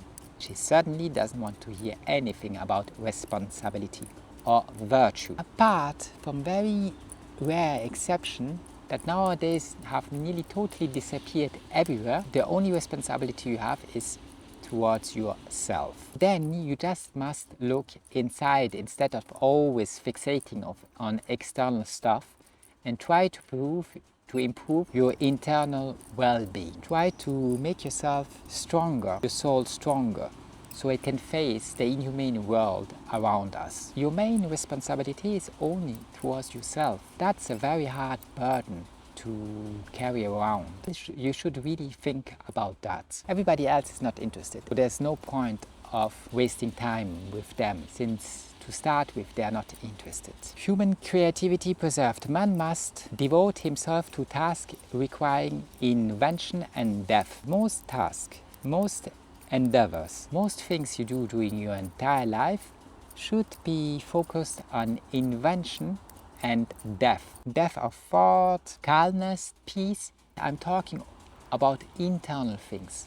I'm not talking about external stuff. Inventions, you should re-examine your life all the time in order to be able to improve it. Every day you should think about your actions, what you did, when you did it, why you did it. You should always ask yourself, even in the smallest details, is that really necessary? Would have Diogenes, the cynic, would he have done that?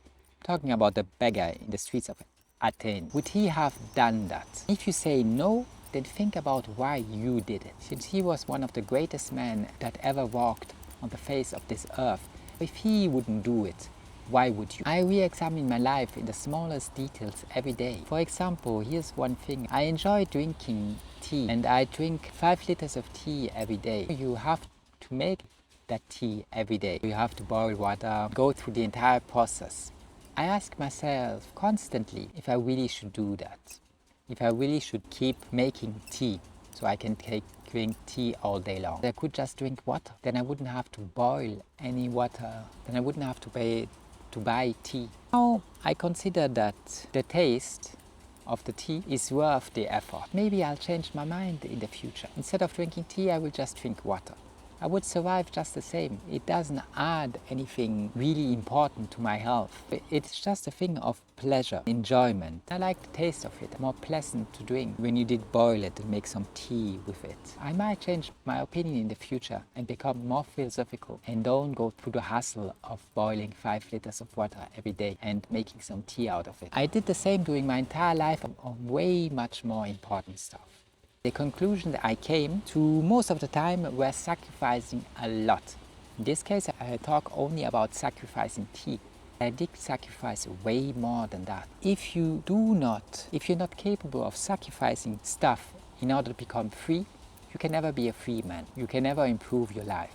You can never achieve a high rank in life, morally speaking. It has nothing to do with society, it has nothing to do with being able to boss people around. You just work on yourself, your desire, you try to extinguish them. That is philosophy, that is also Buddhism. That is the core themes we walk on, stopping our passions and our desires. If you do not want to do that, then you're not philosophical. You can go around, do what everybody else does right now. Drive around in town with a sports car, take the roof up, burn in the sun, show everybody that you were able to buy a car that is worth 150, 250, 350 Ks. Do just what everybody else does. See if you think that that has meaning to you. It's not philosophical, it is pointless. Even if I would get a present, that car that's worth 250K, I would never take it to drive around without a roof and show it to everybody. How absurd, what a waste of time this is. I would feel so bad if I had to do that one single day in my life. Driving is the most unpleasant thing you can imagine. Why would I go through that? Why would I try to show somebody else in order to impress him? I do not even know that person. Even if I would, I still wouldn't want to talk about the car. The car is just an object that brings me from space A to space B. The important thing is why you want to go from space A to space B. What you imagine once you are at the spot B, where do you think life would be any different? Why do you think it is worth traveling from A to B? That's the kind of stuff you should think about. What you do before you leave place A, what you do during the traject should be something totally different than just driving and stopping at red lights. How could you desire to do even that? How could you aspire to do something like that? Why would you go into that hardship just to be able to stop at a red light with your car that is so expensive? You should think about during the traject between A and B. Why you go to place B? Once you are there, what will you do there? What's worth all the money you spent just to go to place B? That's the kind of thing you should think about. Not did I respect every traffic light, did I make sure not to drive 5 kilometers an hour faster than what I'm supposed to do, all my papers up to date.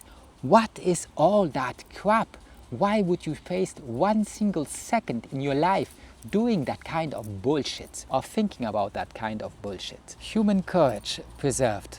Noble activities must strengthen the will instead of dissolving it. When you do something, it must strengthen your will.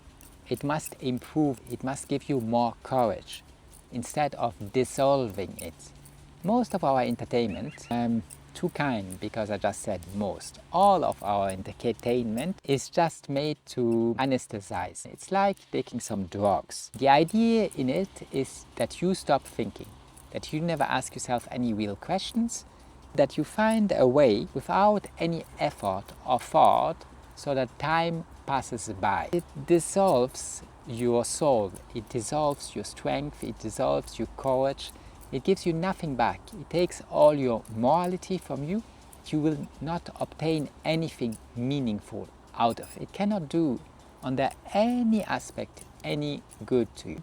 Do I scroll sometimes, watch sometimes short videos that are 10 minutes long and enjoyable to watch? Yes, but it's only scenery of nature or animals, maybe some ancient ruins. In virtual reality, I take a look at it from time to time just to change my environment around myself. Not the kind of what BS mass media produces, Netflix and the other stuff. That is really harmful. If somebody in a spot hill walks around with a camera, uploads that because it is 4 or 8K, 3D, it looks nice, I might take a look at it. As long as there's no propaganda in it, no message that destroys me, I might take a look at it. If I feel bored and I want just to sit down and do some scrolling, but only in virtual reality, nothing like Netflix. Just stuff people upload because they enjoy it. Just as if I would really enjoy this park, this cemetery, I could walk around, show you the scenery. There's no real harm in watching that. I don't like that cemetery that much. I'm not gonna do this. Apart from that, I do not scroll. It's just when you have 8K in front of you, it's 3D, it's nature, wildlife. I'll take a little look at it from time to time, but nothing of the retarded mass media productions. They get maybe 2 or 3 likes, the people who upload it. Nothing that has been produced had a big budget behind it. Repeating an empty task does not elevate man, it wears him down. If you keep repeating empty tasks during your entire life, it will not elevate you, it will just you down. Learning as vocation. Returned time must be devoted to study and perfection. With the time you get because of automation, since most people complain, I talk sometimes with people in virtual reality. They come meet me, ask me questions about Stoicism. You would be astonished how many are struggling just to get a job.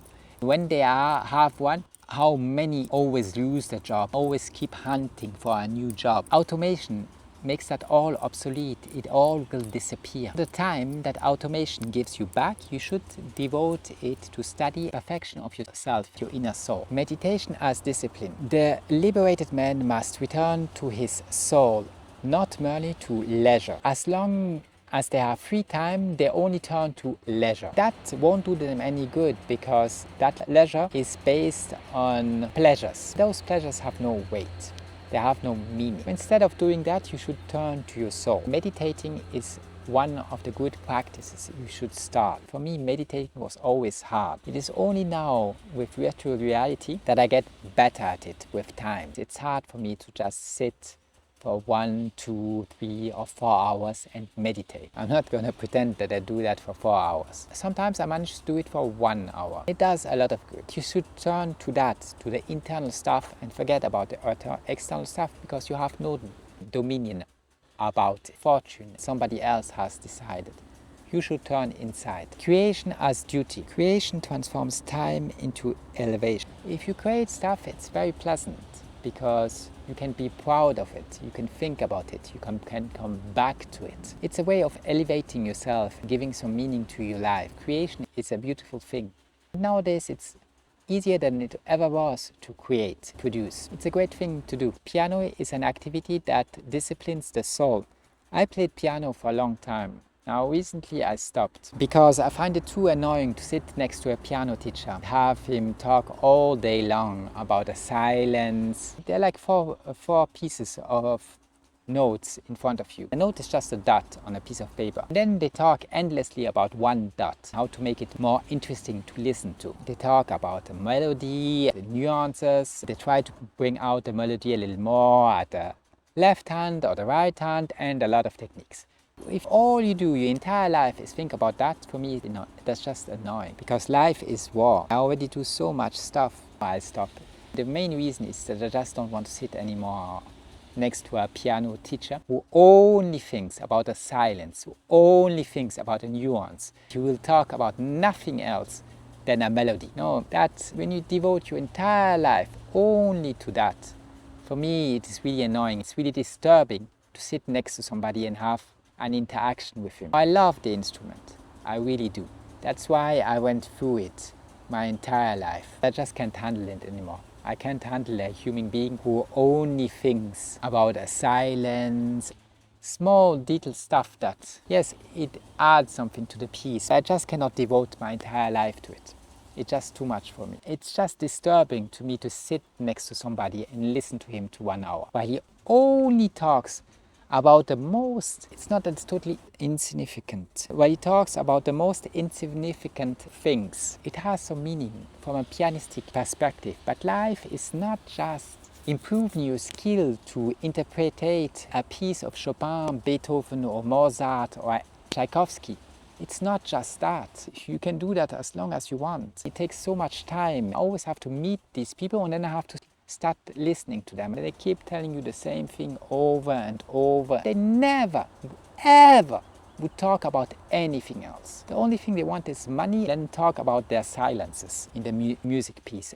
Life is war. How can I devote so much time and effort? The worst thing is to sit next to somebody like this. Have to face his mentality. It is so superficial that to me it's a painful experience, sitting next to him. Playing the piano is one of the most beautiful things you could ever do. Music is one of the most beautiful things. As long as it's real music, not the modern crap they produce nowadays. Classical music, it's one of the most beautiful things you can listen to, or you can produce, or you can play with. I cannot waste my entire life with it. Poker as examination. Poker is a field of lucidity, patience and decision. Poker, you do it in order to become more lucid, more patient, and practice your decision skill. Disciplined trading. Trading has value when it forms rigor, not when it feeds greed. When you trade, you have to become rigorous. Rigorous in your analysis, rigorous in your way of trading, rigorous in your quality of your decision. You should not focus on greed. If you focus on greed, that will kill you in the markets. An activity is good when it improves the man who practices it. When you choose an activity, you must think a lot about time. For example, I actually didn't manage at all the amount of time it would to produce this. Some bullet points about a small piece I have written in my 6th philosophical book. I just took some bullet points out of that. So I thought, let's develop that doing a vlog, doing an intervention. I 100% mismanage the time. 5 or 10 times start talking about it over like more than an hour every time. I mismanaged the time involvement in this activity. I thought I could do it in 1 or 2 hours. I didn't realize that probably 10 hours are not even enough. It's just a small piece, a very tiny piece of my 6th book. When you do any activity, you should always think about how much time it will cost you. Realize that time is the most scarce asset, that you won't spend much time on this earth. You should really think, if you really want to sacrifice into something, producing a video online that maybe 5 or 10 people will watch, do you really want to spend 10 or 20 hours producing that, working on that? Any activity, you should always think about the time element and also the price involved in it. How much will all the gear cost? Yesterday, I nearly broke my Osmo Pocket 4. I have it on a tripod. I stood up, the tripod fall down and nearly broke it. Luckily for me, it only did get scratched. It is not broken. You should always be careful in the financial aspect of anything you will do, because under our system, money is a scarce resource. When you break something, then you have to replace it. Since those things are expensive, you really should think about that. Take that into calculation. Time, money, the effort will give you any satisfaction. Do you enjoy doing it? If you always say, I do not have the money, I do not have the time, and I do not have the patience to do anything, then why start in the first place? Just meditate all day long until you find time, until you really want to do something, until you really have to say something. Until then, just meditate. Virtue as criterion. You should take virtue as a criterion. An activity is good when it improves the man who practices it. It is only good if it can improve you. If it does not improve you internally, then it's a waste of time. Useful work only.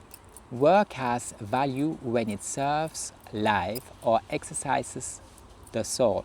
When I say serve life, there's a lot of meaningless stuff you have to do just to survive. Sleep, stand up, cleanse your body, all the stuff. Eat, luckily, only once a day. That's all that is required. There's a lot you have to do just to serve life, just to survive.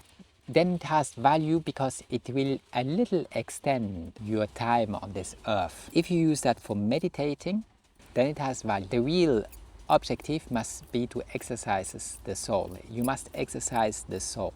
You must become more patient, more wise, more peaceful. If that is not possible, then it's useless work. It must either allow you the mundane stuff around you just to keep your body functioning, or it must elevate the soul. The real goal, the really interesting stuff is only the stuff that will elevate your soul. That's the only thing you really should think about all day long. Disguised servitude. Disguised servitude. Many call dignity what is only repeated obedience. People are so screwed up that they think that dignity is repeated obedience to authority, repeated obedience to the powerful. Never are independent, they're always begging. They think that those people are so powerful that they can decide their entire life, make up every law, micromanage your entire existence. Repeated obedience, the thing you learn in school, is not dignity. It is totally valueless unless you are the elite. Then you create it because it allows you to enjoy life a little more, micromanage people a little easier. That's why it exists. Current masters, free men will not be the first to decide how AI is used. Free man is not the one who makes up the rules. The rules are made up by your dear elected leader. Your master will make up the rules, not you. If I would decide how AI talks, what kind of question AI answers, it would be aligned on something really different than what the elite has chosen. The elite did align AI only on them, their law, their way of looking at life and micromanaging people. They made sure that AI will serve their interest. It's not free men. Free men haven't decided that. So the code would be totally different, not just from AI, but also algorithms. I would focus on entire different subjects, developing critical thinking, analytical thinking, freeing people. I would not align it on the decision of a parliament. I don't care if that parliament, senate, existed in antiquity, nowadays or in the future. I would never align it on the definition of violence, institutionalized violence. That's what they do. Why? Because they have the right to use extreme violence against everybody inside of the country and outside of the country. They use this violence to achieve their goals, which always, during the entire history, was the same. More control and more wealth. For them, not for you. The technocrats are strengthened by the technological because it will offer them more control. That is what they seek in it. That is why they're interested in the technology in the first place. Automated files. Procedures will become faster, colder, more impersonal. They're already totally impersonal. A long time ago, they made sure that they aren't human anymore in order to fulfill their mandate. It was already called impersonal. Could never be personal. There could never be any human contact, any human exchange between a bureaucrat and a civilian. That can never happen. The procedure will become faster, colder, and more impersonal. So it will be more what the slave master wants it to be. The great thing with their surveillance, the things they strive for, is that it will become permanent, less visible. You won't even see that you are surveilled when you always are. When I exited my apartment this morning, arrived in this park, every surveillance system on Earth was tracking me. All my phones, all the equipment, my Wi-Fi at home realized that I was disconnecting from it. All that metadata was loaded up, was checked, analyzed. Nobody realizes that. Nobody realizes that. Everybody thinks that's normal, legal. Prescriptions will be handled by systems. Health will be transformed. System tests and routine prescriptions. Routine prescription, which is 99.99% health interventions. Routine prescriptions will be handled by system and AI in the future. Lawyers partially replaced. Applying rules is already automated. Sorting, comparing, applying rules, the rules of your dear elected leader, your slave master, this will be automated. It's already largely automated. Depends where you are. It will be 100% automated in the future. There's really no point in putting humans there, asking humans to invent crap and argue over meaningless things just because the slave master made up a rule. All that will be automated, all that will be done by AI. Judges partially replaced. Part of formal legal reasoning will be algorithmic.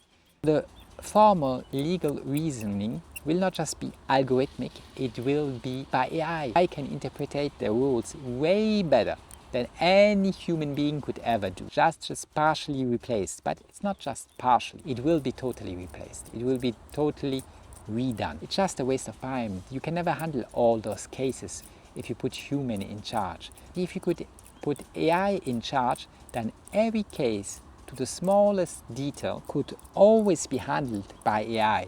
There's no way to argue. You will maybe have an AI that tries to defend you. In front of it, there's another AI. The arguments will most of the time be close to irrefutable because they have all the proof that where you were, at what time, every microphone around you was recording, every camera was fixing you, 4, 5 or 10 different angles. What are you going to argue? The system will decide on its own.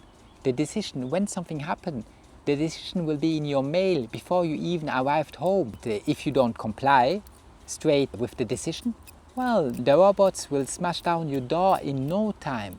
The intervention will be so fast. There will be no space to argue or wait or even hope for anything that changes. The system itself will be all-knowing and all-powerful. I don't think that actually judges will be partially replaced. I think they will be entirely replaced. Because they're just too slow, they make too many mistakes. AI is way smarter, way faster, and will be all-knowing. Why would you waste your time with a human judge? Architecture affected, will not escape. All the designs, all the planes, everything will be optimized. The optimizations themselves will be modified, improved constantly by AI. Rules, audits will become more automated. It will just take time to implement it. It will just take time to use the new technologies. The technologies are so fast, the implementation, the optimization for different sectors still take a little time. That won't last. It will be very fast. It will happen. It doesn't matter if you approve of it or not. If you scream and you are against technology, it really doesn't matter. It's not because you screamed and were against atomic bombs that we didn't drop 2 against the Japanese. It is not because you are against wars that we didn't use gunpowder. It will be used. It always was. It will be used by the powerful in order to micromanage your life. Logistic affected. Flow, stock, transport will be optimized by machines. That will happen really fast. Industrial chains will be transformed without exception. The stuff that produces the things you buy will be transformed by automation and AI. Industrial change will be transformed without exception. Be any exception. Men as problem. The major danger remains human moral weakness. The major danger with all I'm talking about is human moral weakness. Since we talk about morality, I've watched yesterday an intervention of a rabbi. It was shown on social media. Somebody pointed out what he said. It was one of the most nonsensical stuff I've ever seen. He talks about more. He wants you to believe that the Israelites have invented morality. That before that, no morality existed. Whenever I'm on social media, I'm just disgusted because we invented morality. We are the chosen people. How dare you criticize us? He didn't make any moral points. He doesn't even know what morality is. He thinks morality is having an Israelite mother.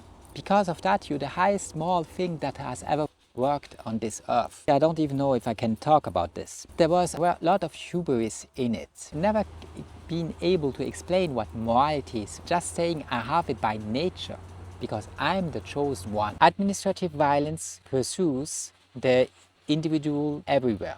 Implacable systems. In the future we'll have implacable system. Administrative violence pursues the individual everywhere. You will not be able to escape administrative violence. It will follow you everywhere. Many submit because they have been trained to obey. Why do people act as they act? Because during their entire life they have been trained to submit, trained to obey. Virtue absent. The thirst for power is born from a lack of inner mastery. People are lacking inner mastery that they seek external power, external recognition, external approval because they lack inner mastery. Responsibility delegated. Men prefer another person to decide in their place. Men don't want any responsibility.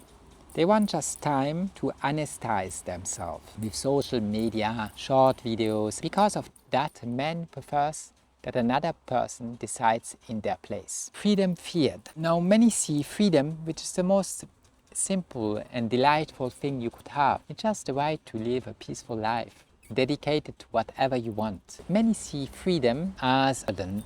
Many refuse to carry. They think it will be too hard. They think it's way more pleasant, more easier if they just have to select a slave master every 5 years. He makes the micromanagement of their lives. Many want to be protected from their own decision. A lot of men don't want to take any decision. They want to be protected from their own decision, to make sure they never have to take any decisions on their own. Bank administration and state become a substitute for personal will. All the stuff around us and all the regulation that is involved become substitutes for personal will.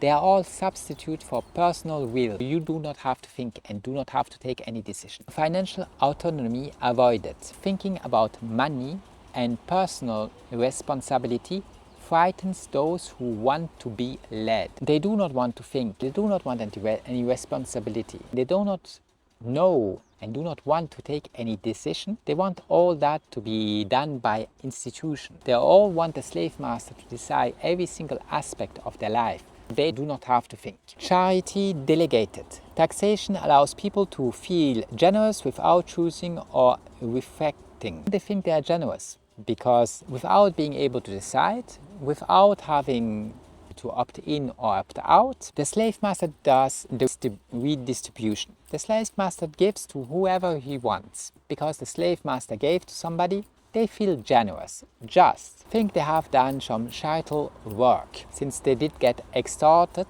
by the slave master. They delegate everything, even charity. There's nothing they want to do on their own. When a problem arises, many seek an authority, not a solution. Every time when a problem arises, they seek authority. They do not seek a solution. They're incapable of ever thinking about any solution, about anything that could in any way or form help themselves. They always need help from somebody else. They're just like kids at school nowadays. When I was at school, I couldn't complain about anything. It was impossible. I did get bullied during my entire childhood. I could never complain to anybody. Nowadays, people complain all day long. That's what they learn in school. It was still just a training of obedience and indoctrination. They always seek authority. They never seek a solution. They never try to improve the situation or to make it better, to overcome the obstacle. If school doesn't teach you that, then it has teach you nothing. If you don't learn how to overcome difficulties, obstacles during your life, then you haven't learned anything. If all you give is the same answer like everybody else at the same moment for the same question, you have done nothing. It's totally meaningless. Fault externalized. Delegating allows one to say, Afterward, it is not my fault. So you delegate the responsibility to somebody else.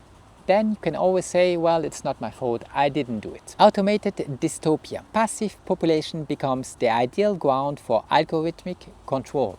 The great thing with our society, for the people in charge, is that it is a passive society. People have learned to never think, to never ask questions, to never talk back, to never disturb the peace. Talking back and answering any question is called, where I live, disturbing the peace. People have learned to not think and not say a single word during their entire life. That passive population becomes the ideal ground for algorithmic control and AI control, because they are so passive that you can do whatever you want with them. They would never be able to formulate one single idea in their brain. They just repeat propaganda all day long. They get hysterical about it, not realizing how meaningless everything they have ever said or ever thought is. It's really disturbing, because they think they have reason to some high level. Yesterday I've met a girl in virtual reality. She wanted me to explain how high we have evolved because we can think about politics. I was really shocked. I actually didn't answer her on that because the subject was not politics. We talked about Stoicism. I didn't want to shock her too much. She didn't realize that what she thinks is elevation is the most stupid, meaningless, psychopathic, sociopathic stuff humanity has ever invented. You have not reason to anything meaningful because you put a cross on a piece of paper. I just gave her some examples to show what bravery really is. She wanted me to agree to the fact that there is nothing more brave than a woman because she has seen the light of day, because maybe she would have a child. There could be never anything in the universe as brave as a female. And anatomy, your biology, it's funny. How low can you bring down a human? She actually believes she rises when she tells me that. She puts herself down, really down. She describes herself like an animal. She thinks that she has gained some elevation. Then she wants me to believe that describing herself like an animal is elevation. This is meaningful. This is bravery. I gave a couple of examples of brave women. Then she didn't know what to answer. I talked, for example, about Dakota, the MMA fighter. In the last fight, she had a broken hand or a broken arm, because MMA fighting, they endure bad injuries doing that. She still obtained a victory. She still didn't give up the fight. She went through until the end and obtained victory, even with a broken hand or a broken arm. That is bravery. But just seeing the light of day, maybe if you feel like it, getting a child, getting extreme support from your husband, the state, the institutions around you, that is not extreme bravery. Maybe you get a little bored, you want to pop out a baby. This is not extreme bravery. People are funny nowadays. Automated dystopia. A passive population becomes the ideal ground for algorithmic control. Our world is just perfect for control. That is all you can see in the world we live in, control and domination. In free hands, AI becomes a companion of lucidity. In free hands, if you're a free thinker, a free producer, if you do free research, then AI becomes a companion of lucidity, only if you know what to do with it. AI of power in violent hands or coercive hands, or if you want to say the real word, in violent hands, it becomes a mechanism of enslavement. So if you give that the powerful, the elite, your dear elected leader, it will become a mechanism of enslavement. Algorithm will be used not to include you, but to exclude you. It will deprive you of access, right, to do what you want to do, talk, interact with who you want to interact, or resources. It will stop the resources if you don't behave like they expect you to behave. If you're not a good, well-trained monkey, then the algorithm will deprive you of resources. Medicine without spirit. Technical efficiency replaces listening and critical judgment. Technical efficiency. One of the purposes is to stop listening to you and make sure there's no critical judgment from your side against them, against whatever they do. Controlled accounts. Power monitors, limits access to economic means. Controlled account. Every account you have is a controlled account. Unless you use crypto, especially Bitcoin, everything else is a controlled account. Power monitors and limits access to economic means. One of the reasons people are so poor is because the powerful monitor and limit access to economical means. They did the same with their legislation, MICRA, it's called in Europe. Every other legislation. There never needed to be any legislation around cryptocurrencies. Everybody can use it. There doesn't need to be any legislation for a free system. The rules are mathematical. The rules already all exist. There doesn't need any more rules. Even there, they try to monitor and limit access to economic means. They make it so hard that most people won't interact with it. Then they obtain their goal. It's not banning, it's just making it so hard, so difficult and so annoying that most people won't even try. Control speech depends on algorithmic permission. Algorithms and AI will monitor all that. You need algorithmic permission. They decide what you can say, where you can say, how you might say it, so you don't get banned. AI shapes conduct, thought, sanctions, filters. AI will do all that. It's already doing all that. That's the entire point with it. Algorithms already do all that since the internet exists. It only has gotten worse with time. Tools are turned against those they were meant to serve. Everything we have is actually a tool that could liberate us. Technology is a tool that could liberate us. Unfortunately, the powerful use it to enslave us, which creates crushed people. Tools of liberations are turned against those they were meant to serve. Yeah, the tools of liberation, which should have sent us free, elevate our standard of living and made sure we could have a decent life without having to face institutionalized violence during our entire life. All those tools that were meant to serve us turned against us because they were all used by the powerful, by the elite, by your dear elected slave master that you select every 5 years. The system's goal is to avoid social collapse and preserve command. The system goal is to avoid social collapse. By social collapse, they don't want you to break out of the system. They don't want you to be free. They don't want you to be independent. They don't want you to have moral integrity and principles. That they would call social collapse. All they do is just preserve command. By preserving command, they preserve their authority. By preserving their authority, they preserve their wealth. That's the entire goal of the system around you. Sovereignty is absent. Being maintained does not mean being free. When you are maintained by the system, it does not mean that you are free. Infrastructure as power. Whoever owns that energy and machines owns the main lever. The main lever will not be physical stuff anymore. That's a very bad idea. It was taxed into oblivion a long time ago. Energy, machine, that, then you will see real power. This is just a farmer's domain. It shows an elite expanding its control. Our language has become soft. If you examine what really happens, you will see the hardness behind every decision, the inhumanity behind every decision. Herd maintained. The system feeds, treats, and watches in order to preserve its own continuity. The system feeds, treats, watches in order to preserve its own control. It's just maintaining the herd. Common good invoked. They always will invoke the common good. They always use nice sounding words. Since everybody is scared and nobody has critical or analytical thinking, they always fall into the trap. Noble justifications produce the same result, less freedom. It doesn't matter what justification you give. You think that justification is noble, while it never was. It always produces the same result, which is less freedom. Dignity lost. The individual will lose his own life when he becomes administrated. Voting does not change the nature of domination.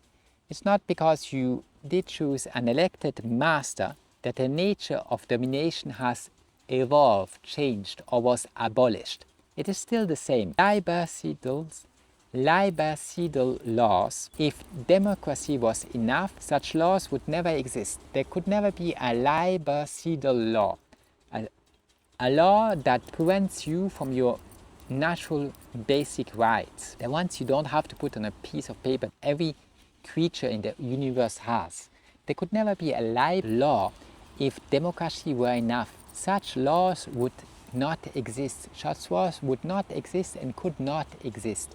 Only because you can use violence and coercion, you see all around you those laws all day long. Whistle persecuted. If you relieve truth, if you're a whistleblower, you get punished. Endless war. Democratic states will wage destruct conflicts. It doesn't matter if it's democratic or whatever you call it. As long as you give to somebody absolute power about everybody inside of the country and outside of the country, it will wage destructive conflicts. That's all they do.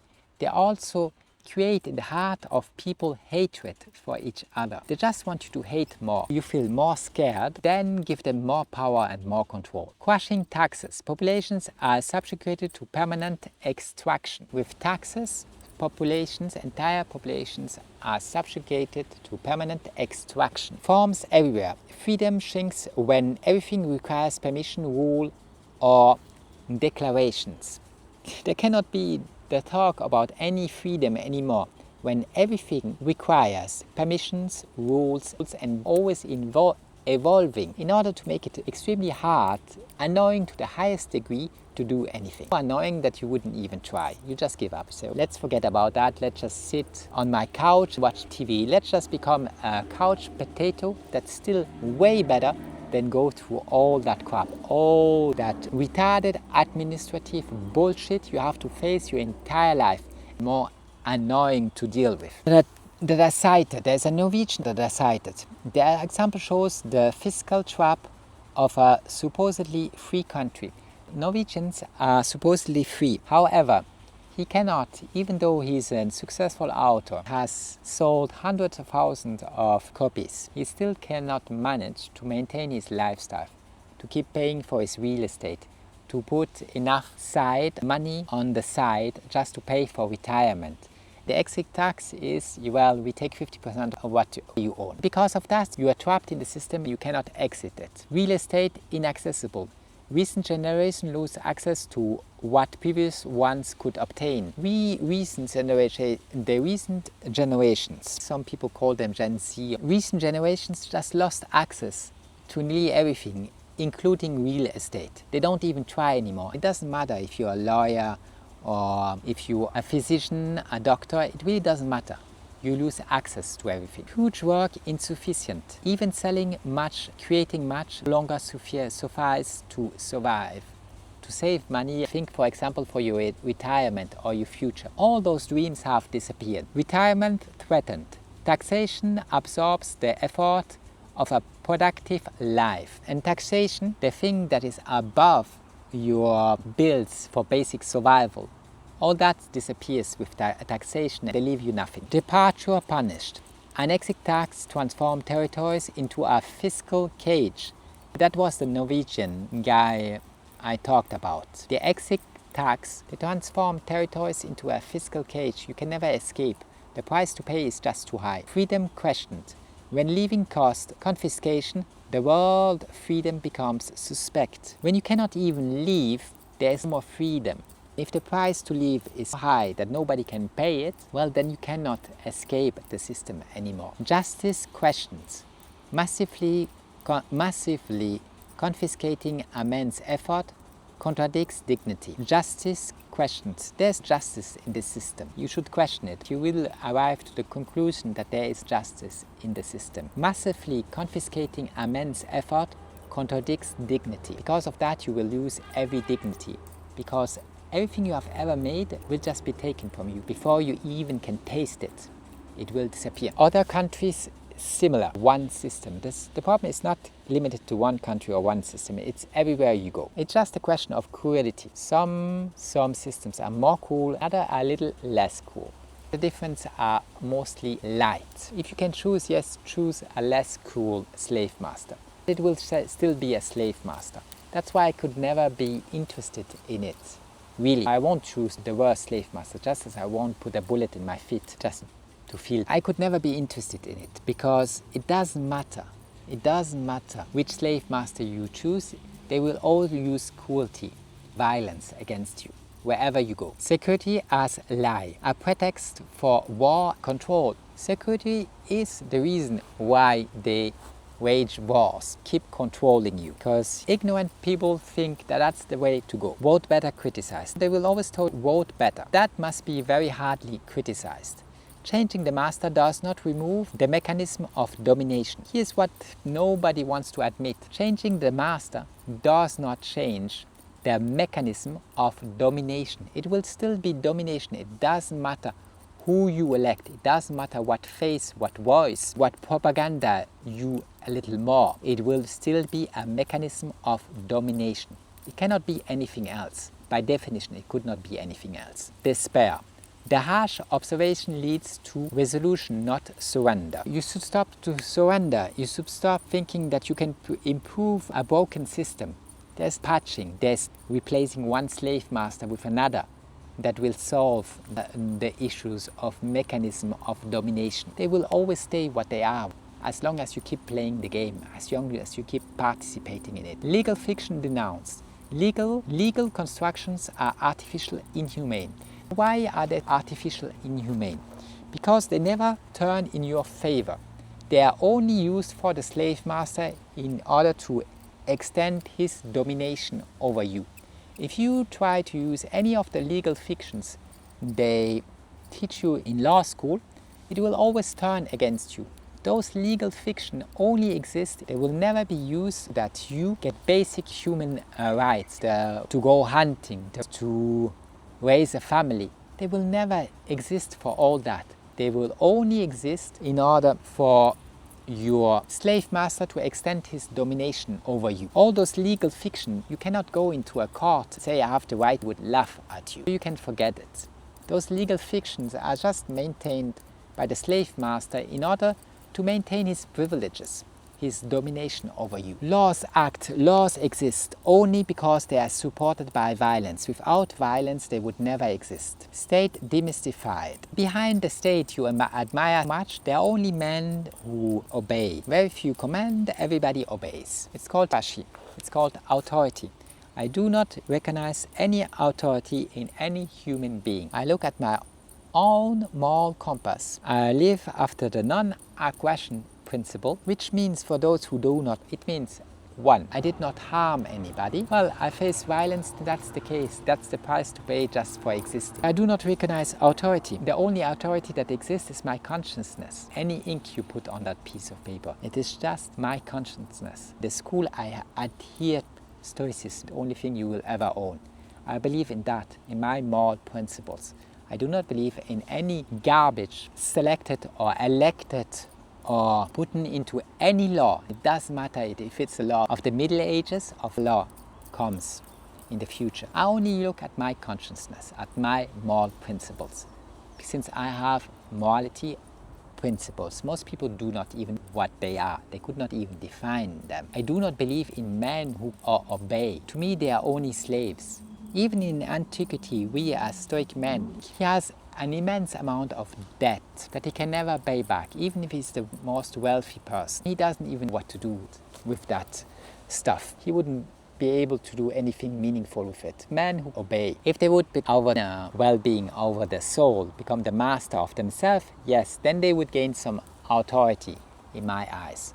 Since they only talk about the external world, their domination, I do not believe in men who obey. To me, they are all slaves. The narrative, the propaganda will want you to believe that this is superior authority. Detachment possible. Since the state is made of man, men can detach from it inwardly. Detachment is possible. The state, all its law, all its regulations. Since the state is made of man, man can detach from it. If you just turn inside, you can detach from the state. About real necessities, not made up legal fictions that the slave master has invented in order to increase his domination over you. Self-defense real. Every self-defense is real. It's one of the most disturbing things that they have taken from us to self-defense. Every creature naturally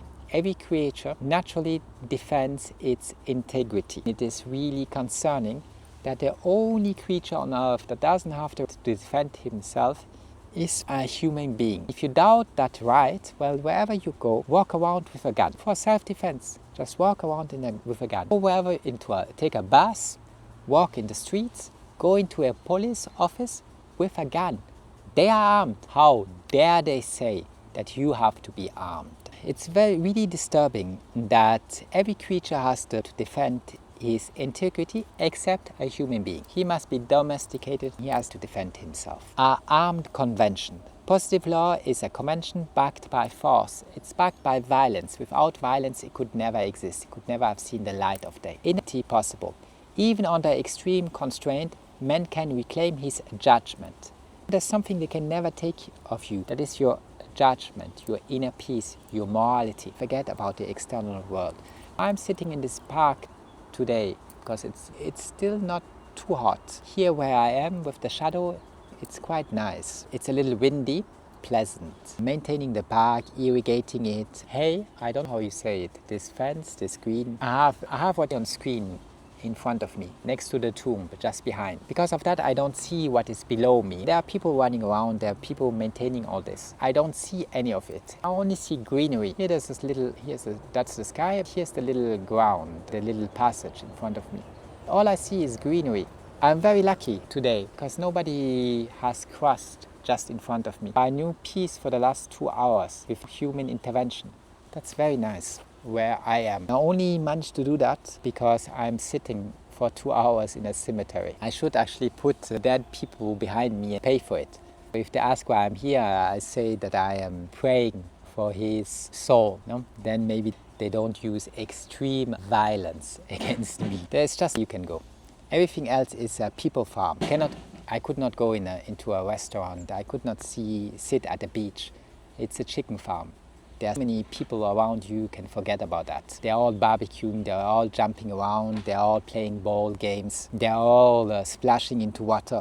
It's a chicken farm. If you want to see a chicken farm, you have to go there. Here it is peaceful. Unless they find out that I have found a little place where I can go, then maybe I could do this in the future, which would be great. Until they use extreme violence against me. It says it's open to the public in summer from 7 to 8 in the evening. Let's see how long it takes until they use extreme violence against me. Armed convention. Positive law is convention backed by force. Positive law is always backed by violence. I don't mind about barbecues.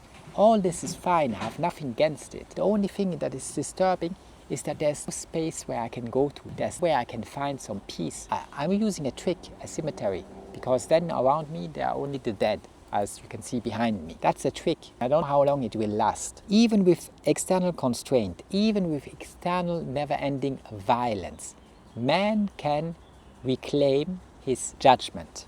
You can always work on your judgment, on your inner strength, on your morality. Dominant elite. The upper class is marked by creation. We face this dominant elite, this billionaire club. I know very well what I'm talking about, since they have given me a grant in a billionaire school when I was a kid. During my entire childhood, I faced those people. The dominant elite, the upper class, is marked by appropriation, arrogance. They just appropriate, they just take it because they can pay what they want. You will see an endless amount of cool arrogance when you interact with them. It did cost the life of some people that are in that sphere. I think it's funny to be allowed in those places to live among them. You have no idea what you're talking about. Necessary sacrifices. Freedom requires renouncing certain... You must renounce beloved things. That will be heartbreaking. That will be difficult. It's only through renunciation, it's only through hardship, it's only through pain that you can become better. If you do not want to do that, well, you do not want to be philosophical. I have issue with that. Go buy an expensive sport car, take the roof off, as many people do it. Ignorant people, let them admire that you just spent frivolously for something that is totally meaningless. I wouldn't even drive around if you gave it to me for free. Even then I wouldn't want to waste my time with it. You just show ignorant people that you wasted a lot of money into something that is totally meaningless, cannot give you any real fulfillment. If you want to do that, go ahead. There are plenty of car dealers around you. They all will provide you luxuries. really expensive stuff. Freedom requires renouncing certain beloved things. Only if you can renounce beloved things, I make an exception for that. I don't just talk about love, wealth, prestige, family. You have to renounce an immense amount of things during your life. That will be heartbreaking. It will create extreme pain in you at the beginning. Then it all gets pleasant. You realize that there's reason to complain. I've done some research that I published yesterday on my YouTube channel. I was talking about an Indian. His wife died because it took too long to bring her to a hospital. Then he decided to cave a road into the mountain. It's not really a tunnel, it's a road. He started chiseling away the mountain. It took 22 years for him to do. He's very famous. He did all that because his wife died. That is life. If he would have been philosophical, he would have understood that. Spent your entire life doing that. That's how things go. You will have to sacrifice everything. Not just your wife, not just the stuff you love. You will have to sacrifice everything. It will be heartbreaking. It's only through that process that you can evolve. It's only through that process that you can become better. This year I sacrificed playing an instrument I played my entire life just because I do not want to sit next to a teacher anymore. Listen to them talk about a silence, a nuance, point d'orgue, how to give more expression to one single note. I just cannot take it anymore. I did it my entire life. Life is war. I do so many things. I could find the time to go to the appointment. I could even pay for the lesson. I'm not gonna do it anymore. It's too painful for me to sit next to a pianist and listen to him to 1 hour. Only talk about superficial stuff. It's the most beautiful instrument you can practice. Everybody should play a classical musical instrument. I did it for my entire life for very good reason. A couple of months ago I stopped. I just don't want to sit next to a pianist, listen to 1 hour. Only talk about technique. Only talk about very little stuff, pianistic stuff. Never think about anything else. I just can't do it anymore. To me it's strange in the world we live, to live with somebody. It's if the person in front of you, look, all the greenery. It's if the person in front of you would only talk about the sky, the plants, the park, the greenery. He would never think, all this is pleasant, all this is nice. He would never think about any serious matter. To me, it is too much. I've done it for a very long time. It's just too much. I just don't want to do it. It's painful for me to sit next to a person. I could do it. It's painful for me. I've endured that pain my entire life. I just don't want to do it, to deal with it anymore. I want peace. I do not want to interact with people through whom colors, sounds, and see how you feel. To me, it's disturbing. It's just disturbing. It's superficial. I just can't deal with it anymore. I did it during my childhood. Unfortunately, I will stop forever. It's heartbreaking. It's an instrument I practiced my entire life. I find it extremely beautiful to play it. I'm not gonna do it. Play on my own, well, I will start making more mistakes. My level will just drop. I won't be able to produce any pieces anymore. Playing on my own, there's point in it. If you don't maintain your system, you will lose all your skills. That's very heartbreaking for me. Sacrifices are necessary. That's the thing I didn't sacrifice over my entire life. I even have to sacrifice that. That's why I said necessary sacrifice. Freedom requires renouncing certain beloved things. You cannot obtain freedom if you're not capable of renouncing certain beloved things. Possession sacrificed. Objects become chains when they dictate conduct. Yes, that becomes a chain because it will dictate your conduct. Are we playing? If it was only playing 45 minutes, if it was only producing, publishing, problem. But since you have to always meet a professional pianist, talk about technique, the hard thing is just to sit next to that person, listen to him. It creates chains. You have to always reschedule when they go to vacations. It's just very annoying. It has to fit into your schedule. My sleep cycle over a long time was messed up. It's back into sync. It will probably mess up again in the future. Sometimes I sleep in the afternoon. Then I would have to put an alarm clock just to wake up. And I sit next to somebody who just talks about superficial stuff, who would never think about anything serious beyond the stuff he likes, colors, smells, sounds. He would never talk about anything else. To me, that's just disturbing. It's just disturbing when a human does that during his entire life. Possession sacrificed. Objects become chains when they dictate conduct. So the objects you have around you must not dictate your conduct. They must not become chains. chains. Relationship must disappear when they destroy inner freedom. There are a lot of relationships you have to sacrifice because a lot of them will destroy inner peace, inner freedom. Illusion sacrificed. The image of oneself is the most painful sacrifice. You will have to renounce having a certain image. But that's a very hard thing to do because everybody is interested in a certain image. Everybody wants to put you into a box. You must be able to sacrifice that. If you could, beyond that, sacrifice the ego, it would do you a lot of good.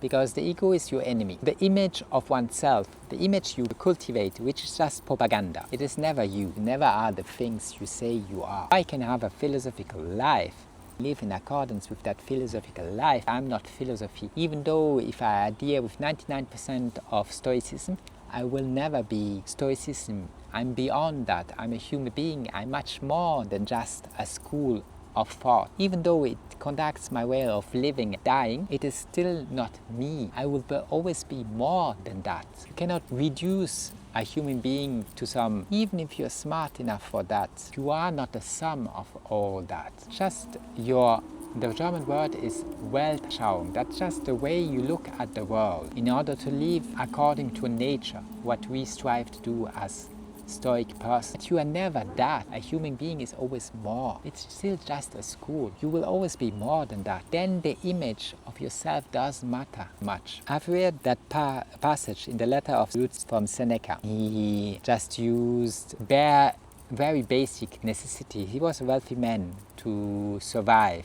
Every time a horse, beautiful horses with beautiful slaves around them, you would say a prestigious car, an expensive car showed up with expensive slaves around him. He was ashamed of himself because his slave did work in the heat without shoes. The donkey was very old. Dying, his car wasn't prestigious. Then all those prestigious cars come pass you on the road. You have to make space for them. He felt ashamed. That's a question of image. It's because he was ashamed showing that image. He was ashamed being as simple, or more simple at least, than the people around him. It's the image of oneself.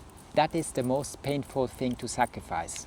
If you stop interacting with people, find extreme solitude and make sure nobody looks at you. When you stop interacting with yourself, then you start forgetting about your image, thinking about stuff that really matters, only caring about that, not about how people perceive you or how people judge you. The opinions of somebody else don't matter anymore because there's nobody who watches you, there's nobody who's spying on you.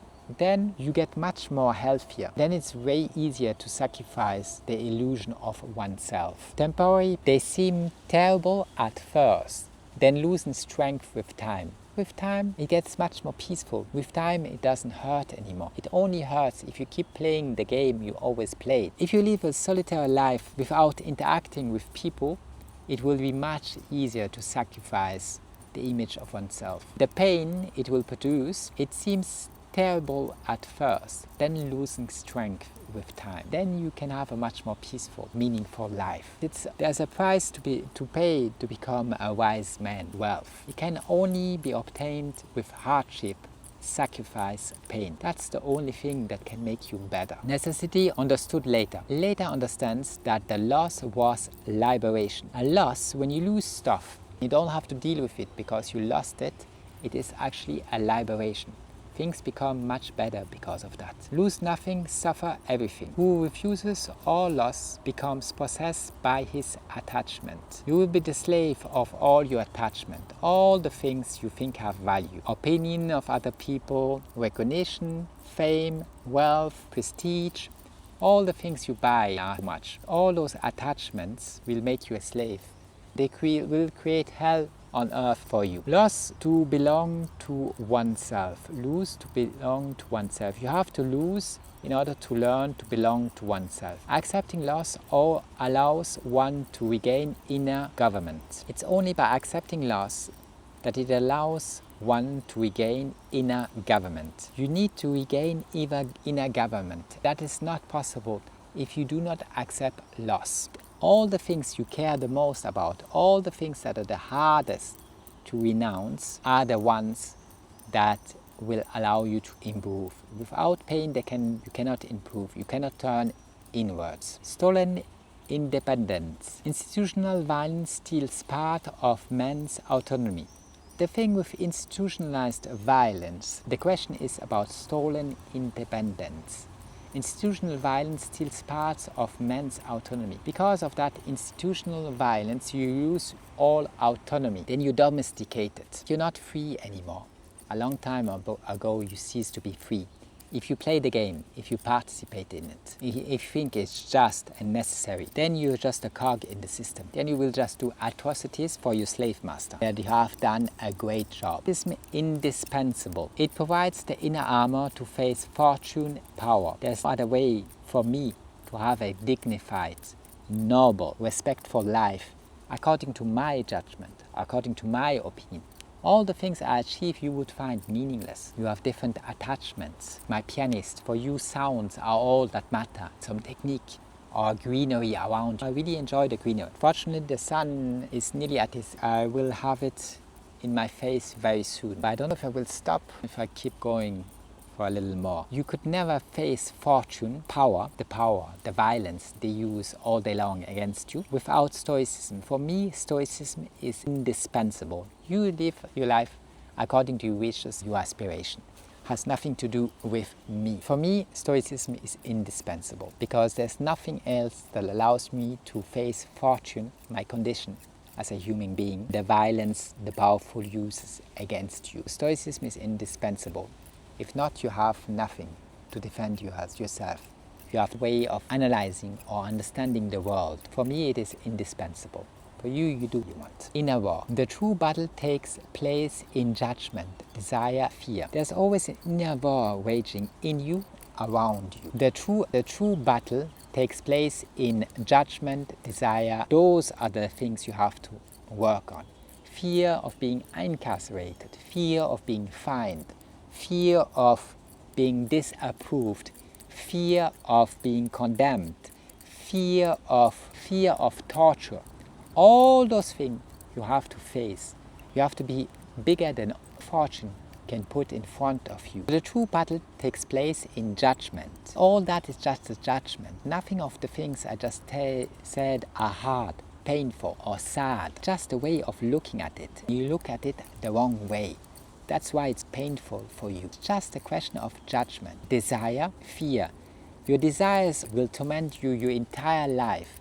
If you can cut them, if you can stop them, then the pain stops with them. Fortune faced. Men must hold against events, men combined. Fortune faced. You must be able to face fortune. If you cannot face fortune, well, then you haven't risen in life. You must be able to face fortune without flinching, without hesitating. Men must hold against events. You must hold against any event that happens. I don't care if it took a little longer for you to reach the hospital and your wife died. It's not that I wish that upon you. You certainly should not cry your entire life.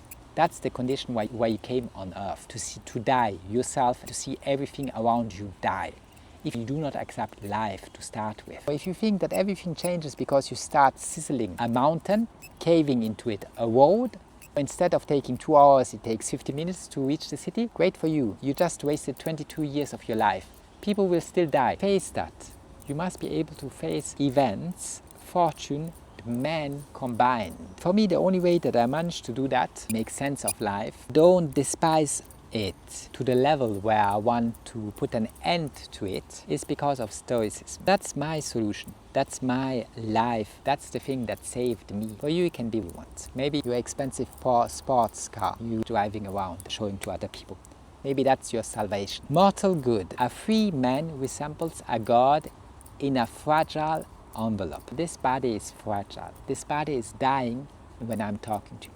My time on this earth is very short. It's already close to its end. The mortal should be a god. He should resemble a god in a fragile envelope. Just that we will last less long than a god. We can only resemble him through reason. We're in improving our inner moral qualities.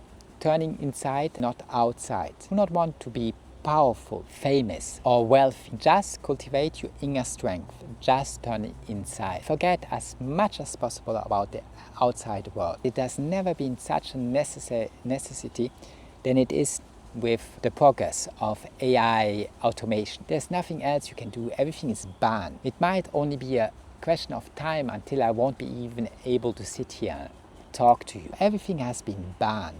Everything has been destroyed. Everything has been maintained by humans according to their will. Nothing is any more close to nature. Every spot on this earth where you can go to have a peaceful life, establish shelter, or hunt, or do what you want, all that has disappeared around you. Everything needs permission. It has never been more necessary to resemble a god. And a god doesn't need anything. A god doesn't need palaces. A god doesn't want even from you to give him cult or to establish a place of worship. He exists in everything around you. He doesn't need any of that. He gives for free to every man, ask nothing in exchange. You should be a god in a mortal, fragile envelope. Only if you do that. Everything else is meaningless, especially with the advent of AI automation. Suffering, examine. Your pain must be looked at without panic or illusion. Only a kid, only somebody who is scared about shadows. Most kids aren't even scared about shadows. Some become, yes, to a small period of time. A baby, for example, is not scared about a shadow. A baby is not scared about a dog or a shark or anything else. If he can be brave enough to face danger without panicking, there's a reason why a man, an educated man, should panic. You should be afraid of it. That if the powerful torture you or deprive you of the strict necessity of surviving due to their inhumane laws, that this is a very painful thing or a very unacceptable thing. There's nothing painful or unacceptable about that. Billions of people went through that, died peacefully with it. There's no reason to complain about it. Should that ever be the case? Of course not. When you live in a psychopathic, inhumane world, they do that all around you. You must be able to face pain without panic or illusion. One illusion, for example, is to think you can escape pain. You cannot. If you accept it, it gets easier to bear it. You realize that God has been generous to you. Either you are strong enough to endure the pain, or the pain will put an end to your life. There's nothing to complain about.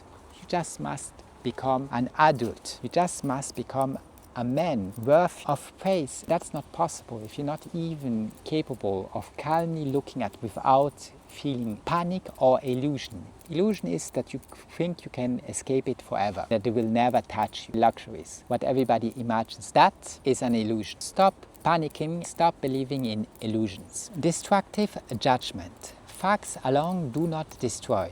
Opinions about facts do. Destructive judgments. Facts alone do not destroy. Opinions about facts do. It is not a fact, it's not propaganda on itself. It is not the madness around you all day long that destroys you. It is your opinion about those facts that destroy you.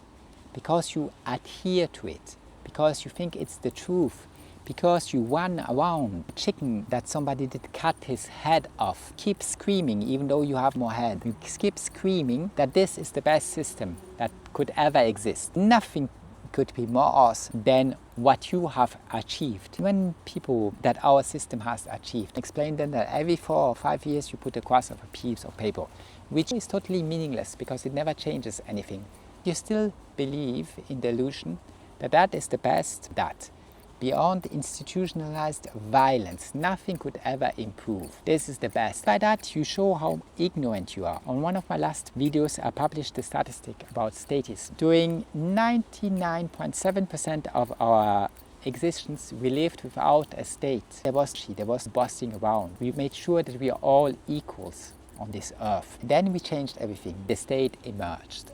With it, wars emerged. That's a very recent invention. During 99.7% of our lives, of our existence, we lived without it, just as every other creature on this earth. Destructive judgment. Facts alone do not destroy. Facts will never destroy you. Facts will save you, free you. I talk about real facts, about natural law. All the rest is just man-made up crap. just man-made-up bullshit. The thing that destroys you is not the tyrannical law, it's your opinion about the tyrannical law.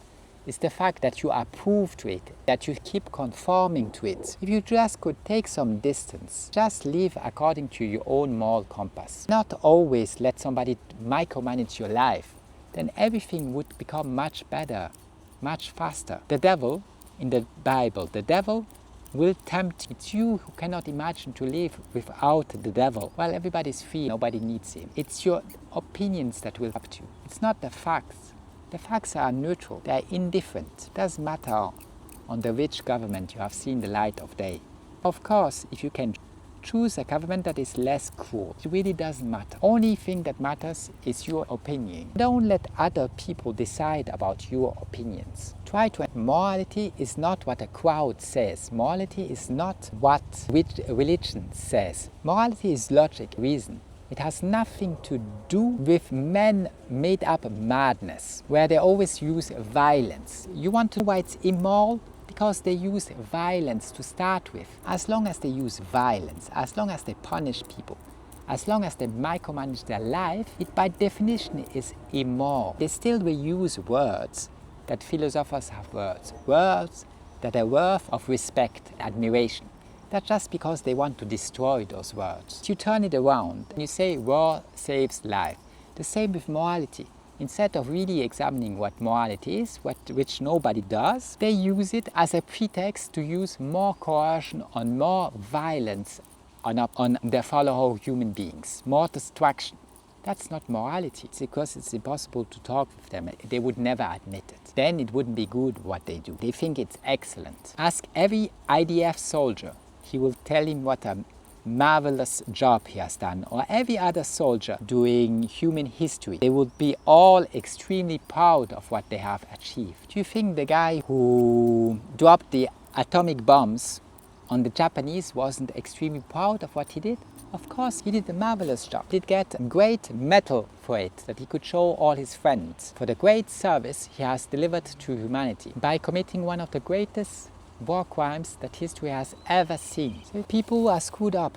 People mess everything up, micromanage other people to their liking so that they can enjoy life a little more. Attachment examined. What you refuse to understand. If you would examine it, then you wouldn't suffer anymore. Shameful pleasures denounced. Treating pleasures as an absolute good creates servitude, pain. The big issue with our society is that it treats pleasures as an absolute good, pain.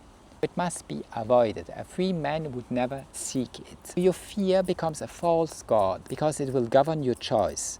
The state will always do everything it can to make you feel insecure, to expose you to fear. Do with you they want. Be bearable, endure. Bearable suffering must be carried with dignity. When you suffer, you must carry it with dignity, not thinking that's the first time something happened. If I starve to death today, I'm not the first human who starves to death. There's nothing to complain about. That's the reason most people lived. In Roman times, there was a very wealthy Roman citizen. His cousin did attach him into a room, let him starve. He not just didn't, if I remember correctly, he did not just starve him, he did not let him drink. He placed a glass of water in front of him, just at a distance where he could not pick it up because he was attached against a wall. He let him starve. Then afterwards he made public funerals of him. He paid for his public funeral. This man had much wealth that entire rivers flow into his domain. From the origin until the delta, where they went into the sea, were incorporated into his domain. Much wealth he had. Still, he couldn't even drink. He let him starve. Even the bare necessity of drinking was refused to him. Even if that happens to you, even if you're the most wealthy man, they will not even offer you a glass of water. Even that must be carried with dignity. You shouldn't think about it if it's something that never has seen the light of day. It happened before, will happen after you again. It's just the condition under which you saw the light of day. If you do not accept that, well then you tell me you do not want to live. You are not grateful for what the universe, the gods have done by making of you a human being. As a human, you are capable of enduring all of that, carrying it with dignity, pride. Unbearable nature decides. Suffer beyond human measure is settled by nature itself. When the suffer becomes extreme, then it's settled by nature itself. Then you will put an end to your suffering, but it won't last forever. You must accept that. You must be grateful for it. Stop always complaining about it or acting that happened or how unjust it is. It is just what you always see on this earth. Especially when you select the powerful, especially when you give them to use extreme violence against everybody inside of the country, outside of the country, then other outcome could be possible even. You just have to accept it. Be ready to endure your sentence. Nobody cares, nobody will remember you, nobody will talk about you. The only thing that matters is yourself, your opinion. The entire world, you could look at it a video game. It's not even sure that it's just the obstacle humanity has placed in front of you. You have to learn to accept your faith. Panic is useless.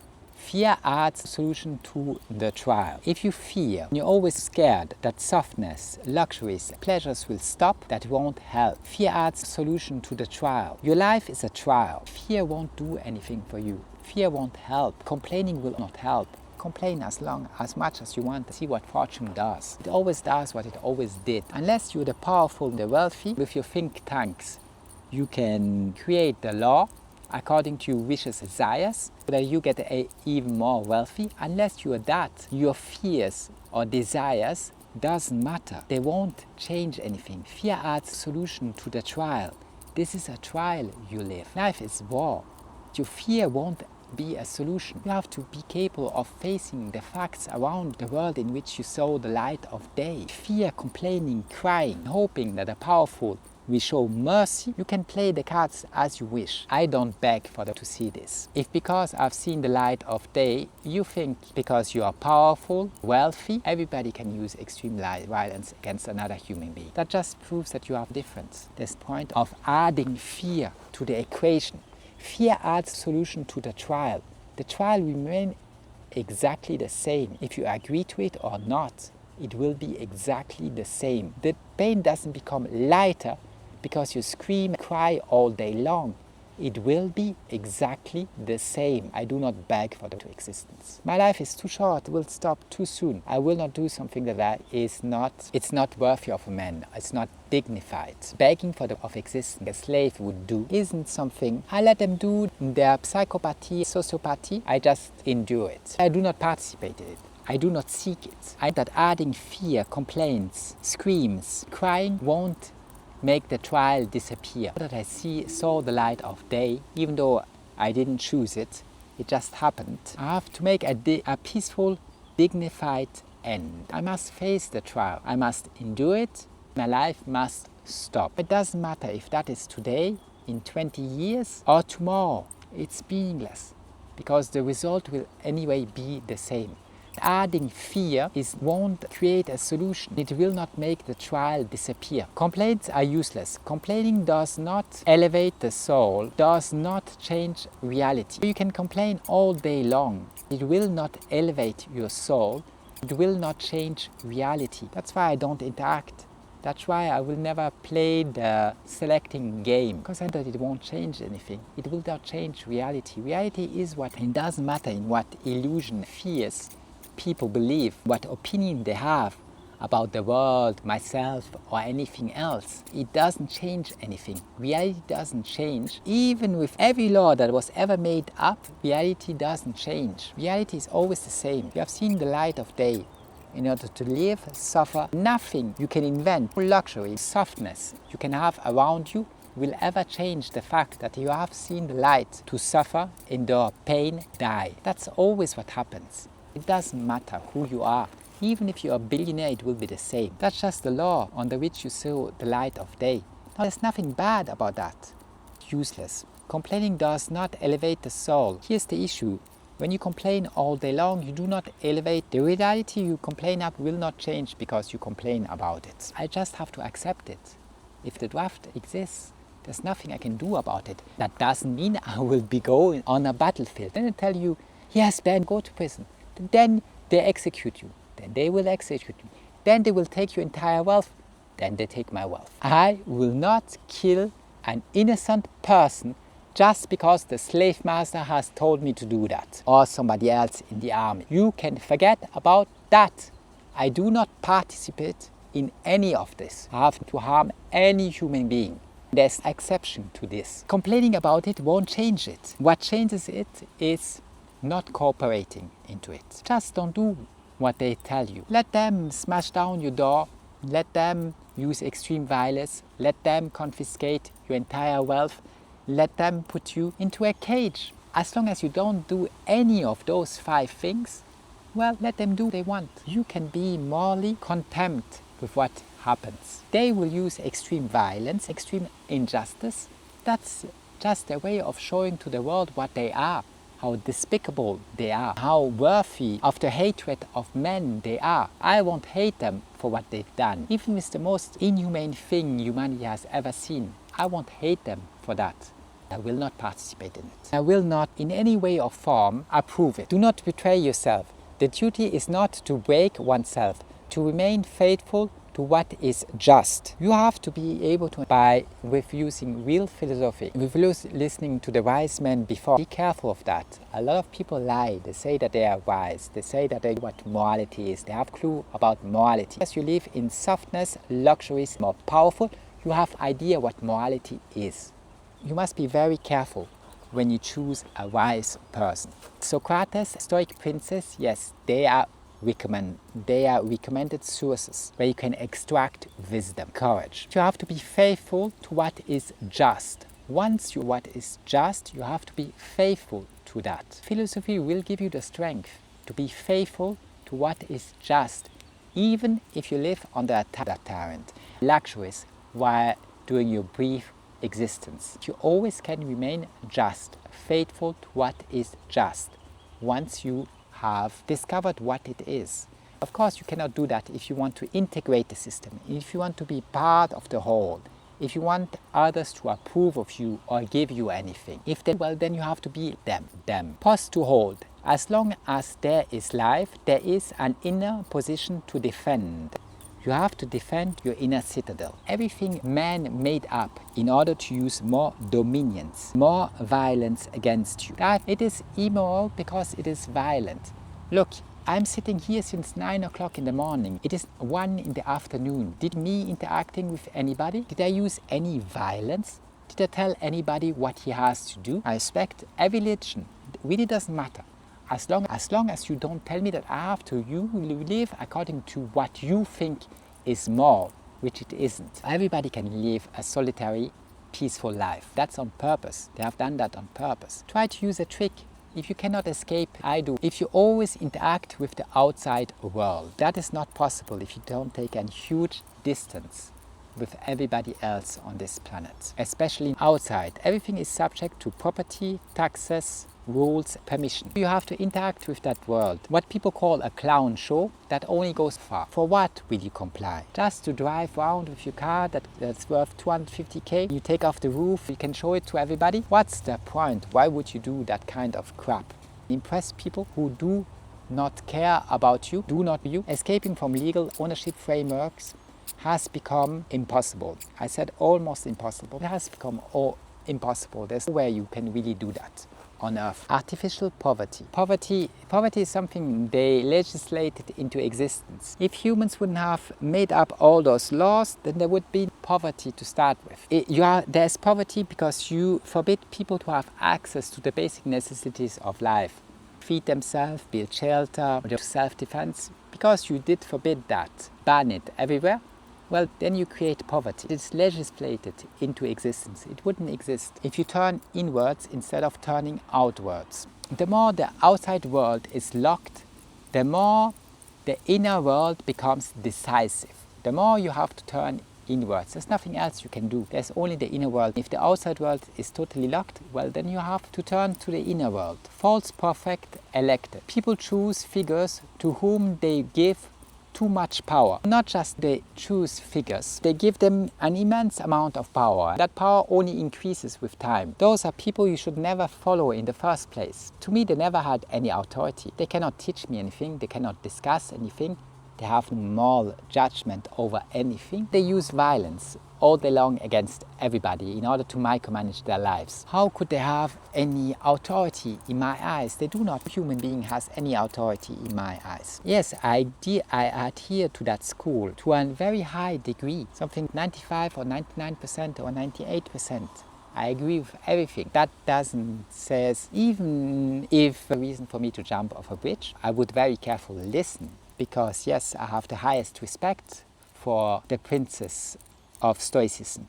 They only have authority as long as they talk about philosophy. If they want to micromanage my world, my life, do not recognize my true self-determination, then I would take my distance with them just as everybody else. A philosopher never uses violence against you. As long as he's only a philosopher, he will only advise. He will never use violence against you. Then it's acceptable, as long as it's true philosophy. As long as he talks about sacrifices, as long as he talks about extinguishing your desires, as long as he makes of you a better human being, then it is acceptable. Anything else is not. Things are funny. Even in death, they give you a number. The tomb in front of me has the number 1219. There are people to whom that is important, to get a stone with your name on the number once you do not exist anymore, once you are dead. It's not that I have anything against that. To me, it is indifferent. You can put there you want. If you want to do anything religious or not, it really does not matter to me. It's just the endless administration. Nothing is as before. To me, it makes sense. Somebody dies, you dig a hole, you put him in it, you put some ground on it. Just that the cadaver doesn't rot in your house. That makes sense. Paying money for that, doing decades, needing an entire army of people to maintain the place, well, if you enjoy it, do it. Have fun. To me, it makes a difference. The idea was the one of Diogenes, the cynic, who said, when I die, just let my body rot in a ditch on the side of a road. Who didn't ask anything of his fellow human beings. Who said nature, wild animals will take care of it. Point to do anything about it, to think it's sad or waste money on it. Now I do, of course, that you should be careful with rotten flesh in order to prevent diseases. Now I have that. There's always a balance. Do I care about a number 1219? Will I ever get a spotless? I don't think I will, because I don't think anybody will pay for it. Even if I would, nobody would ever come to my tomb. That's all. I'm very happy with that. Those are the last sad funerals you can see.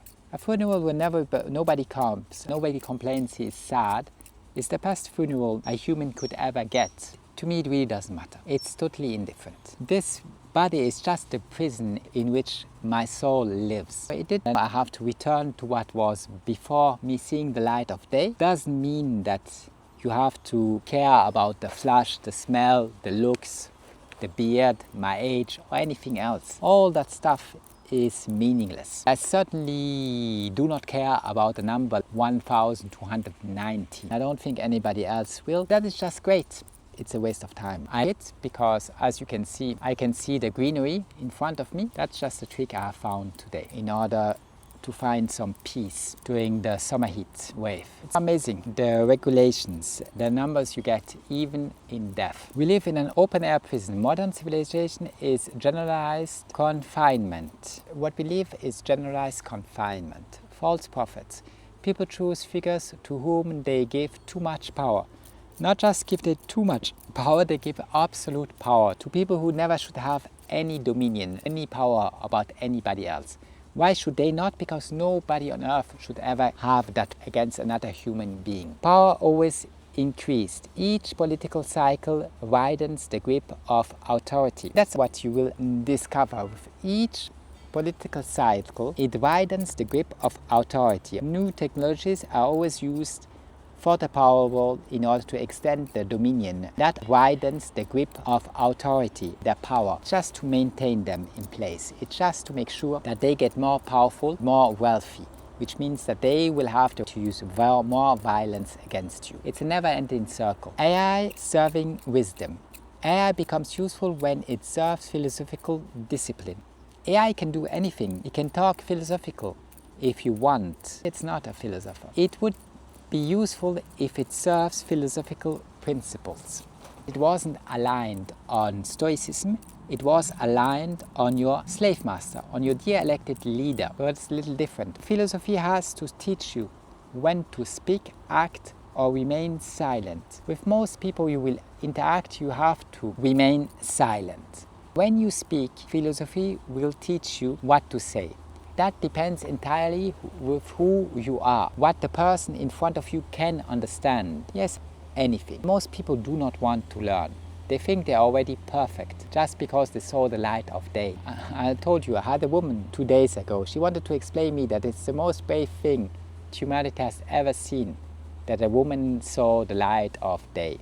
There could not ever be anything more brave than that. But that she shows just how low she puts a female, because she reduces it to what an animal does, biology. You cannot say anything to anybody. I just gave you some examples about real brave women. You have to whom you can speak, about what you can speak to that person. Most of the time you must remain silent. A conversation went well if you say less. Let the other person talk. The issue with that is that most people, their mind is empty. How can you talk to somebody who never thinks about anything? When you ask them questions, they do not know what to answer, because they have internal dialogue, sometimes hidden. Some truths must remain protected from those who refuse understanding. You must know that the truths you will acquire by becoming more philosophical is stuff most people do not want to. They do not want to hear anything about it. Those who refuse understanding, some truth must be protected from those who refuse understanding. It's not that you cannot tell them, it's just that they will reject it.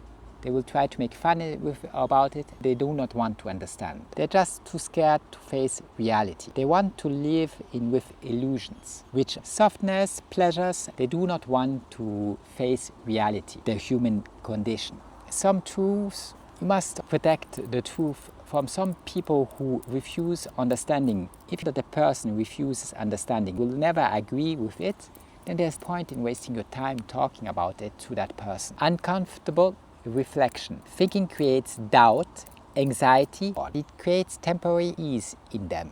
Softness flees doubt. Softness flees doubt. Men attached to comfort avoid difficult reflection. If you, because of that, avoid difficult reflections. Poker, the centered question is whether one played his best game, his A game. A game or C game. Analysis distinguishes lucidity, fear, discipline, impulsiveness.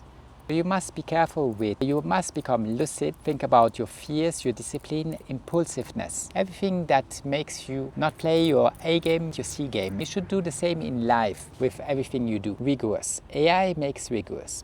It does not make one infallible, it improves examination. The great thing with AI is that it's very smart. You can use it for examination of your poker hands, examination of what you do. Universal principles. In every situation, everything you face, there's always a more just way to act. If you can discover it, follow it, you are on the path of improving. That's an universal principle. Speak better, to speak better.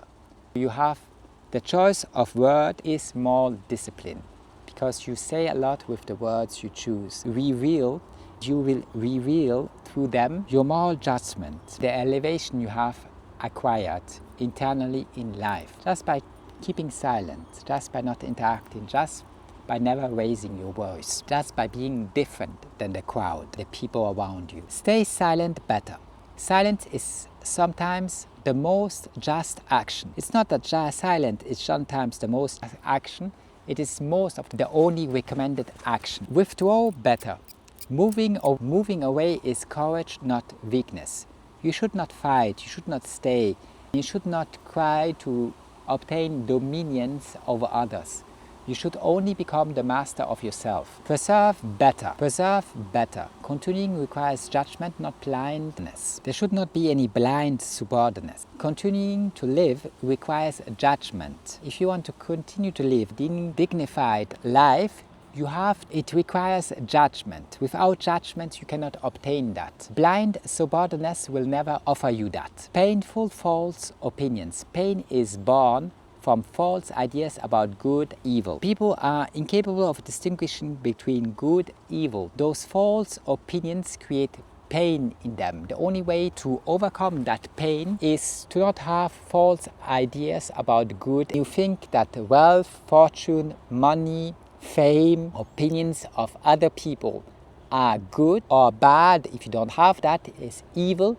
Then you have false opinions. Those false opinions will create pain. Taking pleasures as the supreme good produces dependence. The more you think that pleasures are supreme goods, the more dependent you will be on everything around, on everything you care about, on everything you get attached to. Luxury are sold as false achievement. Luxury conceal empty inner life. Because of that, they should be rejected. I say in my philosophical books that even a wealthy man must live as a poor man. Approval useless. The judgment of others does not establish a man's value. Approval is totally useless. It should never be sought out because it does not establish a man's value. Your value can never depend on the opinion about somebody else.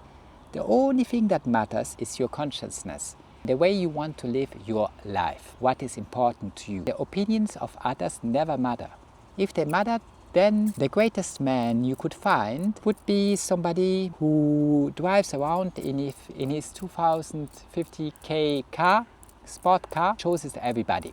To people he doesn't. He can show them how much wealth he wastes on stuff that is meaningless. If your opinion would matter, that would be one of the most best persons you could find, spend time with. As you should, if you're a little philosophical, opinion do not matter. You should not judge somebody on approval of others. External security protection promised by the world remains fragile, deceptive. Protection that the world offers you is an illusion. It is fragile, deceptive.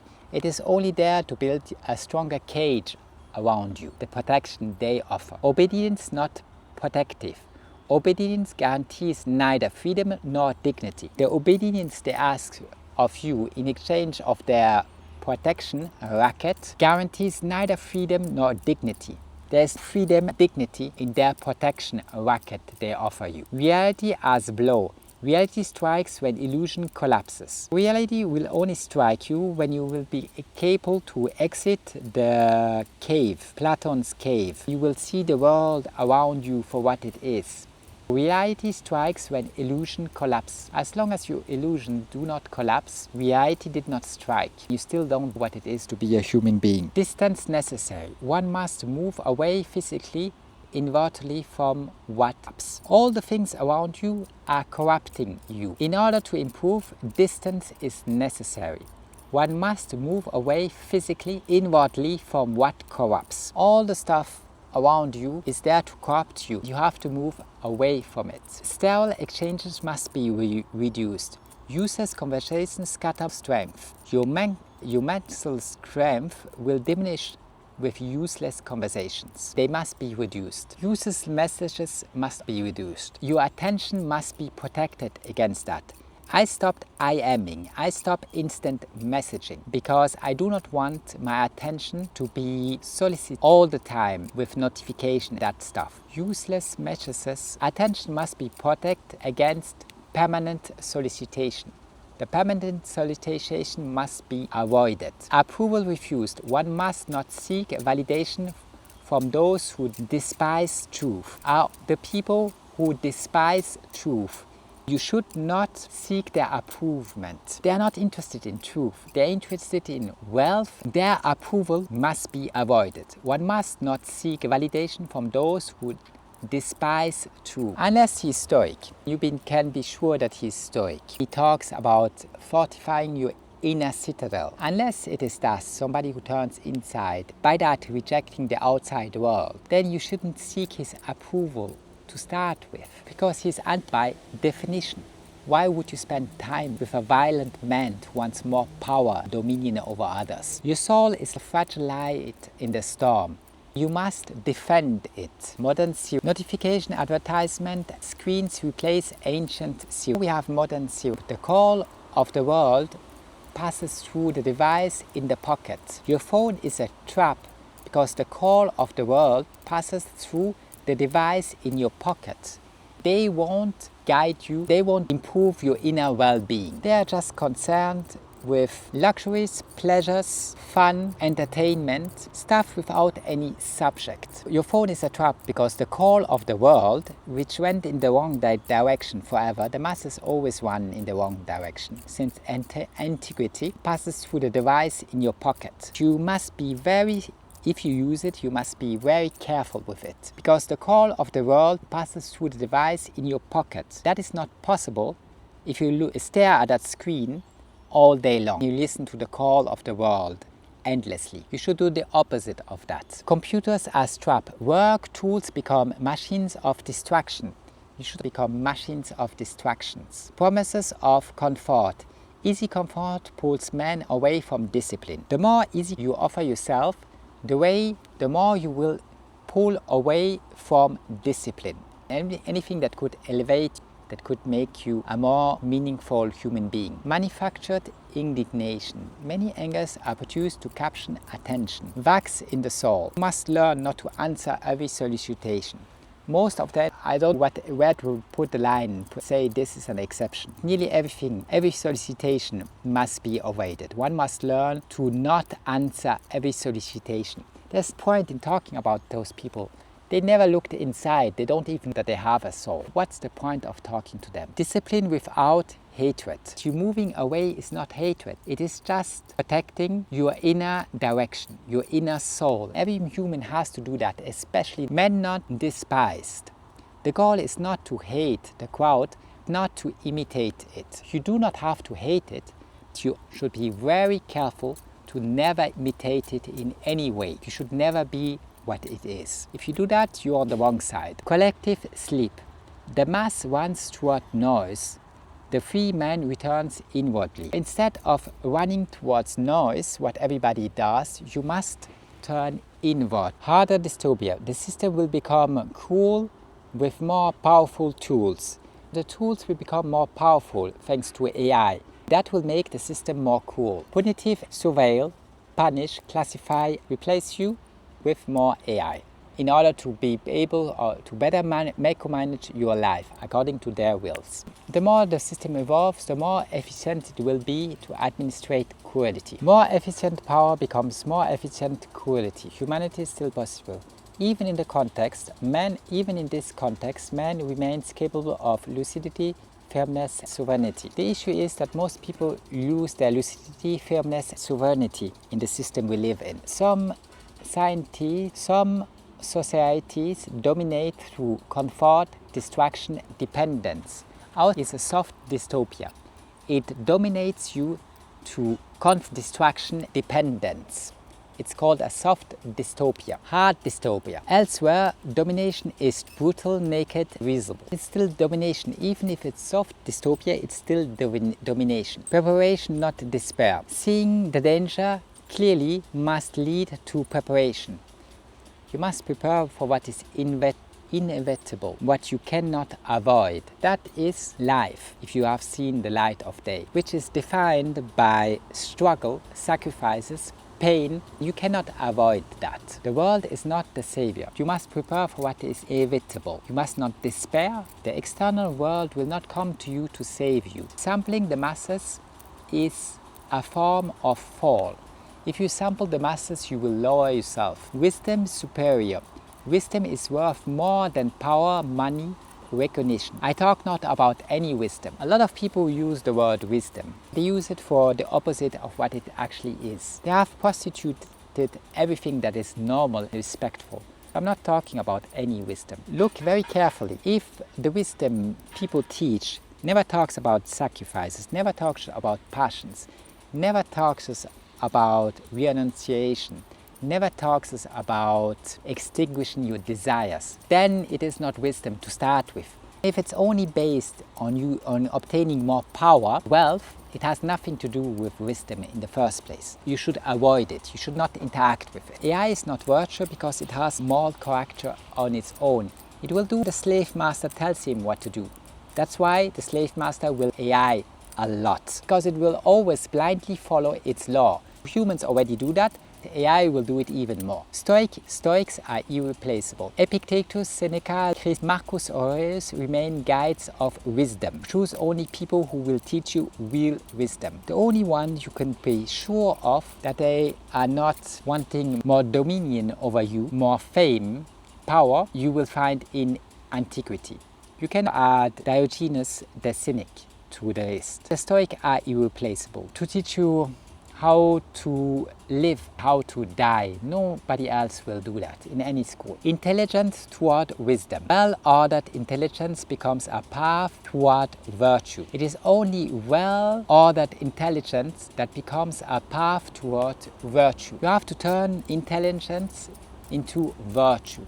That's what you have to do. Tool of discipline. AI must be replaced in the service of character. Even when you interact with AI, it must be used in the service of character. It must be able to form your character. Strategy exercises the soul. It teaches one to foresee, choose, assume a responsibility. Strategy should exercise the soul in order for you to be able to do that. Profit secondarily. Money has moral value in itself. Money is a byproduct. It has moral value in itself. Recognition laughable. The praise of those who must not govern men. Recognition is always laughable. If a man enjoys recognition, it is a laughable, disrespectable. It's a laughable thing. If a man looks for recognition, it is a laughable thing. Transformative activity. The real question is not what activity you do, what it does to your character. If it doesn't improve your moral character, then it is a waste of time. Firma. An activity has value when it increases your inner stability. Every activity should increase your inner stability. More lucid. Yeah. It has value when it reduces your dependence. All those things must be researched. If the activity doesn't offer you that, then it might have value at all. Machine otherwise. A task that does not elevate you should be automated. A task that doesn't elevate your soul should be automated. You should be able to avoid. It can only be an exercise or it has meaning. Do not resemble. Do not try to be somebody else. It is better to surpass oneself. You have to surpass yourself than to copy the man around oneself. The man around oneself, you shouldn't waste your time with that. Inner bearing. The only decisive domain is self-mastery. The only thing that really matters is self-mastery. Conquer fortune. True victory is to hold against events, losses, pressures. If you can endure events, losses, pressures, you must hold against them. You must oppose your courage and your strength